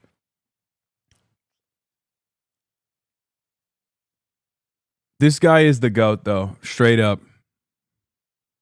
Straight up the coolest. Seeing some images on social media, of course, of other reporters from other networks and what they could have heard. And, you know, my thought is, and Kevin would know better than I want to know what his actual hairline looks like. It's got to be abysmal, right? seen. Maybe this is again probably a Kevin question. Oh, yeah. Well, and we are also now joining us now by phone is Chief Congressional Correspondent Chad Pergram. He had been following this breaking news story and has all the details on what happened. We're so grateful, Chad, we have you by phone. Can you break this down for us? Well, Tommy, this is what always happens when we have something like this. I always start to check in on the security situation at the White House, but this is what happened around 6 o'clock this evening. I'm told that a gunman came up near the White House on the west side, what is described to me as Gate 17. This is kind of near 14th Street on the west side of the White House, and came up and brandished some sort of a pistol. We don't know what type of pistol it was, but he then fired toward the White House 3 times. And the United States Secret Service, they returned fire. We don't know how many shots that they got off. And they apparently took the gunman down. Now, sometime in this gunfire exchange, a civilian on the street was struck by this gunfire, and we do not know the condition of that person right now. But the important thing to know is that the gunman who came up with the pistol and was taken down by the Secret Service, and we don't know his condition right now, but he never got inside the perimeter of the White House. And this is according to a senior administration official with Dude, what is happening in America, man? The White House this afternoon. Is this just going to keep happening? What is this? MSNBC hosts are retweeting HasanAbi Productions. It broke containment again. Hasan reads out Elon Musk test sent to Ashley Sinclair right before the 2024 election. Tomorrow we unleash the anomaly in the Matrix. This is not something on the chessboard, so they will be quite surprised. Lasers from space. I have over 10,000 lasers in space right now. Pride.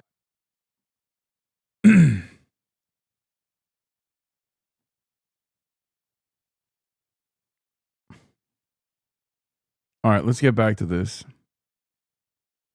Would have direct knowledge of this information. Again, a lot of people in town. There was one source that had, questioned me earlier, even before we had. It's just such a strange way to live, man. We just go about our day, and every single day there's constantly people trying to kill the president. What the fuck? Every day, like what's the level of frequency where we think maybe we got to change some stuff around, maybe replace the president? I don't fucking know, just anything, right? But it's crazy to be like, yeah, every other week there's another guy who's just trying to kill the president. And they're insane. Yeah, I guess we do have to build the ballroom. Fuck it. Maybe that's the change that's necessary right now, you know?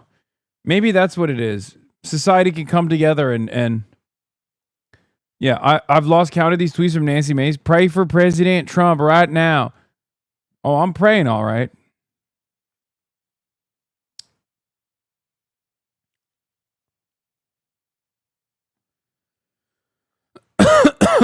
I guess given how frequent shootings take place in this country, it was only a matter of time until they start directing them not at schools, but instead at like someone in a position of power. Some sort of a threat at the Capitol as well, and this led me down this road here.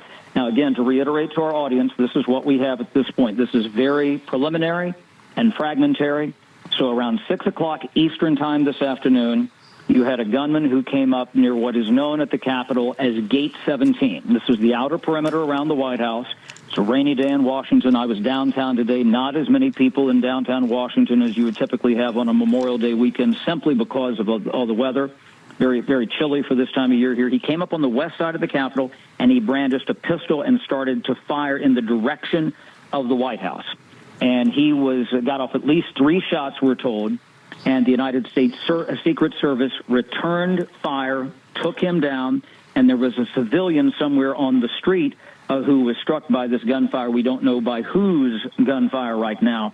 But again, to emphasize here, he never got in the general perimeter inside the White House. And when you're looking at the orientation here, you can see, and there's this ambulance in the video going by here. The Eisenhower Executive Office building is just up the street from that. So this happened kind of down, I would estimate, from the southwest corner of where that was at this stage. Hey, Chad, it's Alicia Acuna here. You mentioned that you'd covered local politics and law enforcement there. So I'm curious, when we saw the shooting of the White House Correspondents' Dinner, there was an immediate coming to the cameras by not only the president, but also by members of law enforcement. This is a different situation here. What do you anticipate in terms of communication by law enforcement as the evening goes on? Are we going to hear from anyone? It's not really like the Secret Service, is it, that would come up and give a press conference? Yo, I'm going to keep it a bean. It's not that unique, honestly. Could have been any number of different things. One guy got freaked the fuck out or something, started opening fire. Could be yet another one of these, like, former MAGA guys who just like loses their minds and is like Donald Trump is actually an agent of Epstein and tries to kill him. Or my favorite new meta, which is radical centrism. Radical centrists, the extreme centrists who happen to be responsible for all of the recent assassination attempts. Oh, thank God the president is confirmed safe, guys. Confirmed! Shots fired near the White House this evening. 2 gunshot victims now. One was suspect and another likely bystander. This occurred at 17th Street on Pennsylvania Avenue. The president is safe. God moved those bullets away from me.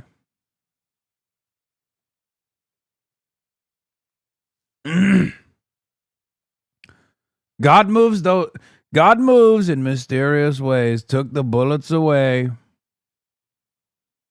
and shot some random person instead. This is a different situation. Again, this was somebody who had come up there, in 1994. But that's what this struck me as similar in terms of the fact that it was a Saturday afternoon and, the White House, gunfire being directed in the general direction of the White House. Chad, Tom Shalhoub, so we were looking at social media when this first came out. We heard 30 shots fired. You mentioned it sounds like about 3 shots max from the shooter, and we're assuming the rest of those shots came from Secret Service. In your experience, how many guns are right there available? If a shooter opens fire at the White House, is there many, many guns that are able to be trained on them? Absolutely. I mean, you have snipers, you have people all over the place. This is one of the most heavily fortified facilities in the United States. Again, I cover Congress. I walk into the Capitol every day, and I probably pass anywhere just on a routine day 10 to 15 officers, and they're all armed, and these aren't even the heavily armed officers. The White House is fortified in a different way. So, yeah, I mean, that's where you might get up in that number until, as according to my source, that this suspect was taken down pretty quickly. And again, as I say, there are other, police forces in that area of Washington, D.C. the Metro Transit Police, Washington, D.C. Police, Capitol Police are not very far, George Washington University Police. You might have, if it's something that's just off the White House grounds, a convergence. Park Police, National Park Service is not very far. The National Mall, you might have a lot of people jumping into this depending on what the request might be or what officers see and hear.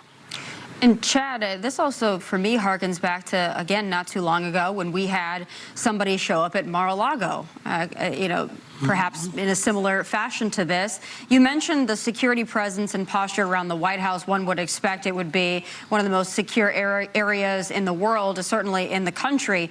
So if somebody was in the vicinity and they're just shooting off, they had to have understood that they weren't going to get that close to the White House. I mean, for someone to do that and just shoot in the general direction, they had to have known that there would be a response pretty quickly. This couldn't have been somebody who thought they were getting the element of surprise here. It doesn't sound like someone very strategic. Well, that's where I talked about what happened in 1994. This person just opened up fire on the White House on the other side. That was a completely different situation. I mean, you have had incidents down the White House where, the threat has not been toward the facility itself or the President of the United States himself, where you've had local crime in Washington, D.C. You might remember when President Obama was in office, and it took them quite a while to figure this out. There had been what was alleged to be, gunfire, gun activity by gangs downtown. And I remember the Secret Service director testified that said, well, we don't know what it was. And they found out later that there had been, and this was found by a White House housekeeper, that there was a window that was broken at the White House in the Obama residence portion of the building. And I remember our colleague Trey Gowdy at the time, he was a congressman from South Carolina, and he was on the oversight committee when they had the hearing. She said, well, it was hard to see and everything. And he famously said in that hearing, can you hear at night? Meaning that it doesn't matter whether or not there was a direct threat toward the president. And they divined later that they were trying to shoot at the White House and were trying to attack the president of the United States. In the case, did Ashley talk about me? She did. At the end, she said, you should go on Fortnite Fridays.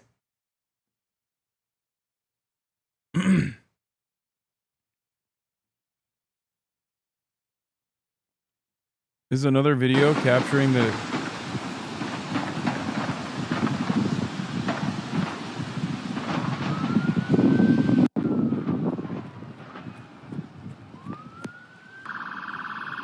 America, baby.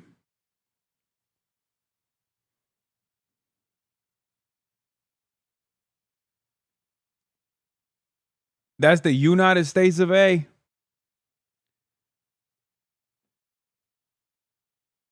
Ashley's a throat cutter through and through. Yeah, she's a little scary, I will admit.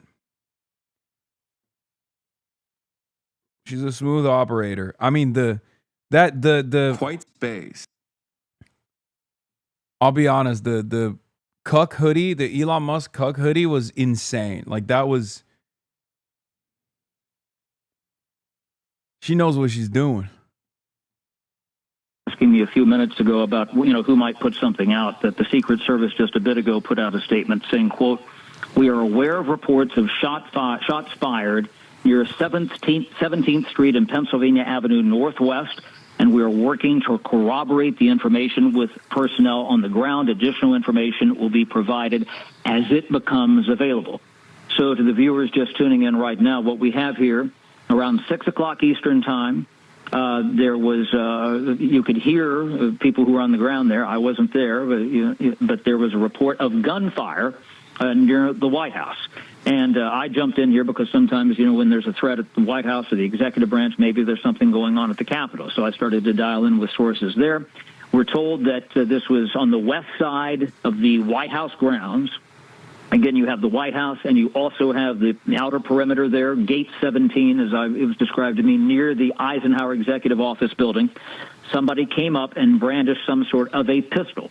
I'm told that it was a pistol, in fact, not a long gun or a rifle or anything like that. And the alleged gunman got off at least 3 shots. And the United States Secret Service, who obviously prowl that area, some things might not be obvious to people walking by, but certainly to the people, guarding the perimeter. They responded to this. They're trained to respond to that gunfire. and I'm told, and this was the quote that was given to me, that they took the suspect down. Quote, they took him down. So this is a male suspect.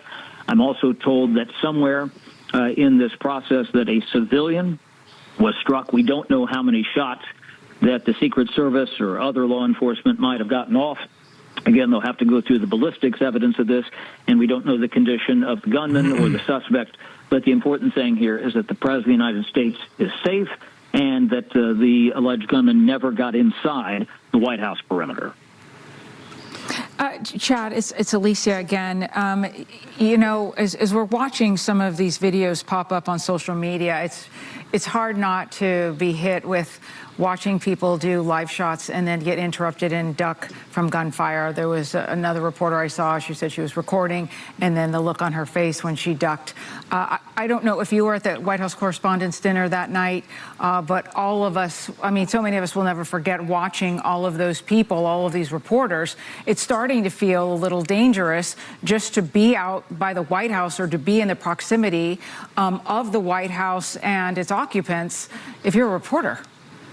Well, that's something that's concerned me. Why does this only happen on Saturdays every single time? It's the perfect time to talk about the ballroom. Okay? Saturdays happen to be the best time to talk about the ballroom. So that's the reason why everybody gets active. Everybody gets active. There's no work. This one is a perfect opportunity because it's a long weekend too, Memorial Day weekend. Now you have not one, not two, but 3 whole days to think about the big, beautiful ballroom that we have to build. You know?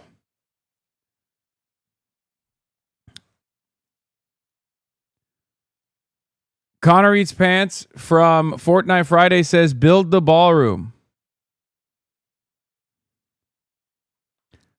Connor Eats Pants, just like myself, is also now, by way of Ashley Sinclair, a part of the conservative group chats. And they're really distraught about this ballroom thing. We're in the group chats now. We're in the group chats now, and they're telling us, start pumping the ballroom thing, you know? As the senior Iranian official, Jeremy Scale. Okay, now to some other boring news before we get back to the ballroom saga, which we will get back to, don't worry. Boring news, Strait of Hormuz, not a ballroom. Okay, I know, you're disappointed. Jeremy Scahill, instead of doing real reporting and trying to figure out the schematics of the ballroom, decided to go to the Iranian officials and ask them what they think about the deal. Boring, lame, fake, possibly gay. We are very close to reaching and signing an agreement to end the war. And today's constructive... I can't be serious for a moment. I'm sorry. What the fuck are we doing, man?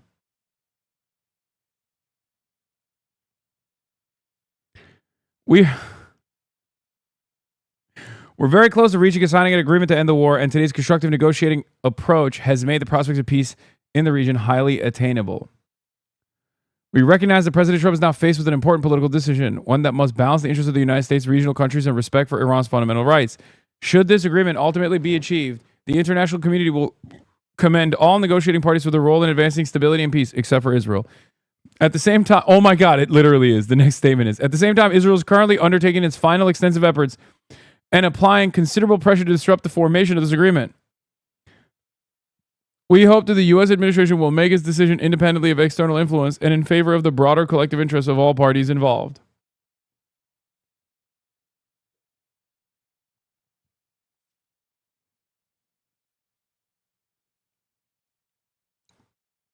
Number I have been given was that there were 3 shots, and that was fired by the gunman himself, not the Secret Service. We don't know what they shot here. And just since we've been on the air in the past couple of minutes here, I've been told here, and this is from the Washington, D.C. police, the Metropolitan Police, they are saying the Secret Service is working an incident in the intersection of 17th and Pennsylvania. Trump never attended his son's wedding to stage this shit up. Mark my words. Brother, this is kind of like Donald Trump constantly saying, oh, the war is over every Sunday night. And then Barack Ravid reporting that a ceasefire deal is imminent every Sunday night. After the 11th Sunday, the markets don't respond to it. Because people are like, oh, here we go again. Say the line, Barack. And it's the same with like assassination attempts. If you stage it one time, people are shocked. They're horrified. You stage it 2 times, people start going, oh man, this guy missed. Stage it 3 times, people go, what the fuck are we doing? On the 4th time, people don't even care. Yes, this is the law of diminishing returns. If we are to posit that Trump is staging these assassination attempts over and over again in order to win favor with the population, or to potentially get them excited at the prospect of building a big, beautiful ballroom, every single next assassination attempt, if these are hypothetically, psyops, every single false flag makes it less likely that a ballroom will be constructed. Except for me, because now I'm a part of the conservative team. Yeah, Trump extended the countdown to when he can no longer artificially suppress tight oil markets, and the price explosion forced him to decide between capitulation, destroying his presidency, or war, global economic collapse, destroying his presidency. Trauma center in the District of Columbia.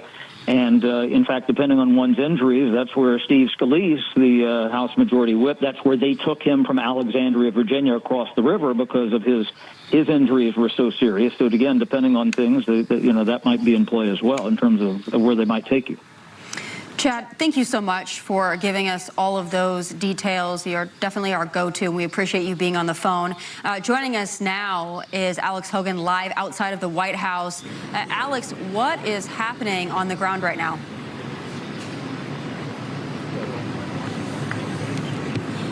Alex? Uh-oh. I think perhaps we're going to go back to Chad while Alex gets up and running. Obviously, we just spoke to her earlier on a different issue, so we're going to go back to Chad, who is luckily still on the phone for us. Where the fuck is Alex? Where the fuck is Alex? Something, if I could jump in here really quickly, Tommy. Right now we're looking at a picture. Again, this is probably I Street. They replaced Alex with a clone. Most people walk in, Chad, along Pennsylvania Avenue, and I mention that because, the National Guard shooting occurred literally right along this same street, right around this same area. And again, I think it speaks to, and I'll be fair. I think, thank goodness, since the National Guard has come to town, things are clearly safer. They not just feel safer, they are safer. And yet, you will have pockets of crime that do happen. You'll have instances that happen. In this particular circumstance, again, 17th is not immune to what can happen in a large city like Washington, but it's obviously heightened, in particular when we know the president has just gotten back to the White House not that long ago. We have these high-level meetings happening with the Iranians. There are a number of different ways you might interpret what has happened here today. Okay. Chad, can you hear me? Yes, I got you there, Kevin. I'm sorry, we were having a little bit of a technical issue here. Pose the last bit of your question to me again, please. Yeah, not a problem. I was just saying, especially when you consider the pictures we're looking at right now, this is the northwest side of the complex along 17th. You'll recall the Secret Service, or make that the National Guard shooting occurred not terribly far from what we're looking at in terms of these pictures. And yet, while D.C. is demonstratively safer now that we've had the National Guard in town, it doesn't mean a city like D.C. demonstrably is immune. Yeah, no, that's what I think of when I think of gunshots again outside of the White House once again, near the president once again. I think, well, that's safety and security. At the president, at the White House, you're looking at that kind of, mall building there, that those are offices of the executive branch there, in the distance with the flagpole at the top. That's the Eisenhower Executive Office building. So you're right in that complex there. And you do have, quote, regular crime that happens in this, in downtown D.C. And that's where I remember there have been several of these incidents over the years. where there's been some crime in downtown D.C. and people have heard things. One wonders if maybe they were more aggressive and more attuned to this, as maybe they should be, considering the threats to the president, considering what happened at the White House dinner, just a couple of weeks ago, consider what happened, at Mar-a-Lago, considering what happened in Butler, Pennsylvania, and as you cite, and we see them here on the screen right now, Kevin, these are, members of the National Guard there who've been brought in to help make D.C. a little safer. Yes, there is crime in downtown urban areas all over the country here, and D.C. is no different. But again, the reaction around the government complexes and around the White House and around the Capitol, that's why, there's a little bit of a different security posture here right now. Hey, Chad, it's Alicia again. So I've been to D.C. a handful of times. I've seen the outside of the White House as a tourist, but I've never been there as a reporter. So I don't know the area very well, and I'm sure there are Americans all over the country who don't know this particular block very well. You talk about office complexes and such and the security posture right now. Do people live there? Like, do normal people live right around in this area, or is it just offices and law enforcement and very official things? It's not as residential in that immediate area, the few blocks there. But if you were to go just to the west there, if you were, say, at the Eisenhower Executive Office building and going west, you start to get into some apartments there. You certainly get into where some students live in dormitories at George Washington University, but you're in pretty much downtown D.C., and there are more apartments if you were to go further to the east, further to the west, but that area there's not much. There's law offices, there's some businesses, there's lobbying firms, there's the famous K Street, which is not far from there. It's not a lot of people that live there. Some of the stay online. Why? In Washington, D.C., I'm not talking about the ones that you go to dance at necessarily, but the ones where people go that are the old money clubs, so to quote them. Laura Loomer. It's a foreign concept for Ashley how you can work hard as a woman and not be a walking cum dumpster for every rich man with political power. Some of us work hard. Some of us can run hard like a community bike. Ashley is literally known for letting a rich man come inside of her. We aren't the same.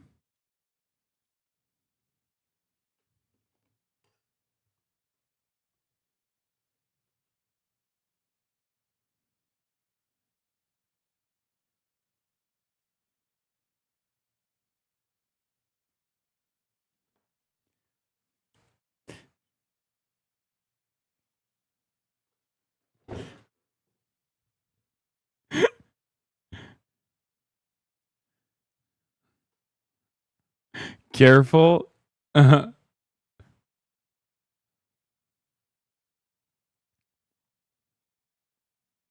Stop pulling aggro. True.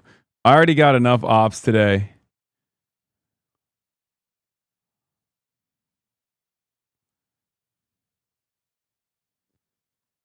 Already got enough fucking ops today, dude. We have this entire area blocked off for blocks outside of the White House. There is a similar scene to what you're seeing behind me. So section tape put up to prevent people from walking up closer to the White House. We're also seeing a large presence of Secret Service lining the streets. Basically, every street around here looks like this. You have caution tape, police cars, the D.C.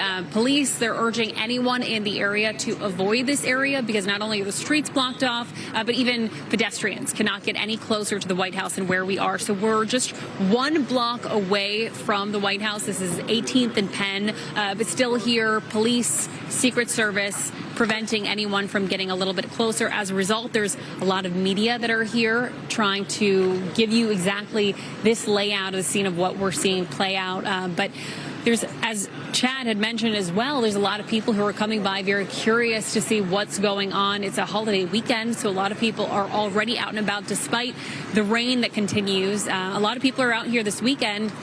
And of course, coming near the White House would be a logical place to come visit on a holiday weekend. So we do know that this is an active investigation, that the police are working with Secret Service. And this is an area, of course, has a heavy police presence to begin with. So to be reporting right now as we're waiting for more information about these shots fired near the perimeter of the White House, of course, we know that more reinforcements will be on the way. We've been seeing different police cars come and go, members of the Secret Service come and go. Right now, it appears that there's not a lot of movement at this one location where I'm standing, but when I was moving around to some of the different blocks, we really did see a similar scene of just car after car, making sure that no one gets closer to the White House at this point. As journalists, we're able to be there at the White House, covering day in, day out what takes place. When something like this happens, the entire area goes on a complete lockdown. It was I tweeted it last month when there were also shots fired near the White House. As a result, the White House went on lockdown until the following morning. So that's inevitably something that we could see take place in the hours to come as this investigation continues. But again, police right now are telling anyone, if you are in D.C., if you're in the area, to try to stay away. Tommy?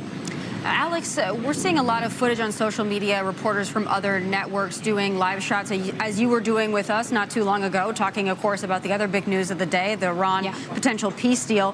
Where were you when these shots were fired? Can you take us into those moments and give us an idea of what you were experiencing?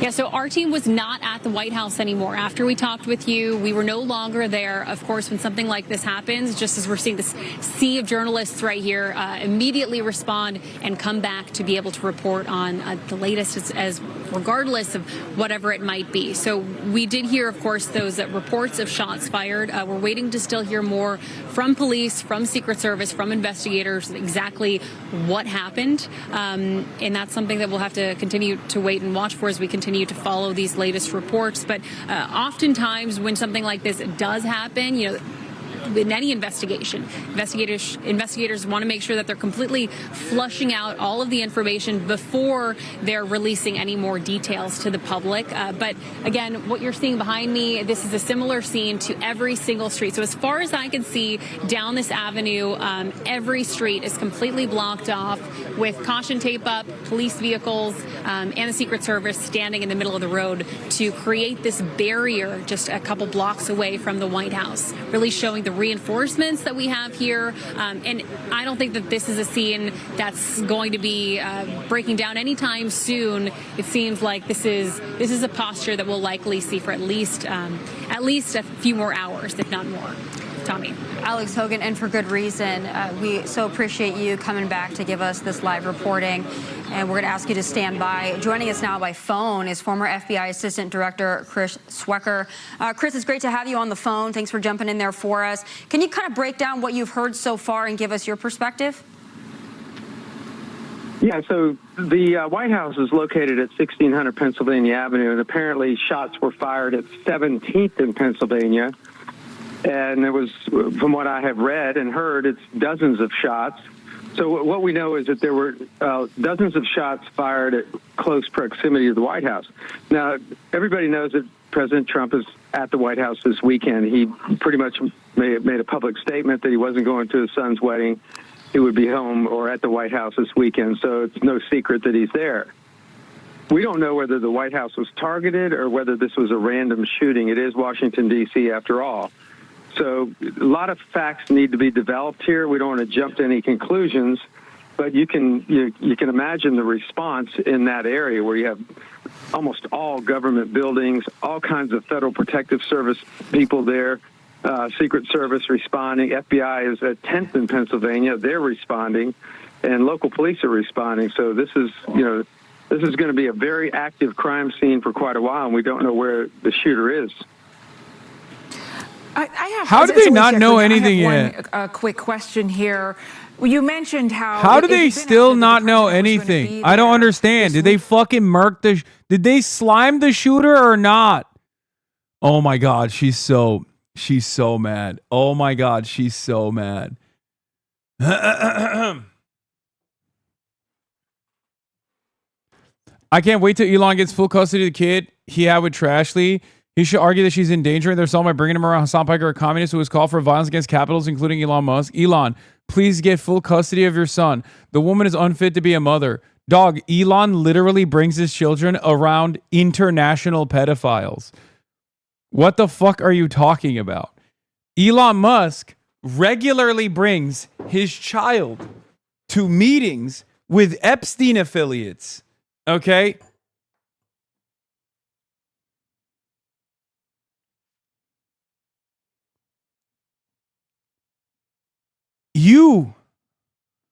you are a danger, not just to children, but just to adults too.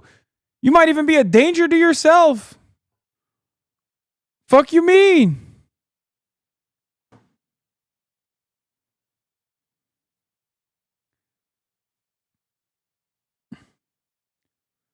Also, you know who else was on my stream and won the custody battle? Grimes. It turns out all the money in the world still can't save you, you know? So that would be 2 for 2.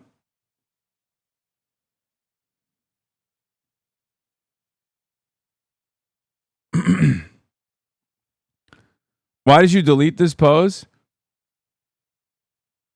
Ashley probably ended up committing suicide someday. It's sad, but you can see the darkness in her eyes with the visible weight gain from the SSRIs. She's likely on since her Ozempic anorexia when she realized Elon wasn't in love with her. She's a very sad vessel of a woman who's a single mom and cum dumpster for... Wait, what? Now she's looking for her third baby daddy. Forever unloved. We all know how this will probably end, aside from Elon Musk rightfully getting full custody of both of her kids. Even the one that isn't his. Sad. I'm sure we will read about it in the paper someday, and then life will go on. Oh my God, she got... Dude, I'm going to be honest with you. I think what Ashley said on this broadcast really got to her. Oh my gosh, she's crashing out. More so than usual. Dude, she's fucking... Oh God, this is kind of scary. Send that dick-sucking tweet now. Oh, I already did. I already blasted it.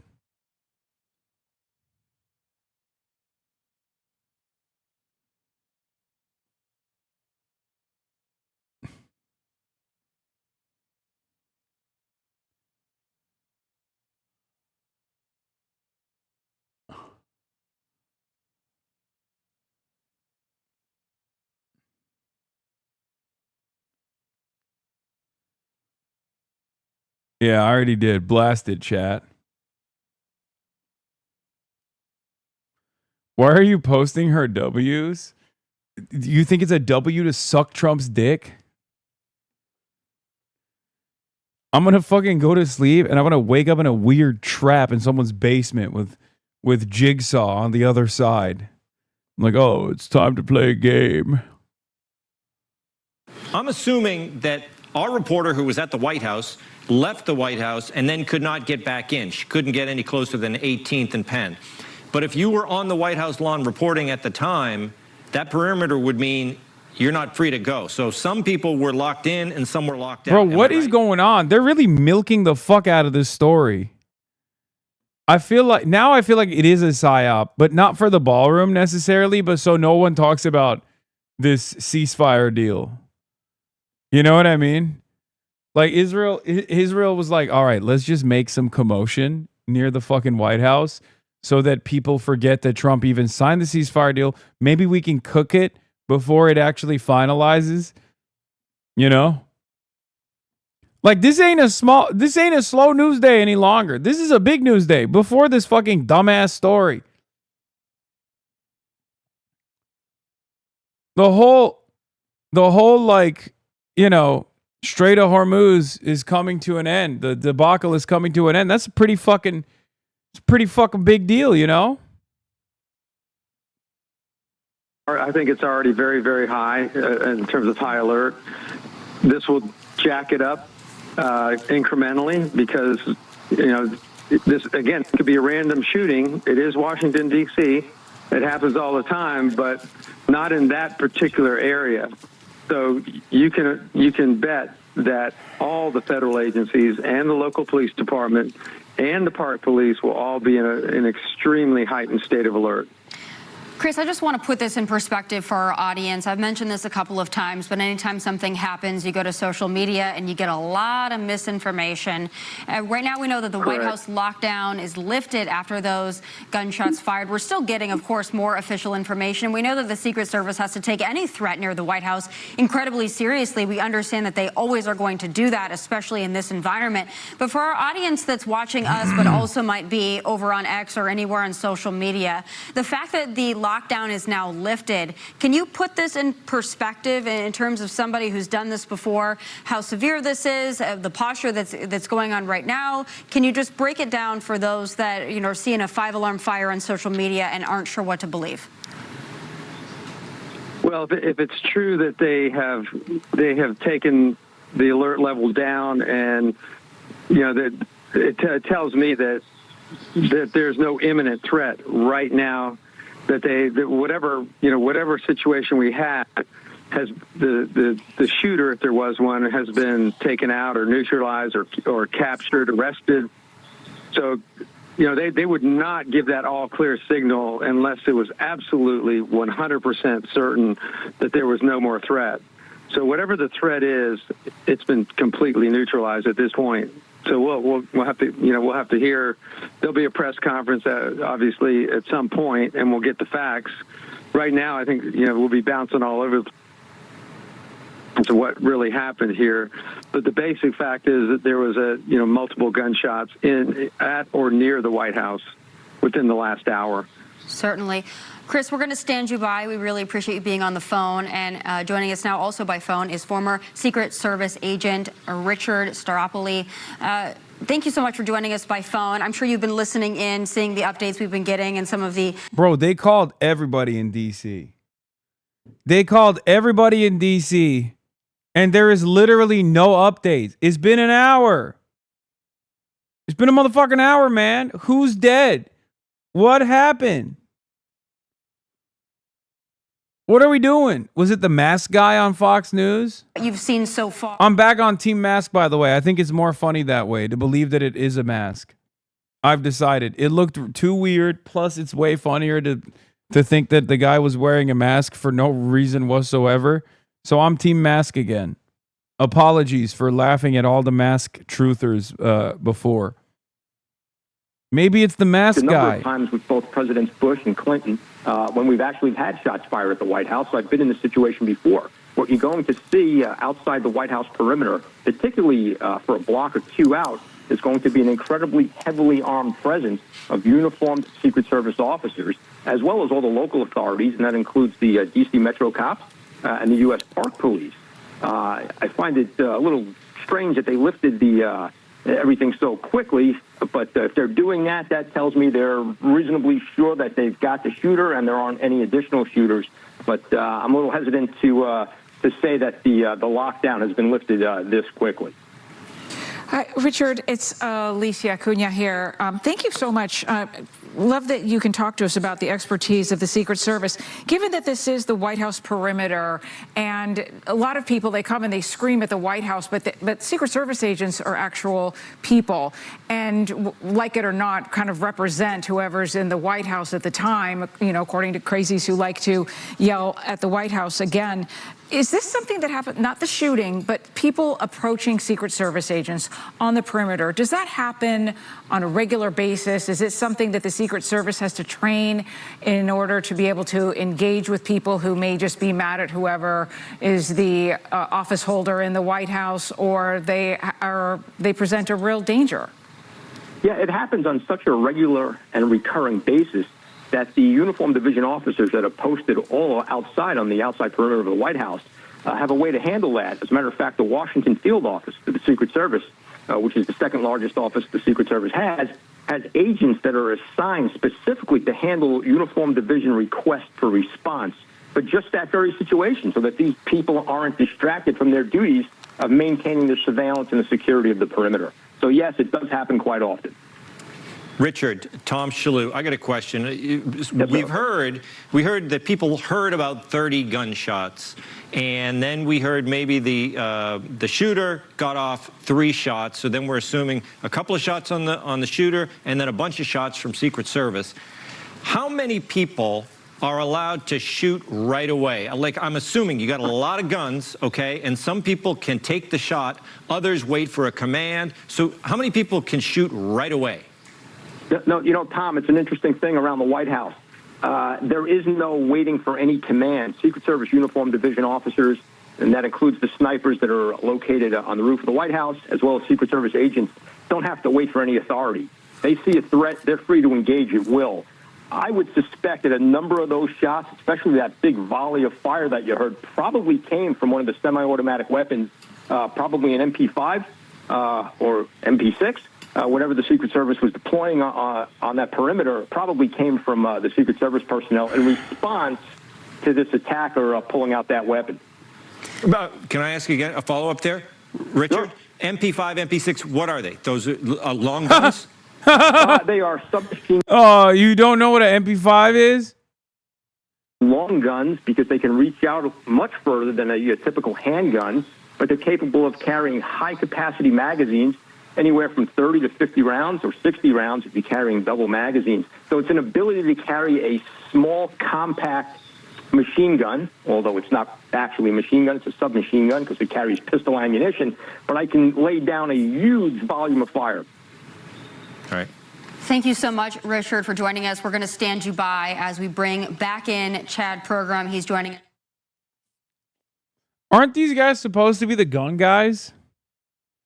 It's kind of weird. Also, I'm not a big gun guy, so I don't know, but I thought it was MP5 and MP7. What the fuck is MP6? Is there an MP6 that I wasn't aware of? Maybe they made a new one. Maybe they made a secret one.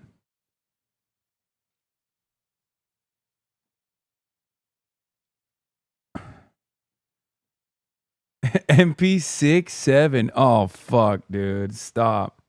Experts worry about. They say, okay, is there something that happens first, and then you get a big response someplace, and then you go and do something else at another location nearby or something like that. You try to draw away the response. So it took them probably a bit of time to assess that and make sure, okay, this was the threat. This was a one-off, whatever it might be, whatever the motive might be, and that's something that's not clear at all right now that we know that.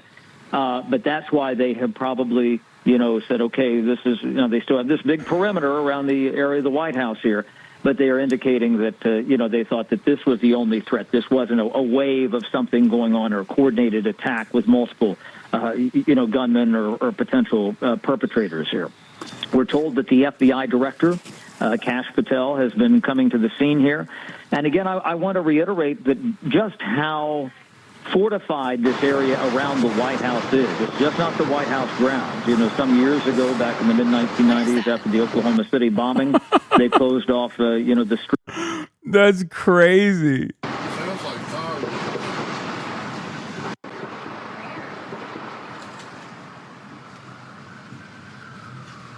Today, but this obviously comes just a couple of weeks after a shooting. Dude, Wong ducked immediately. Like, she knew exactly what the fuck was up. This lady's like, what is that?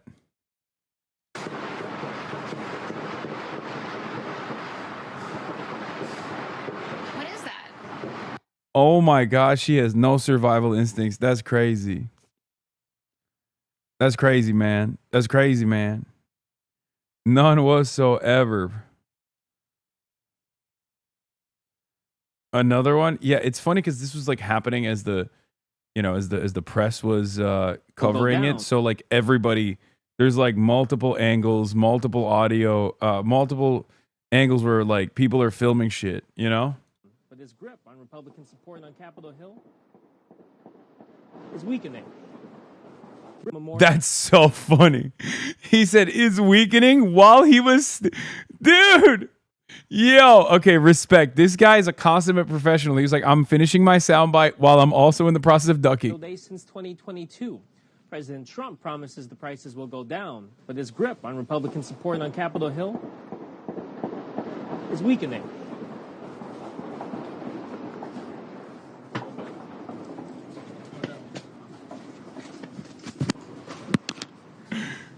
Dude, what the fuck? Bro, don't take the fucking earpiece out, just duck. Oh my God. There's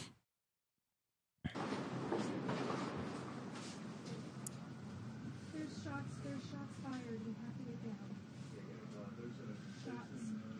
Shots fired. 85,000 likes, 3 million impressions. Yeah, Space Laser's gonna be on your balls. Oh my God. Oh, it's fucking over. I'm like, oh, it's so over, brother. I am going to, I hope nothing bad happens. Okay. I didn't mean it. I didn't do this. Okay. I didn't do this.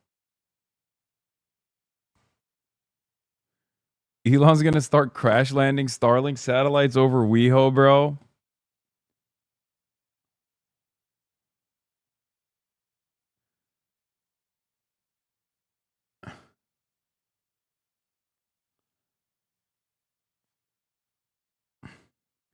Get security. The world is crazy. Buddy, if Elon Musk wants me killed, I don't think my security is going to be able to do anything to his assassins. Like, what are you talking about?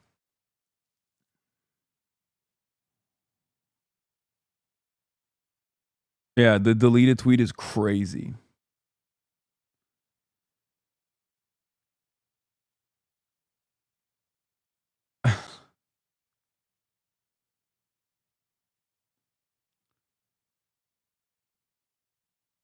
You're going to wake up one day my home surrounded by Teslas. Random FSD Teslas that are just...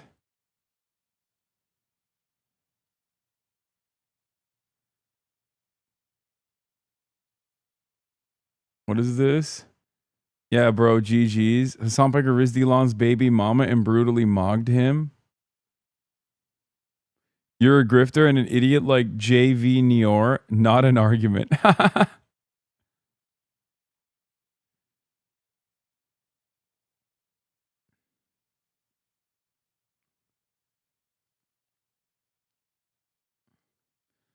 What's worse is you seeing his text messages. If someone saw the memes my autistic ass is sending to baddies, I'd crash out.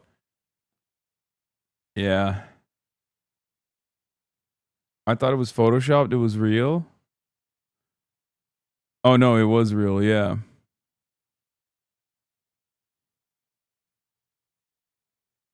You should delete this. Yeah, no, it's a real tweet. She's tenacious, dude. I wake up to an assault from a sentient small boat, which wants to kill me for not being foreign. Only fair, I guess. Over my morning coffee, I learn my mum has joined a gang. I go to have a full English, but you only allow full multiculturals now. So I'm not killed by the woke police, I decide to fast. I briefly reminisce about how our culture used to be before its decline, back in the glory days of English people, like Jesus and the guy that invented curry. Then it's time for the daily broadcast by Keir Starmer. Do whatever you want, YOLO. Then he shows a compilation of foreigners blowing smoke into pregnant Christian women's faces by burning Union Jacks, followed by King Charles being waterboarded by acid. I can't breathe. I go out to my job as a pronoun enforcement officer. But before I do that, I head to my local shop, where there's simultaneously no items to buy, but also at the same time too many, and they're all overpriced, but also not. I then get punched in the stomach so hard by a blue-haired trans vegan activist Just Stop Oil insert buzzword here for thinking the wrong pronouns that I die. As I'm dying, I think about how much safer it was in London in the past. You know, like during the Victorian era. It's real, by the way. That's real. I don't know why you guys are laughing. That's all things that happened and happening right now. Like, it's happening currently in London. It's not even funny. Pronoun enforcers will come and get you if you don't. Oh, God, I fucking hate this stupid ass website, bro. Come on. I can't even click on close. Like, how did they do this? What the fuck?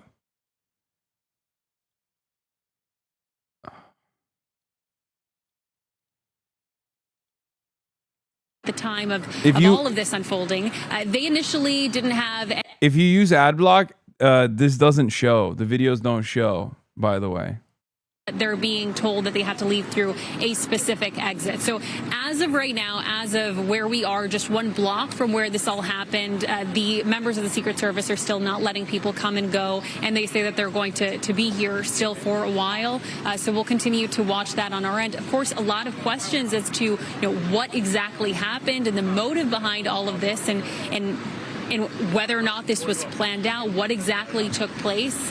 For right now, again, DC police telling anyone in the area to avoid coming here. Of course, there's a lot of onlookers, a lot of curiosity and concern as we're hearing from more members of the government who are reaching out saying that they're just happy to know that no one within the White House was hurt. Tommy. Certainly. Alex, thank you so much for your reporting, keeping us up to date.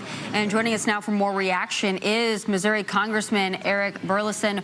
Congressman, we were going to have you on a different topic, but now we've got you, of course, to react to some of this breaking news. Can you give us your initial reaction when you saw, yet again, we don't know motive, we don't know everything, but more disturbing news that we've got shots fired near the White House? Yes, sadly, we have another gunman in proximity of the President of the United States. Thank goodness we have some of the greatest law enforcement officials and Secret Service. Dog, you're literally from Missouri, okay? Like, this is every day, multiple times a day in Missouri. What the fuck are you talking about? Oh, my God, I can't believe it. Another shooting incident. Yeah, next to our big, beautiful president.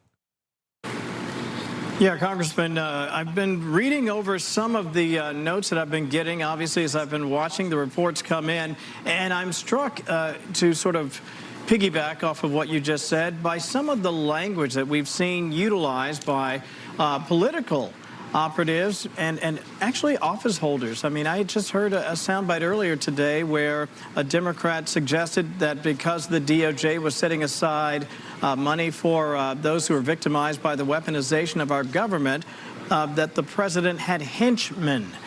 You heard just the other day a Democratic representative call for eliminating the president of the United States from office right now. When you hear things like that, it again underscores the tone that's been unfortunately enveloping D.C. for the last several years. And I think this is, again, we're not certain of the motivation here. I think Tommy very aptly points that out. But again, we are in an environment where that's the first thing you think of, in particular, given what happened at the White House Correspondents' Dinner. That's right. And look, there's shootings that happen in Washington, D.C. often. I mean, it's just the nature of that being a large city, but not generally in that location, especially at the corner of the White House. That begs the question, was this politically motivated? It likely was politically motivated. And you've got to ask, why are we continuing to hear from, violent leftists? Why do we continue to hear from people who are fanning the flames of this violence and this and using rhetoric that spurs people on? When we saw all of these attempts on the president's life, we've seen violent shootings that have occurred against other elected officials. I'll tell you that my colleagues, every time one of these events happen, we get on a call with the sergeant of arms, and generally speaking, many of my colleagues beg. I was waiting for it. I was like, when is the violent leftist rhetoric going to be found responsible for this, When? And finally, we're getting it. I was excited.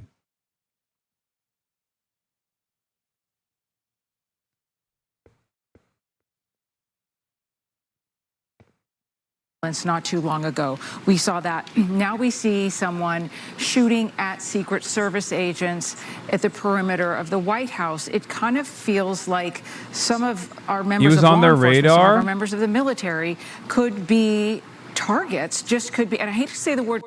Oh my God. Breaking NBC News. Shortly after 6 p.m. tonight, a male suspect approached a Secret Service checkpoint near the White House and started firing indiscriminately at U.S. Secret Service agents.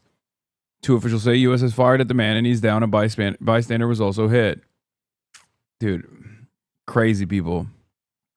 Taking all of this collectively out there. I'll wait to hear from the after-action report from the Secret Service before I would make that decision.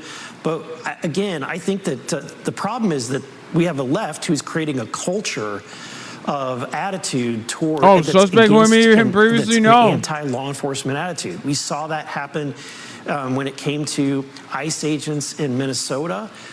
Really, you almost had people mobilizing and organizing against the law enforcement there. I think that this Do people do this as a form of suicide? Yes. It's called suicide by cop. They absolutely do it.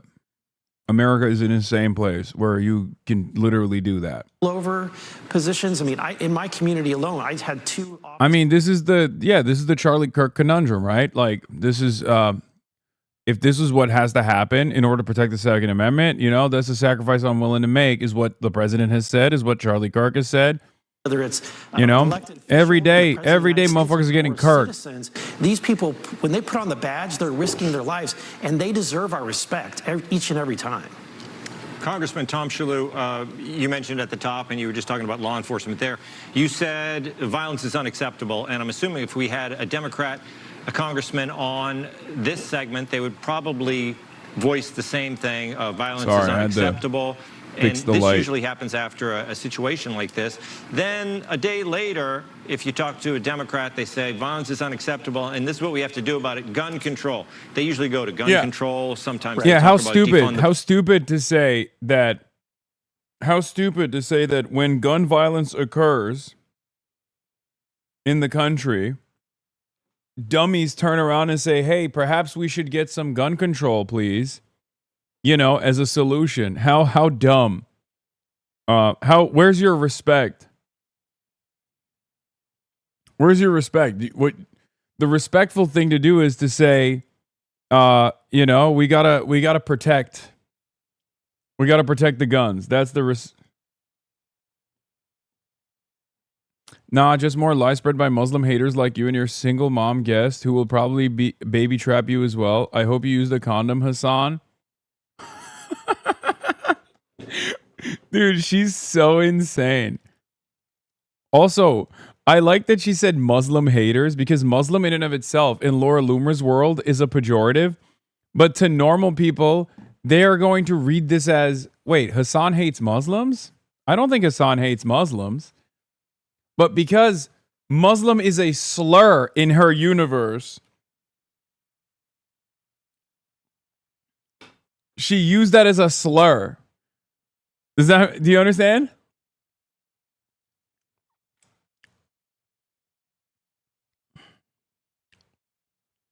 Why is she always thinking about you fucking someone? I think we all know why. I was in another... Look, I thought you were reading a chatter. I was in another window. Sound like a gray name? Yeah.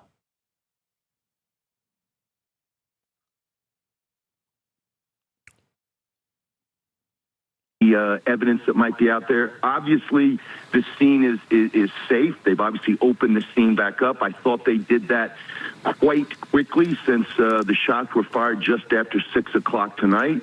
But yeah, we'd be asking questions, and the questions were, where were the shots directed? Were they directed at the White House?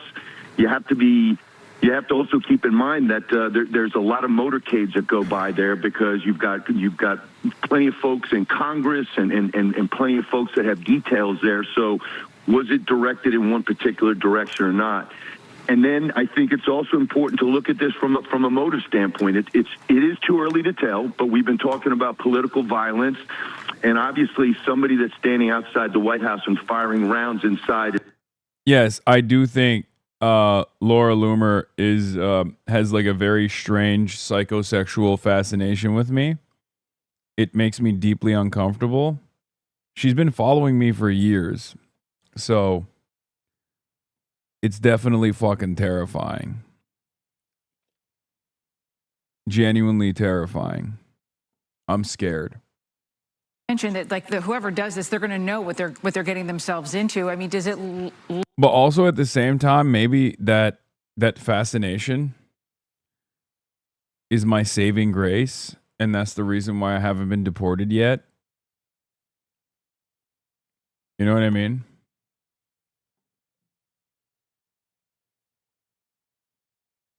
Like, otherwise she would have let Laura Loomer more like Laura Gooner.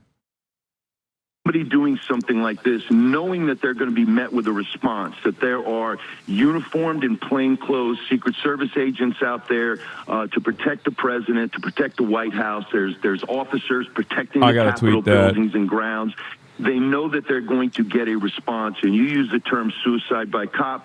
that's certainly something to consider. But I think also the FBI has been talking about this now for the last year or so, determining what would cause somebody to do something like this. We're seeing in a lot of these cases of recent, the attacks on the president, the attempts on his life, the assassination of Charlie No, Kirk, stop tweeting. this assassination. I think this is good.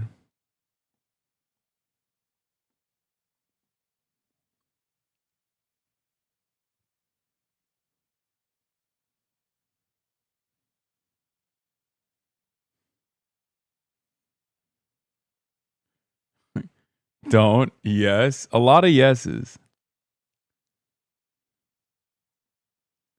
No, it's giving millennial. Ew, gross. Okay, no, I won't do it. If it's cringe, I won't do it. It's cringe. It's cringe. You're right. Make sure we preserve the crime scene.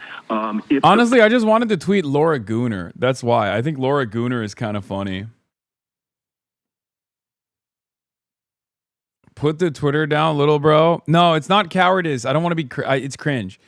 It's cringe. It's cringe. That's why I didn't do it. But Laura Gooner is funny, and I will unveil that at some point, like a fucking tactical nuke. Okay, there will come a day.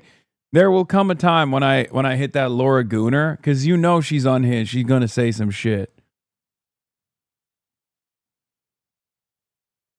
Do you give them any precautions? What do you say to them as they're watching this all unfold?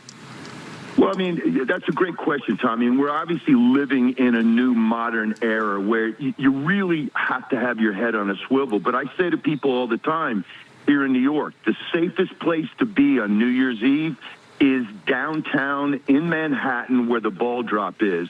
And that's the thing is that, terrorists, bad guys, they're like water. They're always looking for the path of least resistance. And that's why this appears not to have been, I don't want to downplay it, but from a sense of, this was not a tactician who had studied this and made a determination and was serious from that perspective. I mean, it kind of reminds me of what happened at the White House Correspondents Association dinner, where you had somebody that just basically threw a plan together and thought that he was just going to charge through Nothing more cringe than you sincerely using Twitter outside of just posting streams, going live. Shut up. This might have just been for attention, to send a signal. And certainly, if they release the scene this early, I mean, we're only a little over an hour from when the shots were fired. That tells me that law enforcement is convinced that there are no follow-on attacks planned, and that they have the person or persons that were responsible for this in custody. James, we appreciate you, and of course we appreciate all the law enforcement out there responding to this, keeping not only the president safe, not only the administration safe, but also the tourists that are there to celebrate Memorial Day and to remember, heroes that we've lost, of course, commemorating Memorial Day. Thank you so much, James, for being on the phone. We're going to take it out to the table a little bit as we're all reacting to this. Not the show that we expected. We thought we were going to be talking about an Iran deal, Kevin, and I'm sure the president's actually probably frustrated because he would rather be talking about the excitement of that potential. But it looks like the good news is that the scene has been, somewhat opened. The White House is not on lockdown anymore. The journalists are allowed to leave. So that's all good news. Of course, not the day we expected to have. But considering the situation, it feels like they handled it very quickly and effectively. I couldn't have said it better. I think what really I take away from this is, first of all, we are in an environment where the rhetoric often can lead to circumstances like this. Again, understanding that we don't know exactly what the motivation may have been in this circumstance, but it's not like they were selling Girl Scout cookies. I mean, it's at the White House. I mean, I think you can put two and two together. Again, we'll have to get more information, but I want to just say this one thing, and that is hats off to the law enforcement who've been keeping not just the White House safe, but all the citizens in and around D.C. and the visitors, as you point out, a lot of folks in town. This one's crazy. Thanks to them for doing what they could in a harrowing situation. By the way, we now have unprecedented access to a tier list of every White House press pool reporter and their reaction time to a life-threatening situation. And I think Selena Wang is probably one of the best. Like, she immediately hears it, immediately ducks. Whereas that one lady who's like, what's going on? She has no survival instincts. Okay? We could do a straight-up tier list of, like, who in the White House press pool has the best survival instincts versus the worst. Just like what happened with the White House Correspondents' Dinner, there's a lot of chaos at first, and then you take a look and you think, okay, it's interesting, and the way they behaved looks like things worked out. The president had a lot of good things to say about the Secret Service. He wanted to reassure everyone they did a great job after White House Correspondents' Dinner. I think he's going to want to say the same thing, congratulate people, and then he's going to move on. He's going to want to talk about Iran, right? Right. I think one of the most interesting things, when we're talking to these experts, you're trying to think, okay, what am I going to ask here? He's given me all the information about what happened there. I think it was Richard Staropoli, the former Secret Service guy, right? Who can take the shot? Interesting. He says they all can take the shot. Yeah. Right. They're all authorized to go. That's interesting. Interesting and important right Yeah. now. All right, we're going to bring back in Alex Hogan live outside the White House for the latest information. They're going to go to you. Hi, Tommy. So we just got some new information from the White House, according to the press office. They said shortly after 6 p.m., an individual approached the Secret Service checkpoint outside the White House. This is at 17th and Pennsylvania Avenue, so just one block behind me. You can still see that there's a large police presence here. This involves the FBI, Secret Service, and, of course, D.C. police. So the White House telling us that there was a preliminary investigation at this point that indicates that an individual approached. He removed a weapon from his bag and he began firing at police officers. Secret Service police officers then returned fire, striking that suspect, who was later transported to an area hospital where he later died. During the shooting, a bystander was also struck by gunfire. So the White House press team at this point telling us that it's really unclear. She's the type to investigate the scary noise in a horror movie. Oh my God. Oh, apparently suspect is dead. Police don't need permission to shoot at an active shooter. It's a nonsense take. Midas Touch was on site from the TikTok video. It sounded like gunshots coming from a speaker. I'm a veteran and I know what gunshots sound like. This is another stunt, most likely. I don't believe it. I mean, look. There's a dead guy, so I don't know. Kind of sounds like there were some real gunshots regardless. Chatter.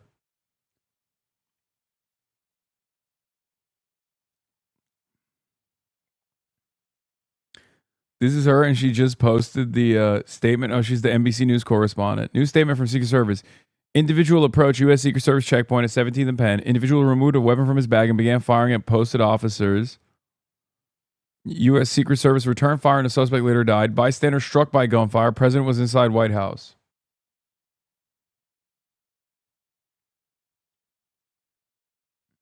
There were gunshots coming from a speaker for the chatter. For all of us, heard it through a speaker. It's true. No, they're saying suspect later died. NBC News was reporting that the suspect later died, but the U.S. Secret Service accidentally hit a bystander as well.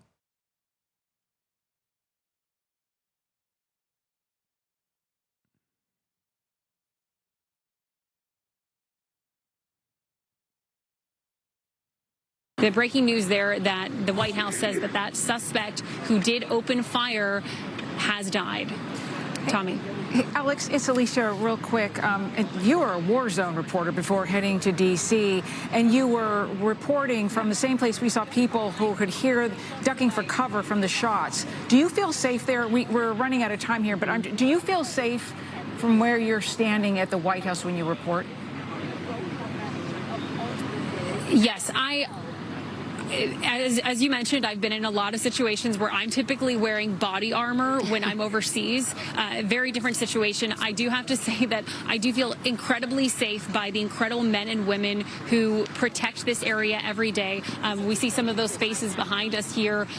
That being said, what I do for a living is not what the average civilian and citizen should be used to. Thankfully, we live in a country where that kind of violence is not normalized. That being said, the D.C. police once again telling people not to come near this area, even though they do believe that this threat has been neutralized. Alicia. Alex Hogan, thank you so much. And that is going to do it for us. We're going to see you back here tomorrow, 5 p.m. Eastern, for another big weekend show. Of course, keep it right here on Fox News Channel for continued coverage on the shooting. Wow. Wall to wall, baby. Meanwhile, Al Jazeera is actually covering real shit.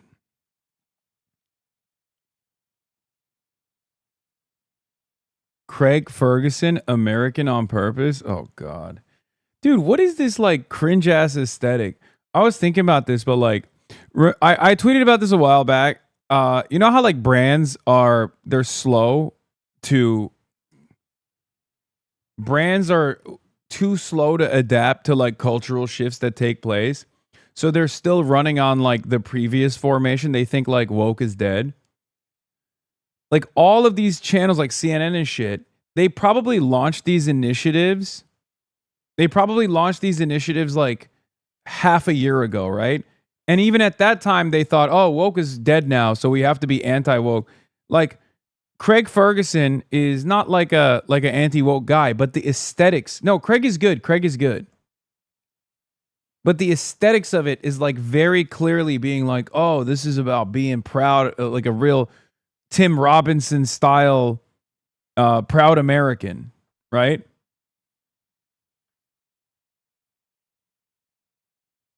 Yeah, Craig isn't American. I'm just saying he's Scottish, but he's probably like going to talk about what he loves about America and stuff. But it's like, it's patriot slop. Okay? It's fake patriot slop. And I think is it not Tim Robinson? No. What's the fucking guy? Home Improvement guy. Not Tim Robinson. What the fuck's the Home Improvement guy? God. Tim Allen, not Tim Robinson. My bad. Yeah, thank you. But another example of this is like the gubernators, the bungulators, AT&T, like doing this thing, which by the way, I don't really give a shit about burnt peanut one way or another.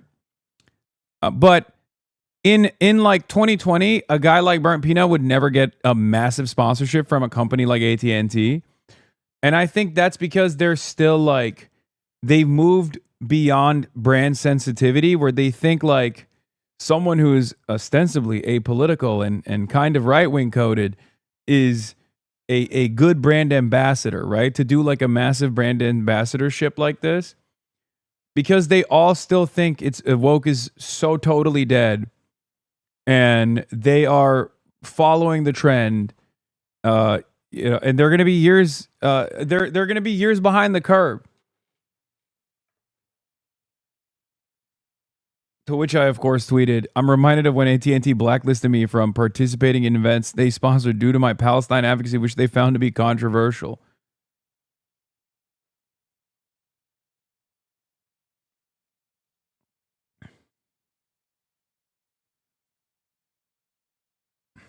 I do think I shit on Burnt Peanut too much, though. I mean, I think he's just like a regular ass gamer. Like he's nowhere near as crazy as like Nick Merckx or anything like that, or Nick Merckx when he was peak anti-woke warrior.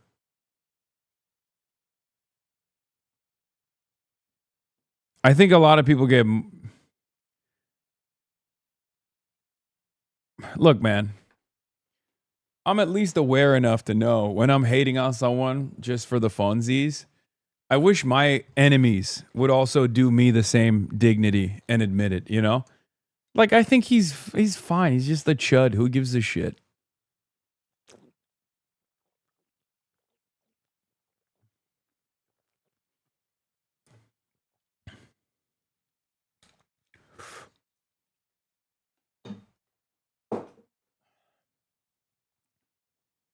Yeah, he's just your regular ass everyday chud.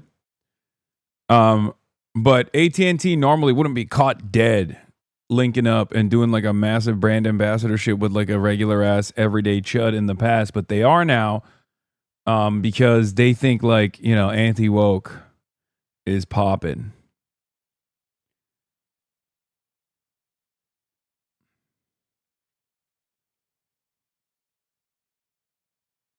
This is your most cis white millennial opinion you have ever taken? I guess.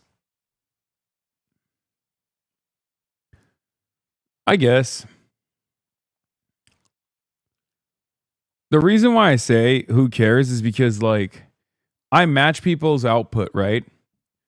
his output is like having thoughtless conversations with people and being like, oh, our military could destroy you if we wanted to. You live in a third world shithole or whatever, you know? Like that kind of stuff is like gross, it's disgusting on its face, but it's also unbelievably commonplace. You know? Low-key, he's no different than Lud? No. Lud's more careful with his rhetoric, and I think Ludwig is... Coworker Wig is not a chud, okay? Coworker Wig is maybe a little too scared to ruffle feathers and be disruptive and stand on his principles, but ultimately he is a liberal. He's definitely woke. If anything, Chudwig is Coworker Wig is the left equivalent of Peanut. If Peanut is like normie but also kind of a chud, Coworker Wig is normie but also liberal. They're both content creators. They both try to be inoffensive in their own way. And by inoffensive, I don't mean like literally saying something, you know, like I don't know. Just they try not to ruffle too many feathers is what I mean. Two sides of the same coin.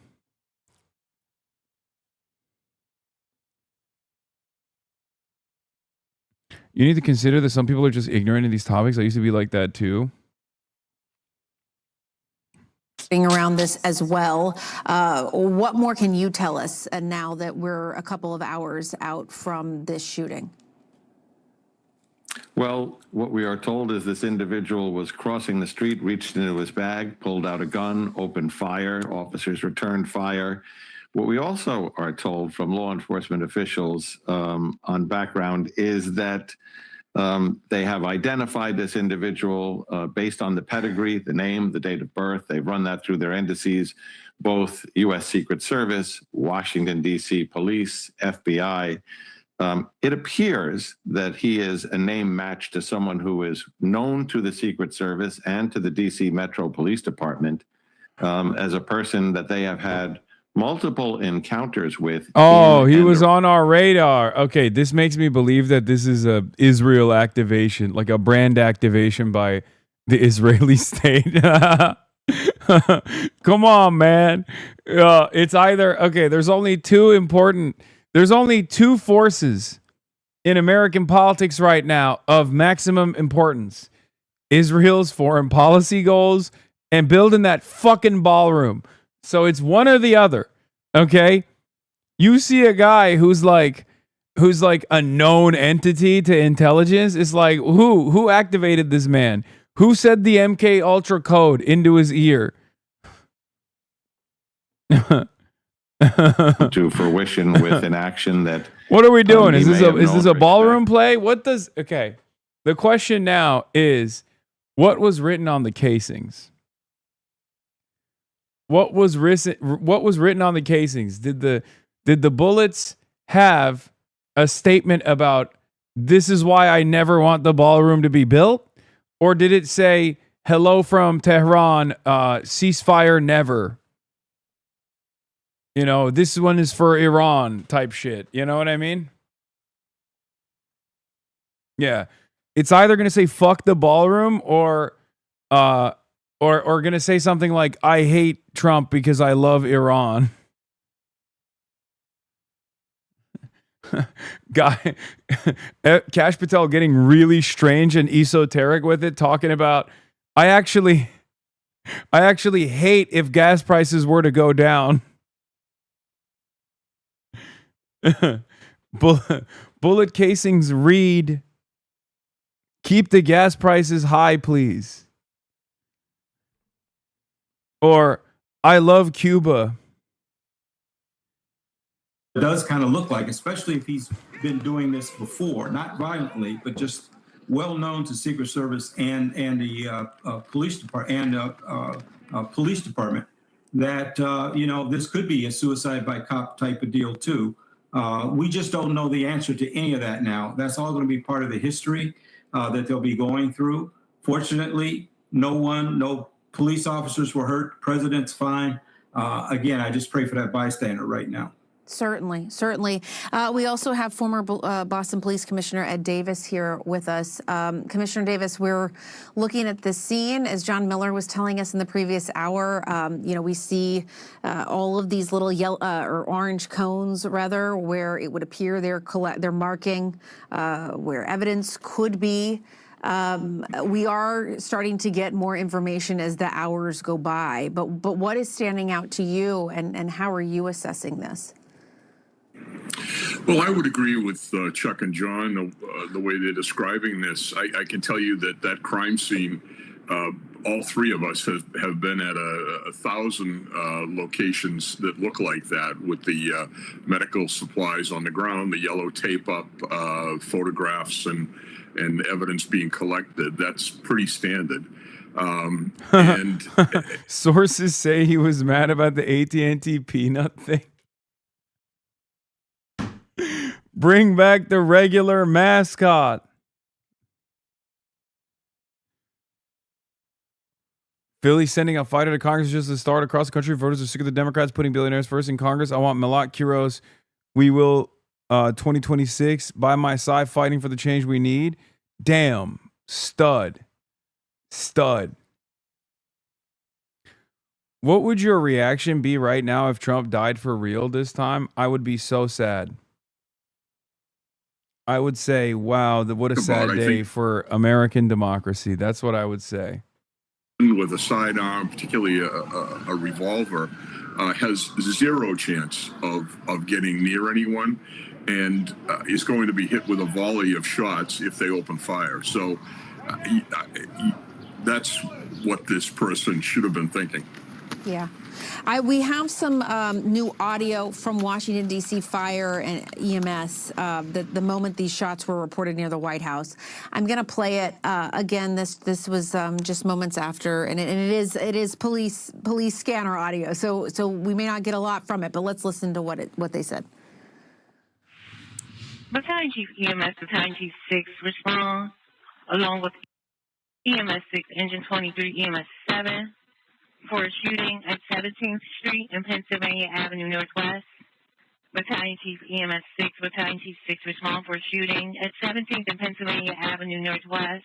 Medic 2 respond along with Battalion Chief 6 for a shooting at 17th Street and Pennsylvania Avenue Northwest. Medic 2 respond along with Battalion Chief 6 for a shooting at 17th Street and Pennsylvania Avenue Northwest. Chief Ramsey, again, that's probably pretty standard scanner traffic for something like this. But what do you think?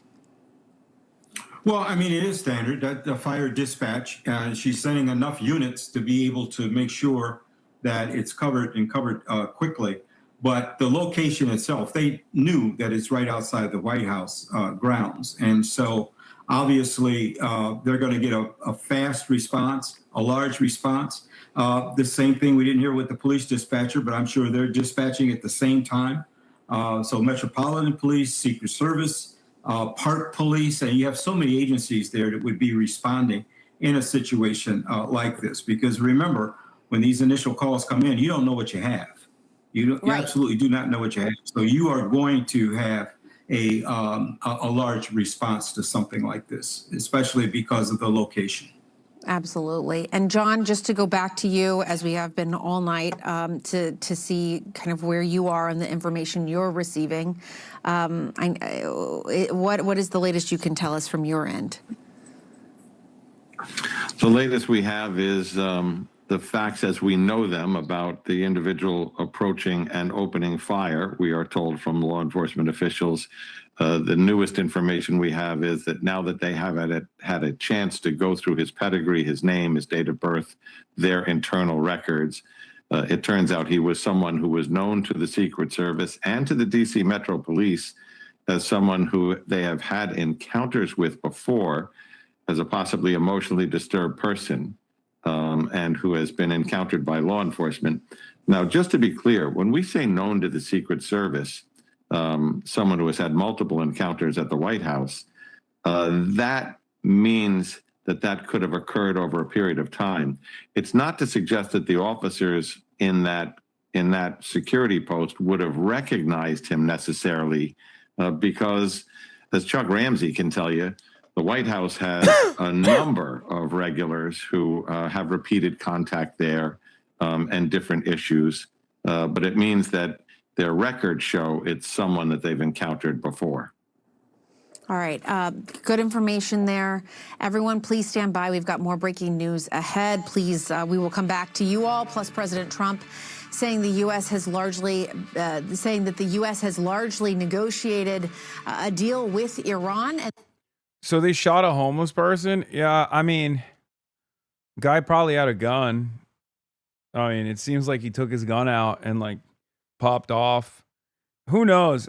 It could literally just be a situation where homeless guy runs up. They know he's homeless.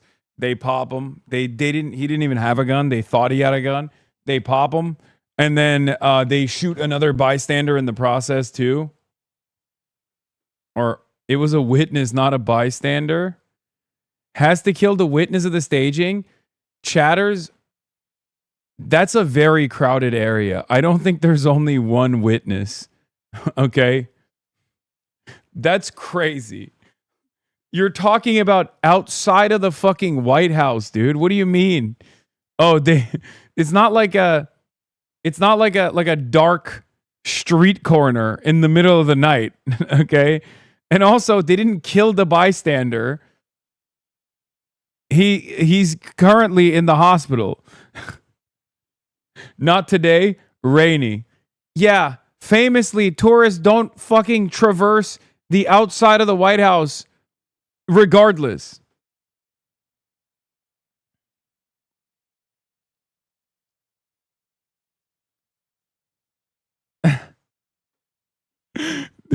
Think about it.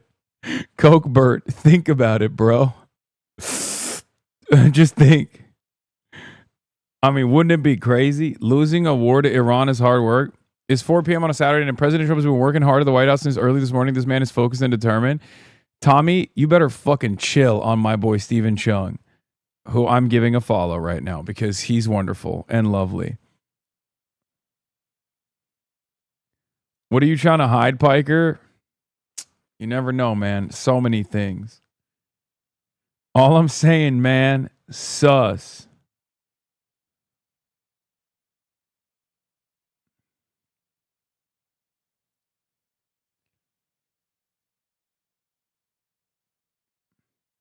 There's Knick fans in the RAN right now watching the game outside. Wrap this shit up. What? These guys are yapping about you big time? He's basically our Nick Fuentes. You know, I mean, that. What do you mean our? Bitch, we're not on the same side. Supporting Hamas is below the Houthis and saying Americans at 9/11 will get you a New York Times style profile, an op-ed, and an Ezra Klein endorsement. This is not sanity. This is suicide. Damn, Sam Harris is so jealous that he's washed, dude. El Bozo. That exaggerates it by 10%. But, I mean, it's totally... Wait. Saying I'm the left's Nick Fuentes is an exaggeration by only 10%.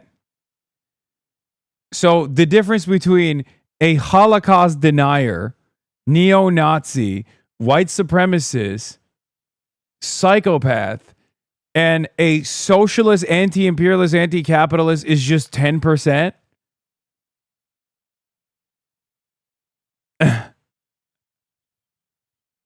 Bro, people who are Israel first are so funny. They just literally don't have any other...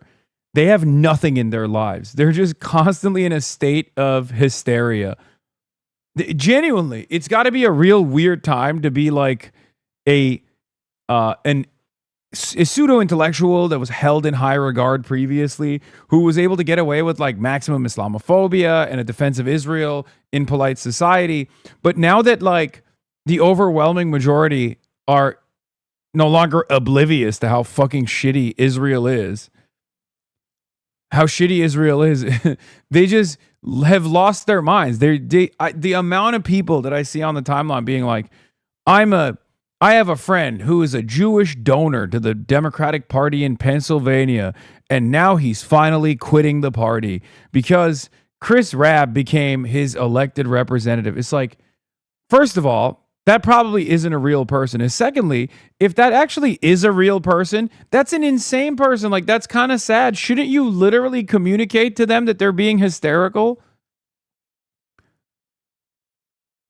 Like, if this is a loved one, if you have a loved one that you know that is that hysterical, if you care about them, you should probably talk to them and be like, dude, I'm going to keep it a $150 with you. Like, we gotta cut this Israel shit out a little bit. Like, it's kind of normal for people to feel this way. It has nothing to do with anti-Semitism. Sure, anti-Semitism is on the rise, but like, don't you feel like maybe you're being a little hysterical? Like, to have a normal conversation with that person. No, everyone's insane. Everyone's insane. Everyone's like, yes, actually, Queen, actually, you're so right. You're so right. Every Democrat, every anti-Zionist Democrat actually is a unlimited Jew hater. They want to put Jews in concentration camps. It's true. That's literally what it is. They can't simply find it insane that this foreign country is able to suck up so much time, money, effort, human lives from the United States of America with and engage in ultra violence with regular frequency, with our weapons, with our taxpayer funded weapons, and then demand more. And people aren't questioning that relationship. Okay, people aren't questioning that relationship for any real reason. They're questioning that relationship because they love the Holocaust and they want it to happen again. That's probably what is going on. This seems like a normal opinion to have, dude. That's QAnon. I'm sorry. If you think at a time when like the majority of the public has turned on Israel, the majority of the public has turned on Israel for good reason, because Israel fucking sucks, okay? It's an apartheid state. It's done a genocide. It's literally bombing countries all the time. And it has terrible vibes. Shitty electronic dance music, okay? Infected mushroom style acid house, okay? I'm sorry. Food. Stolen for the most part. Not very good, okay? And unlimited amounts of fucking arrogance. To top it all off. Oh, it's called Psytrance. Sorry, I said acid house. Psytrance. You're right. It's not acid house. Acid house is good, motherfucker. I apologize, March. Thank you for correcting me. Okay? It's crazy. It's crazy that you got... Who has Israel killed in America? God, I wish I had my soundboard right now. I already went through the list of Americans that Israel has killed in the last couple of years. But Israel has also caused the death of American soldiers by forcing America's hand, by urging the United States of America to go to war with Iran, you know, so that also happened. Israel's also directly killed American civilians in the West Bank and also in Gaza, including one humanitarian rights worker too, humanitarian aid worker. And that's just Americans. But on U.S. soil, obviously, you know, on U.S. soil, who knows? Yeah, Israel killed an American Palestinian journalist, Shireen Abu Akleh, as well. Very famous one at that. So, yeah, but that's not even the point I was making. I mean, the whole, you know, all the soldiers that died in Operation Epstein's Fury, like all those soldiers died because, you know, they went to war for... Iran has killed way more Americans? Wait, what? Dog. First of all, even if that was true, one's a foreign adversary. We're not giving Iran tens of billions of dollars in weapons, you fucking idiot. What are you saying? Like, dude, that's so funny. This guy's like, well, Israel has gotten $380 billion in aid, okay, in the last 80 years from America. Iran has gotten zero, but also Israel gets to kill American civilians and American soldiers at times, like, or cause the death of American soldiers.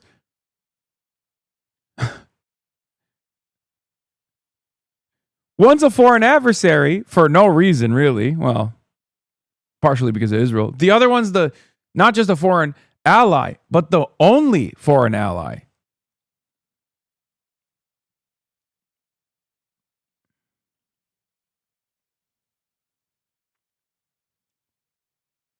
It's just very funny to live in this universe, like with this mentality.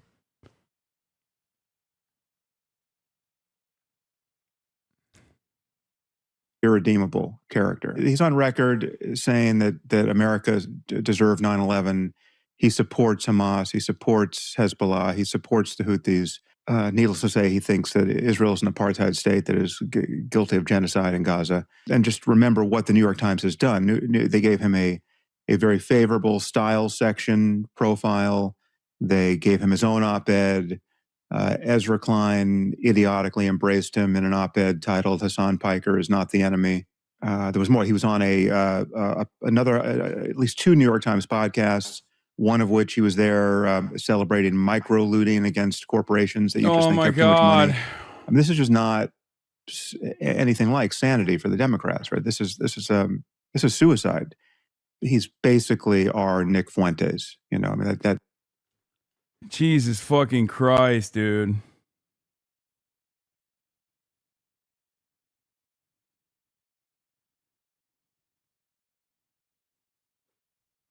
Jesus, Lord mercy.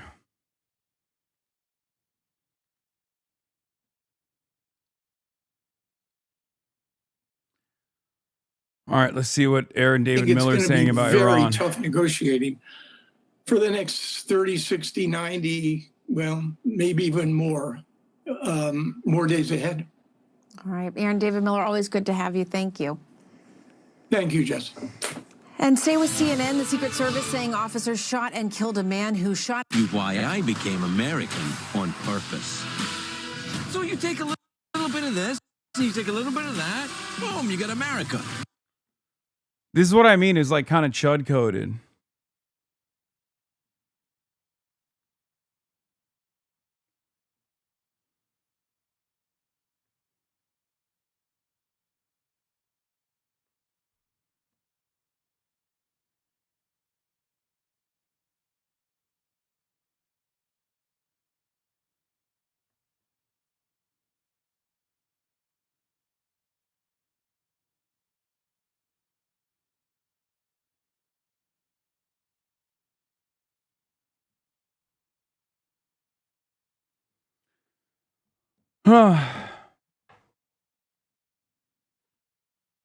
Anyway,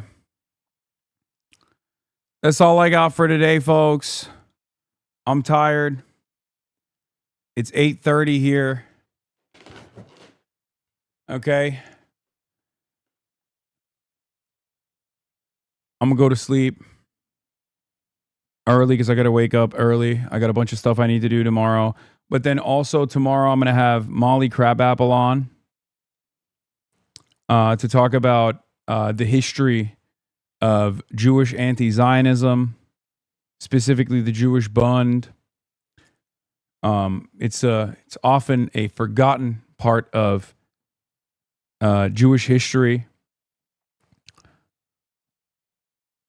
And yeah, that's all we got for the day.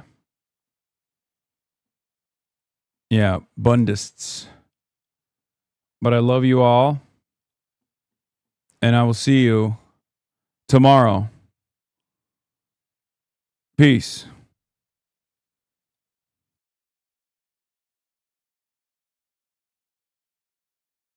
Starting off the day, all the chatter's trickling in, hostile people hate. Sunny Los Angeles, California, says Hasan. Stun luck to the stun luck to the topics just begun. 'Cause there is again, Hasan is streaming. Hasan is streaming. There is again, Hasan is streaming. Hasan Hasan is streaming. Reviewing a Chinese train, telling Kaya place. Sun and Asmin chatter loves, giving Greening's grace. Zoran winning NYC, woke two back with the force. The Rogan of the left to me, a dumb himbo still of course. The Charlie Kirk assassination, the Fear and Online show. 8 full fucking years of this, and plenty more to go. Doing fun stuff tomorrow, throw PBS up on the screen. A man-made horror reaction brought to you by this live stream. 'Cause there he is again, Hasan is streaming. Hasan is streaming. There he is again, Hasan is streaming. Hasan is streaming. Kicked out of the DNC, IRL we march the goat. Combating the propaganda that shoved down people's throats. CBS Israeli news, a coup, a regime falls. A full-blown fascist takeover, and still the duty calls. Total radicalization coming out to see. The system will always fail, it's up to you and me. On these daily streets, whether short or whether long, have helped millions of people keep it moving right along. 'Cause there he is again, Hasan is streaming. Hasan is streaming. There he is again, Hasan is streaming. Hasan is streaming.